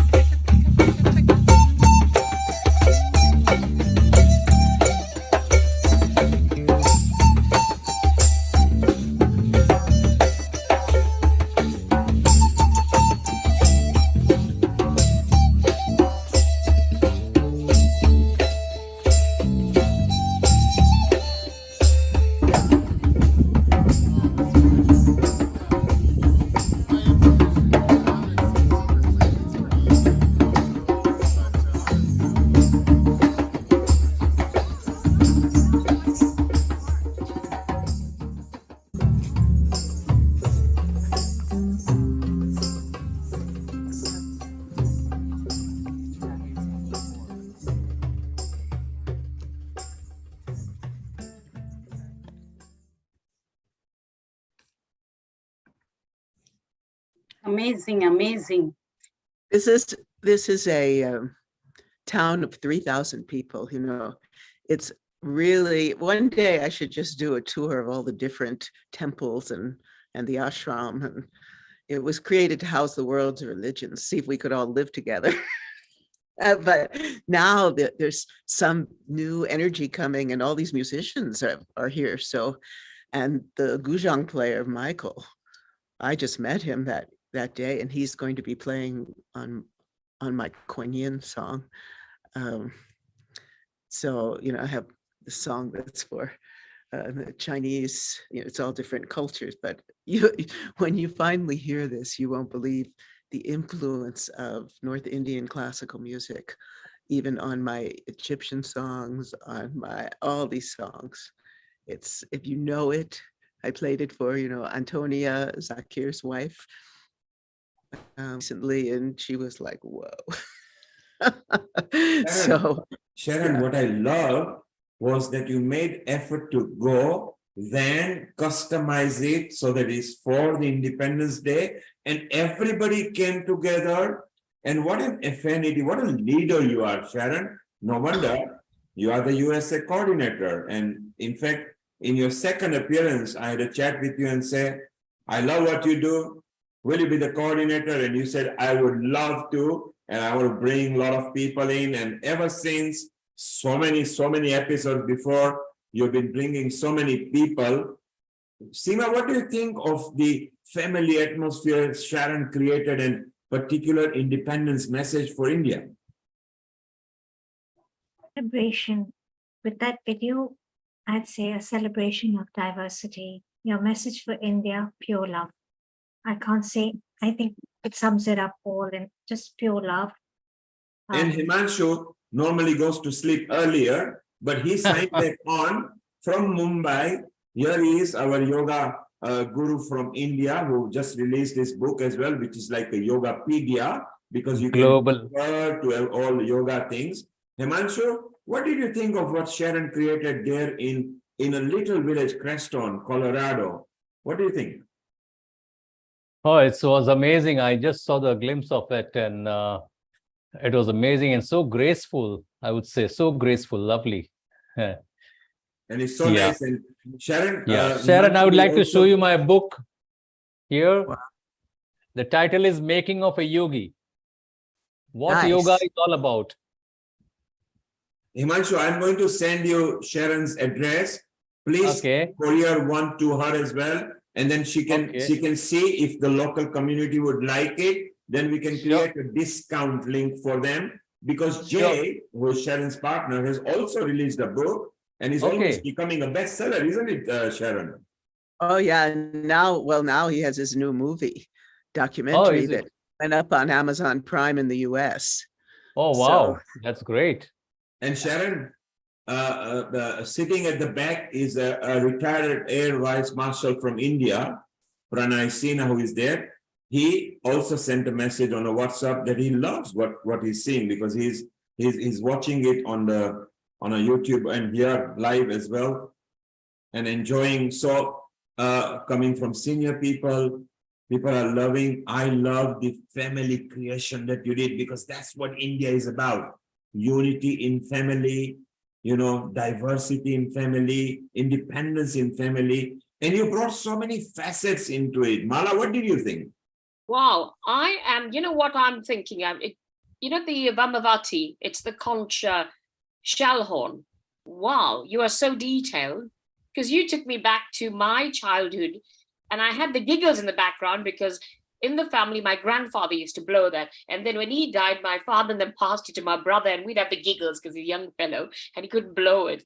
And wow, you've got detail in every aspect. And that's what I love. So you took me back to my childhood and upbringing. Yeah.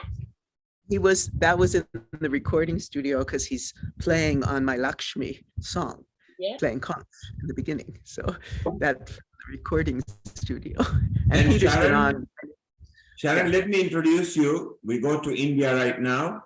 We've got Air Vice Marshal retired, Pranay Sinha, who was earlier one of our guest contributor, and he has also got comment for you. So unmute yourself, Pranay, and let's have your comment as well. Oh, it was fantastic, madam, fantastic. The graceful dance, the music, and the ambience, everything. And the way you have imbibed the Indian culture. Oh, great. In fact, I changed myself, but I was seeing you, and I was glued. So I messaged Mr. Neil that it's fantastic, fantastic. Thank Hats you. off to you. And thank you. Well, wait till I get my tabla player around, and then we'll do some real cutback. Pranay, just to tell you, Sharon is producing, and she's nearly completing. She's doing a multicultural, multi-faith dance fusion that will be released maybe tail end of this year, which Healing Our Earth will be also promoting. And she has got a lot of affinity to India. You heard of what she said, Sitara Devi used to come to India. So Indian culture, Indian art is spread all over the world, and particularly now. So Pranay, thank you for being there and watching as well. And Indian cuisine also, Indian cuisine. I saw the chutney and the mango. And that's Seema's recipe, and Seema and Sharon are friend in the kitchen episode as well, because they produce. Seema is our kitchen episode producer at Healing Our Earth. She loves kitchen, and she's a celebrity chef from Hong Kong. If you never went to the cruise, you might have met her. Seema and Sharon get on very well because they jointly also produce kitchen episode. Sharon, every last hour of episode at Healing, in every episode, brings the American contingents from Canada and America. Wow. So it's beautiful to have that. Himanshu, you will get the address for Sharon, so do please post, and don't forget the Ministry of Culture from India, but Amish, please also send it. And I just love you all. We are just one family. That's what India preaches. If you become one family, you eat on the same table, then your respect will increase. Food and culture and family unity, then I don't think there is reason for a war, because you can have a dialogue with each other. And that's what I love. Sharon, so now you are just thinking what else to do. And I love the way you are moving, lady. Little do people know. Well, I'm not going to give your age to people, okay? But I can safely say she's 50 plus VAT plus tax and everything. the most senior than all of us put together over here. And Sharon, what a wonderful job you are doing. Thank you. Well, today I'm going to the Gem and Mineral Show. And then we have coming up the Energy Fair here in Crestone, where it's all about alternative building, alternative energy, and even working with Qigong, etc. So I'll be reporting from those places as well. And Sharon, that falls in line with our Mauritius Summit, where apart from Global Ayush Alliance, we are going to encourage people to live green, eco-friendly, plant-based food, and unity and harmony. Because when healthy mind is there, then healthy soul is there, then the healthy planet, which is planet Earth, I think it goes in tandem with all of them, where the largest organization like Art of Healing, Brahma Kumaris, Chinmaya Mission, where we got the message, and Mauritius, we got live invitation today from Mauritius. We are all going to come together, and as many of you who can keep your holidays free for April middle, starting from Ram Navami, remember the first global Ayush Alliance for organizations, multi-organization, uniting together. And I would love if all of you support that, because together we can make the earth simple, nice, and heal people slowly, like our song says. Because that pandemic we started, and we are going on and on. Himanshu, you are smiling and beaming, and you are still awake, yeah? You are a yoga guy at 5 o'clock in the morning. Mumbai beach awaits you. So Air Vice Marshal Pranay, if ever you go to Mumbai, Himanshu will welcome you right on Juhu beach. Okay, which is where Healing Our Earth every Saturday morning, 6:10, led by our Himanshu, does free yoga for anybody to join. 108 Surya Namaskar, and the whole team is always there, right on Juhu beach at the very prime spot where Shashi Kapoor had his, and still has his Prithvi Theatre, not very far from there. Exactly. Yeah. Just 100 meters. Yeah, it's so beautiful. So, Mala, you're beaming with smiling and saying what to say to Sharon and Himanshu and our AVM retired. Go ahead. You can have your next couple of minutes. Right. You know what I'm thinking about? Me aging. I got a decade, maybe two. Sharon, I just want to say you're unstoppable, right? But I just said that to Neil earlier. If more people, senior citizens did what you're doing, and you introduced it globally, I think they'll have less aches and pains. They'll have lesser mental health issues and loneliness as their children and families, all move away from them and due to life's changes. And I think you've got something big there. You could go global and get this. There's so many people that need your kind of techniques, work, and creativity, because you keep it alive. The way you're moving your hips. And I thought, my God, if more people did that, we'll have, less hip hops. Yes. Yeah. Well, it's the Qigong. I'm trained in all kinds of healing modalities. So it's the dance, it's the rhythm, it's the music, it's the food, it's the growing your own food, it's the lifestyle. I'm just very blessed, and I'm grateful to my parents, to my husband, to my gurus from all the different traditions. I've been calling them in now as I'm completing this production. I'm calling them in from the luminous realms to be with me and allow me to be the vessel through which these profound teachings flow. Ever you coming to London, do pop in. We'd love to introduce you to everyone that needs a Sharon. Thank you. And Sharon, I can tell you that Seema and Mala loves bopping, because just recently when we had a picnic just a couple of weeks back, both of them were unstoppable. We just danced, and we had somebody from South Africa, we had Wai Ching from Malaysia, Singapore, we had even Dr. Lakshmi was there, and she was swaying gently over there. It was so beautiful, and it was nice that people saw over there, and we really enjoyed it. It was beautiful. What I'm going to do, although we have passed our time, it doesn't matter, because India's independence we all love. I'm going to go around the screen, taking final couple of minute messages for what they felt about today and their final affinity to India. So I'm going to go around all the way, and we see what everybody has to say. Dr. Lakshmi, you are our European team. Dr. Lakshmi is the chair for Hindu Forum of Europe. She also represents all the forums into the European Parliament and also Healing Our Earth. So Dr. Lakshmi, go ahead, and what is your message before we wind up? Well, I'm very proud today that it is the 76th or 77. Independence Day, and very proud to celebrate this Independence Day. I think on Tuesday we are having a little function in Brent in Wembley, where I'll be joining the flag hoisting ceremony, and all the MPs and MEPs will be coming there.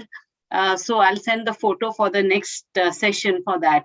So my message is, let's honor and always respect our flag and our country, and and take care of whatever little things we can do to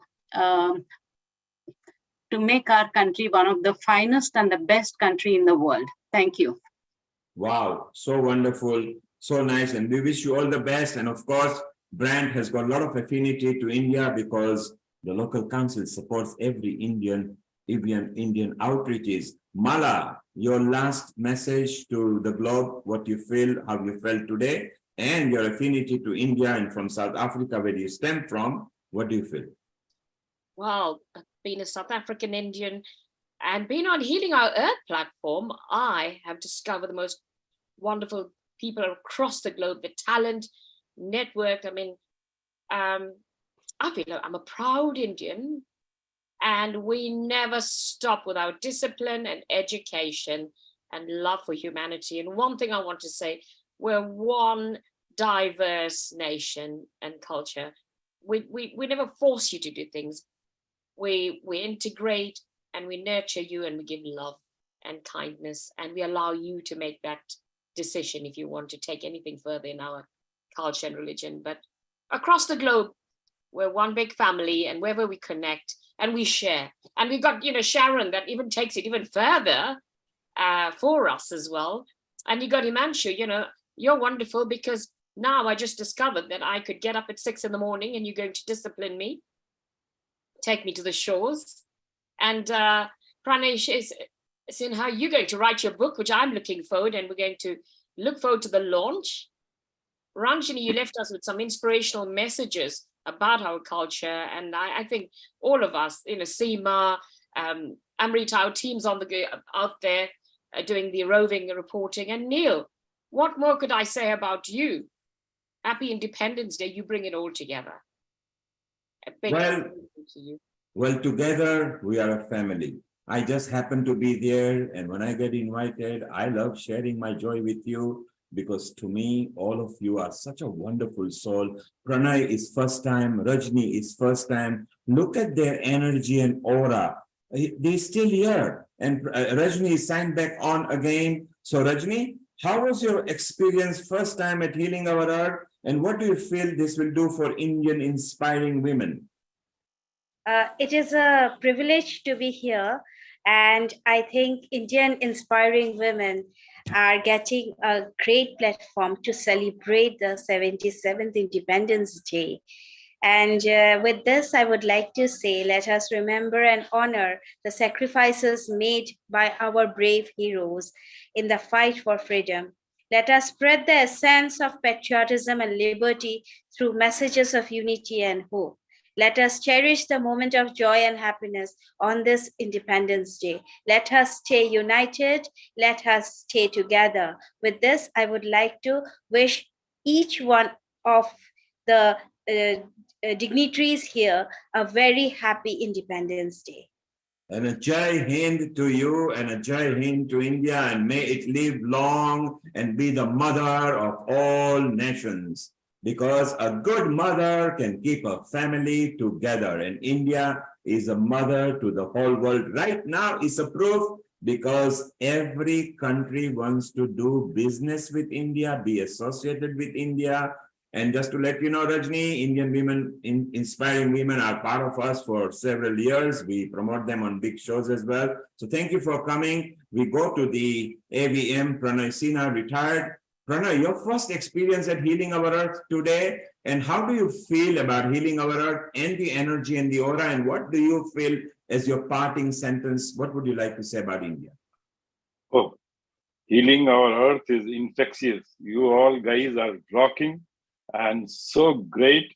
It is inspiring, infectious, everything. Oh, enjoyed every bit of the way you conducted, the way you organized the whole thing, and the dance of Madam Saron, and of course the way you all spoke.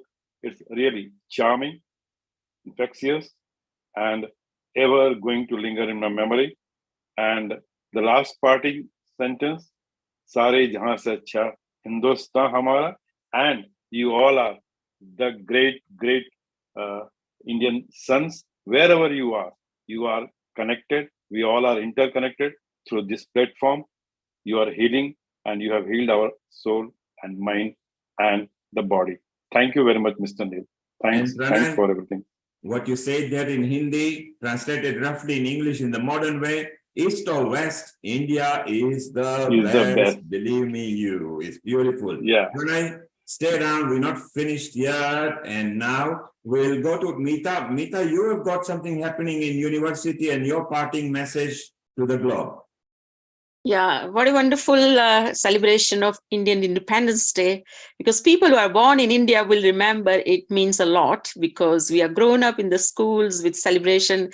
And Neil, either someone mentioned at the end of the film, we had to stand up because the Indian national anthem was being played. So everyone was having that gratitude and that, belonging to the national anthem.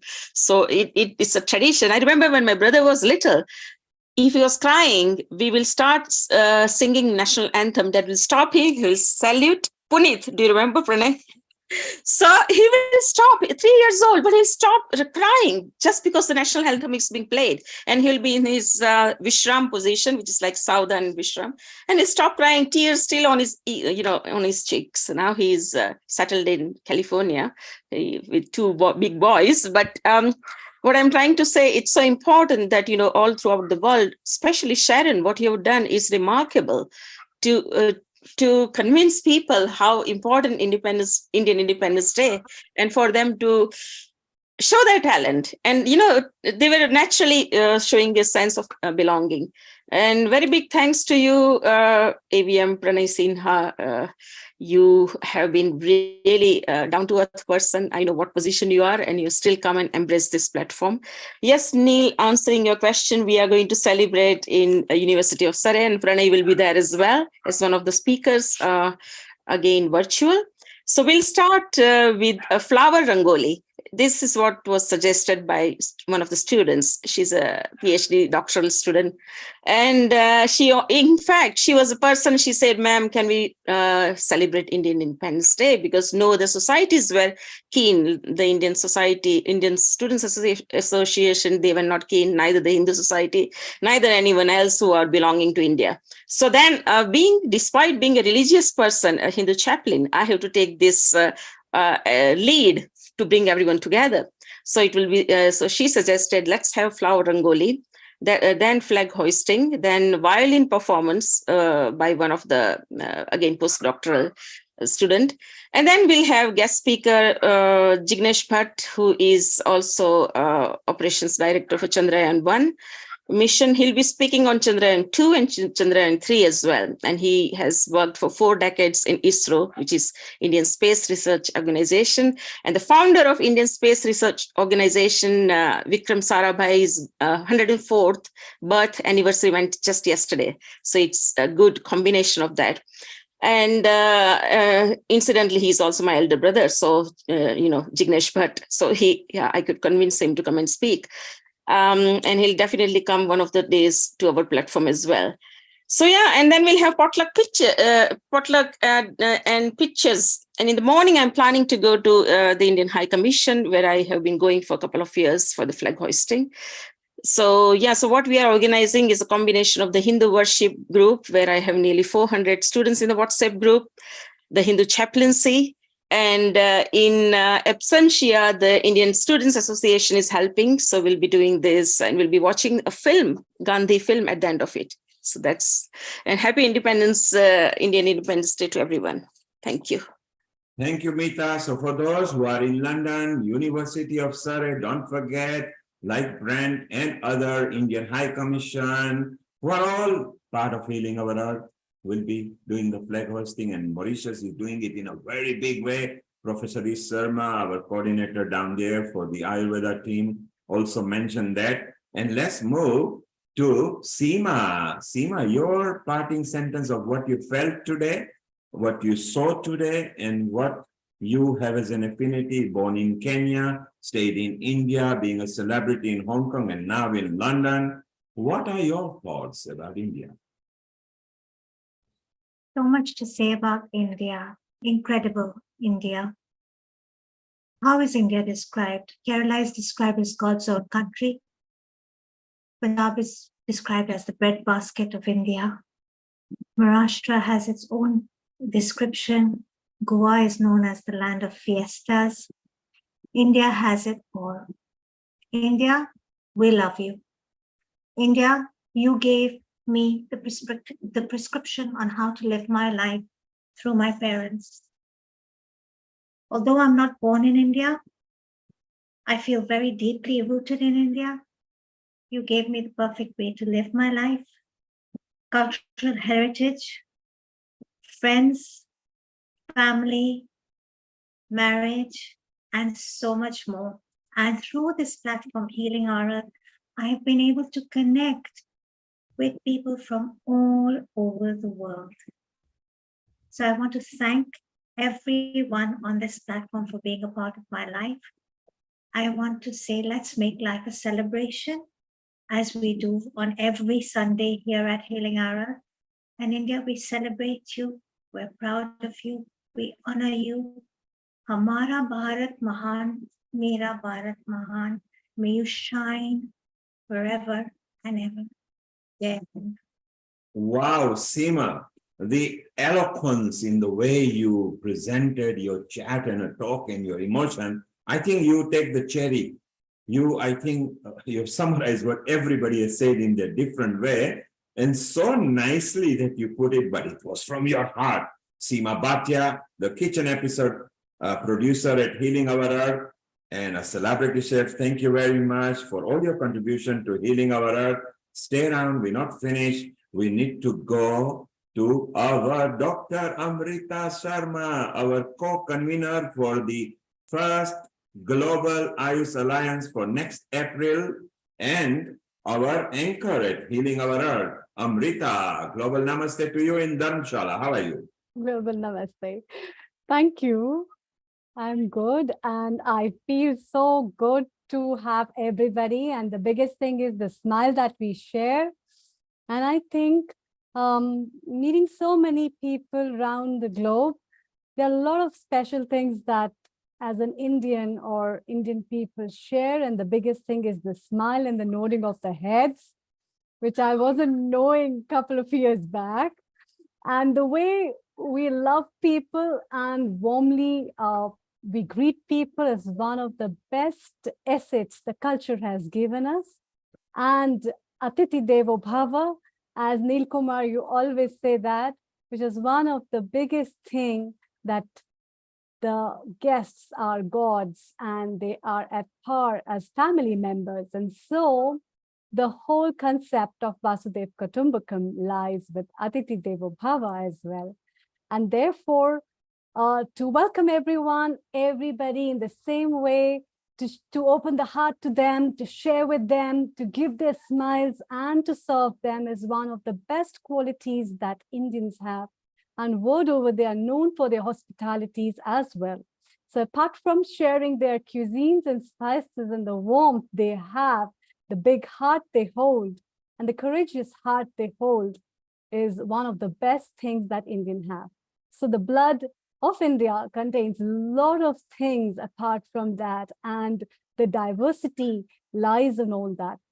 May you go to North India, may you go to South India, whether you go to East India or you go to West India, one language, that is the language of love and compassion and hospitality, is shared everywhere. And the same thing is taken to every part where we have people around the globe, as we are witnessing now. So on the screen and off the screen also, I see a lot of people smiling when I'm saying that yes, India is one, and one of the beautiful places India is. So do come to India, visit, you'll be welcomed more than a guest, and you must experience the rich heritage and the warmth India has. And through our platform of Healing Our Earth, we bring you all the vibes around the globe every time, every Sunday, to share how beautiful life is. And it can be, sharing so many diverse cultures and people around the globe. Global Namaste. Wow, Amrita, how so nicely put. No wonder you are an anchor at Healing Our Earth like Seema, Sharon, and now Mala is coming right behind you guys, and she's not going to leave you just behind. Okay, she's going to take over because she loves everything. Amrita, you are one of the youngest senior anchor. We got also younger host, but so nicely put. So I think, as a man, 3 men are here right now, me, Prana, and Himanshu. We bow to you, women empowerment. And as we said, Mother India we love. I'm going to put it very simple. To me, India is a land of nature. India is a land to heal your soul. India is the place where the healing of the earth can start.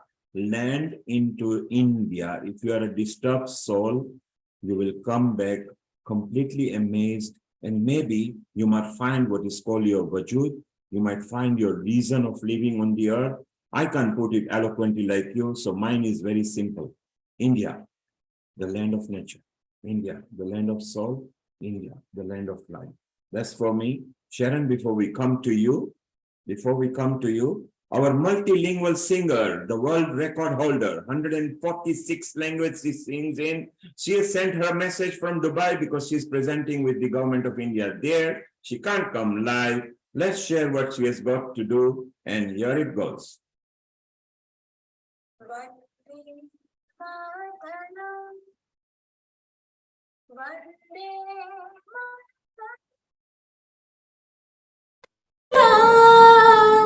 Sufalam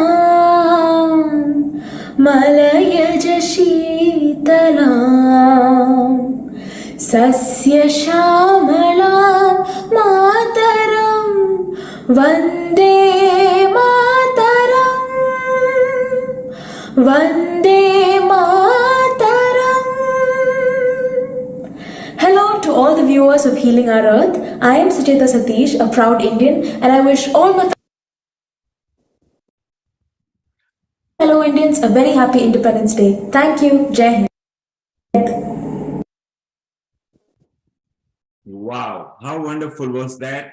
Only 17 years old, 140 languages. She holds the world record at the moment, 140 languages. Isn't that amazing? From Dubai, our resident singer, Sucheta, she couldn't come live. She wanted to come live, but she is presenting for the local government down there. And Sharon, let's tell people about our next week's episode, shall we? And what plan that we have got for next week. Let's share that with the viewers.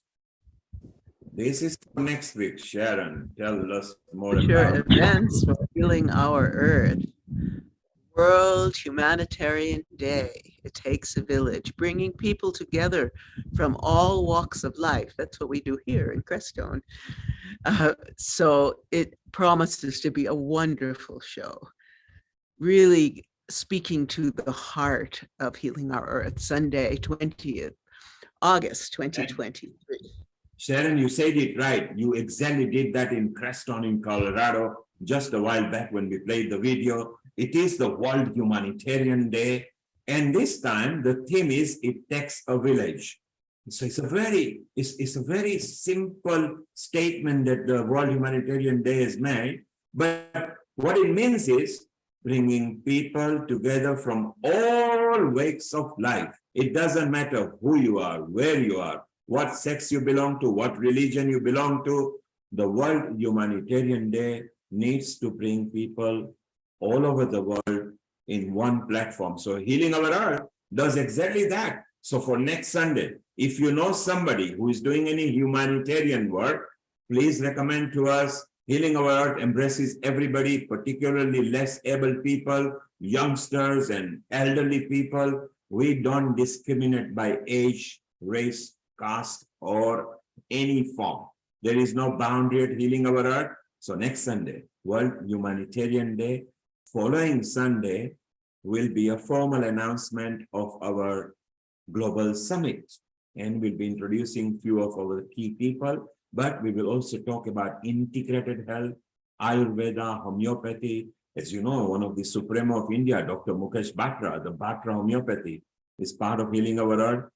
3 of the Ayush Ministry's top people, including Professor Ish Sharma, Professor Santanella, are part of Healing Our Earth, who are going to host us there. So we got nice, eminent people. We got Nicholas from the top Ayurveda guy from Cyprus, and we've got David Frawley from America. These are all big names, but it's not the big names we are after. It is our cohesiveness. At Healing Our Earth, Pranay said it very nicely. He went onto the website and he read out our mission statement, not the way we normally say. He said it from his heart, and he captured the edutainment, which is entertainment and education. And Pranay, you spoke so eloquently. So you are now also host at Healing Our Earth. This is your family. There is no key to it. You just waltz in whenever you feel like. Stay there, and we love you as well. And Himanshu, you started with Vasudeva Kutumbam. You know, you are the one who said, we want to be one family. I love that. Amrita,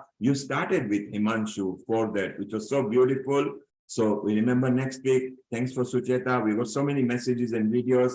I can't fit everybody in. Sharon, your last statement, and then Amrita, you can maybe do Om Bhur Bhuva Swaha for us. So we feel very cool, calm, and sukoon, Maya. Okay. So Sharon, you're winding up a comment and thanking everybody, please. Namaste. The divine in me greets the divine in you. Mother India, you have touched my heart.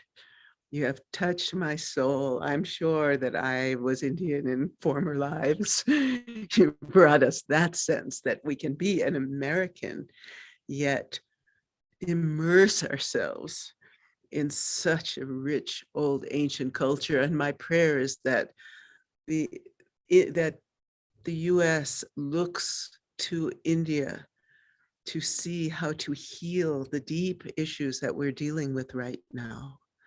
When I first wrote my first grant, it was called Cultural Integration Through the Power of Indian Art and Kathak dance. And, you know, I saw it happening in New York in the 70s and then onward. And I was looking for a deeper model. And there it is in India, the integration in Kathak. And I remember going to the first folk music and dance festival in Jaisalmer in Rajasthan. And it was like, my goodness, all of these instruments from all over the world were being integrated into this art form. And that's the beauty that India holds, the spiritual depth, the ability to see and nurture each human being and come together and heal our earth.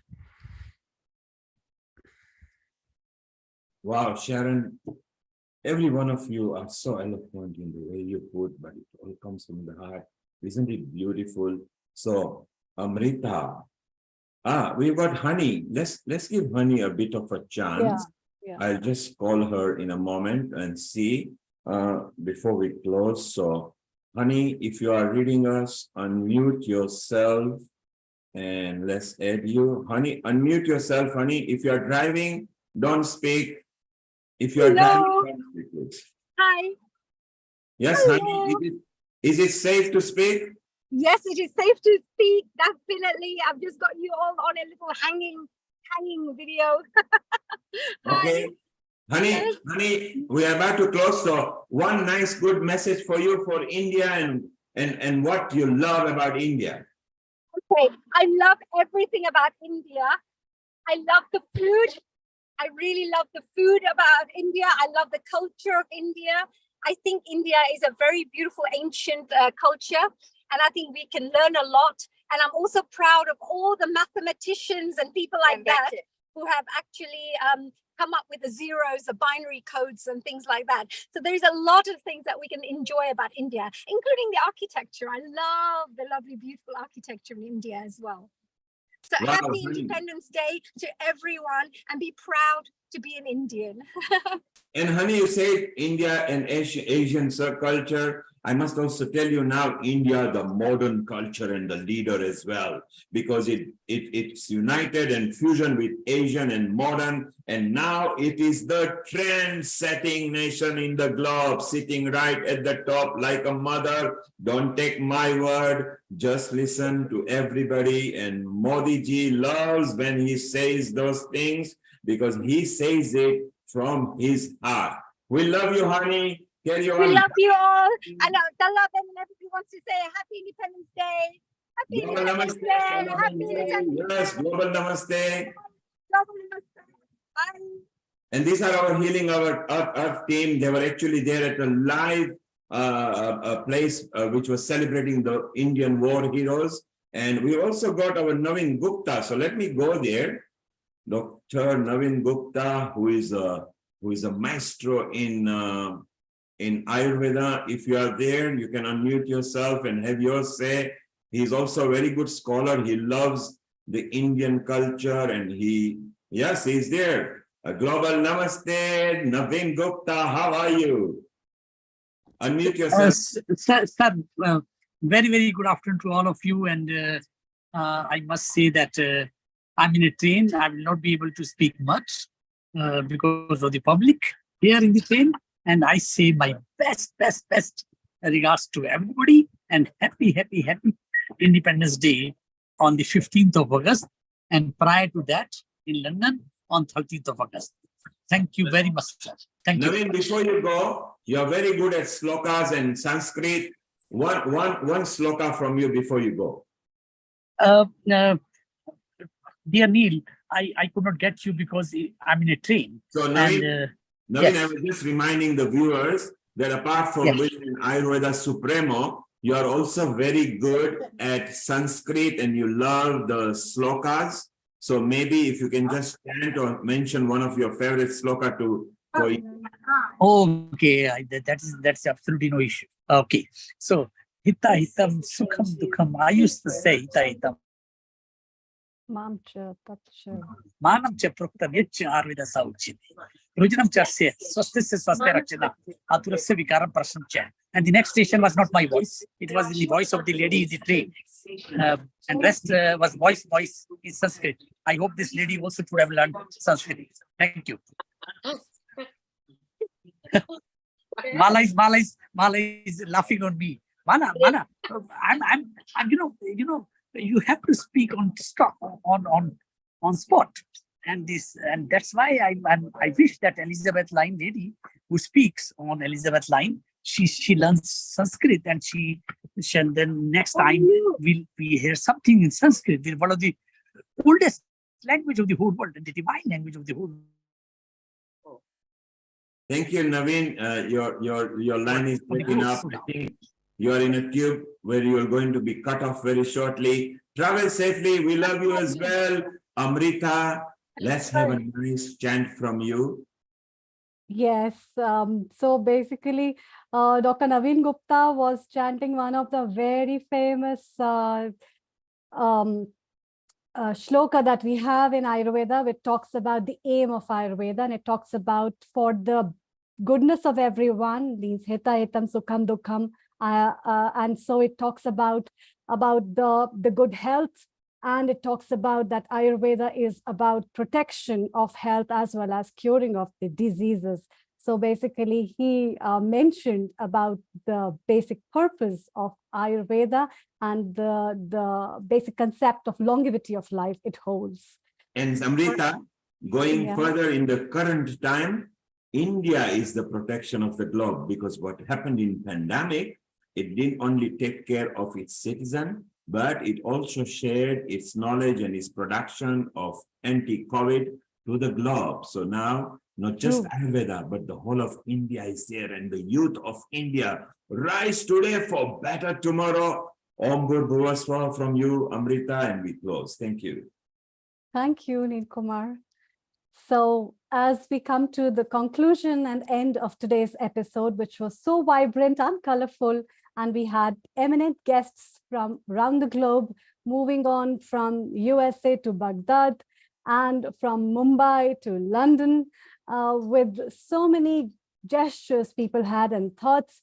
Let's come to the closure of this episode with a small Gayatri mantra that will invoke peace and calm and give you a good spiritual vibes that you carry home from here. So let's put our hands together and chant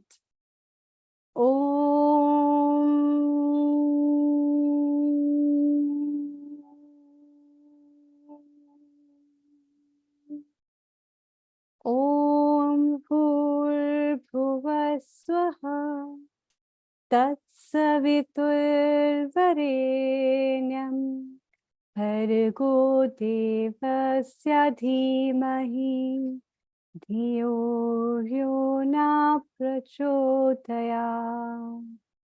Om Bhurbhuvah Swaha Tatsaviturvarenyam Bhargo Devasya Dhimahi Dhiyo Yo Na Prachodaya. Om Bhurbhuvah Swaha Tatsaviturvarenyam Bhargo Devasya Dhimahi Dhiyo Yo Na Prachodaya. Om Shanti Shanti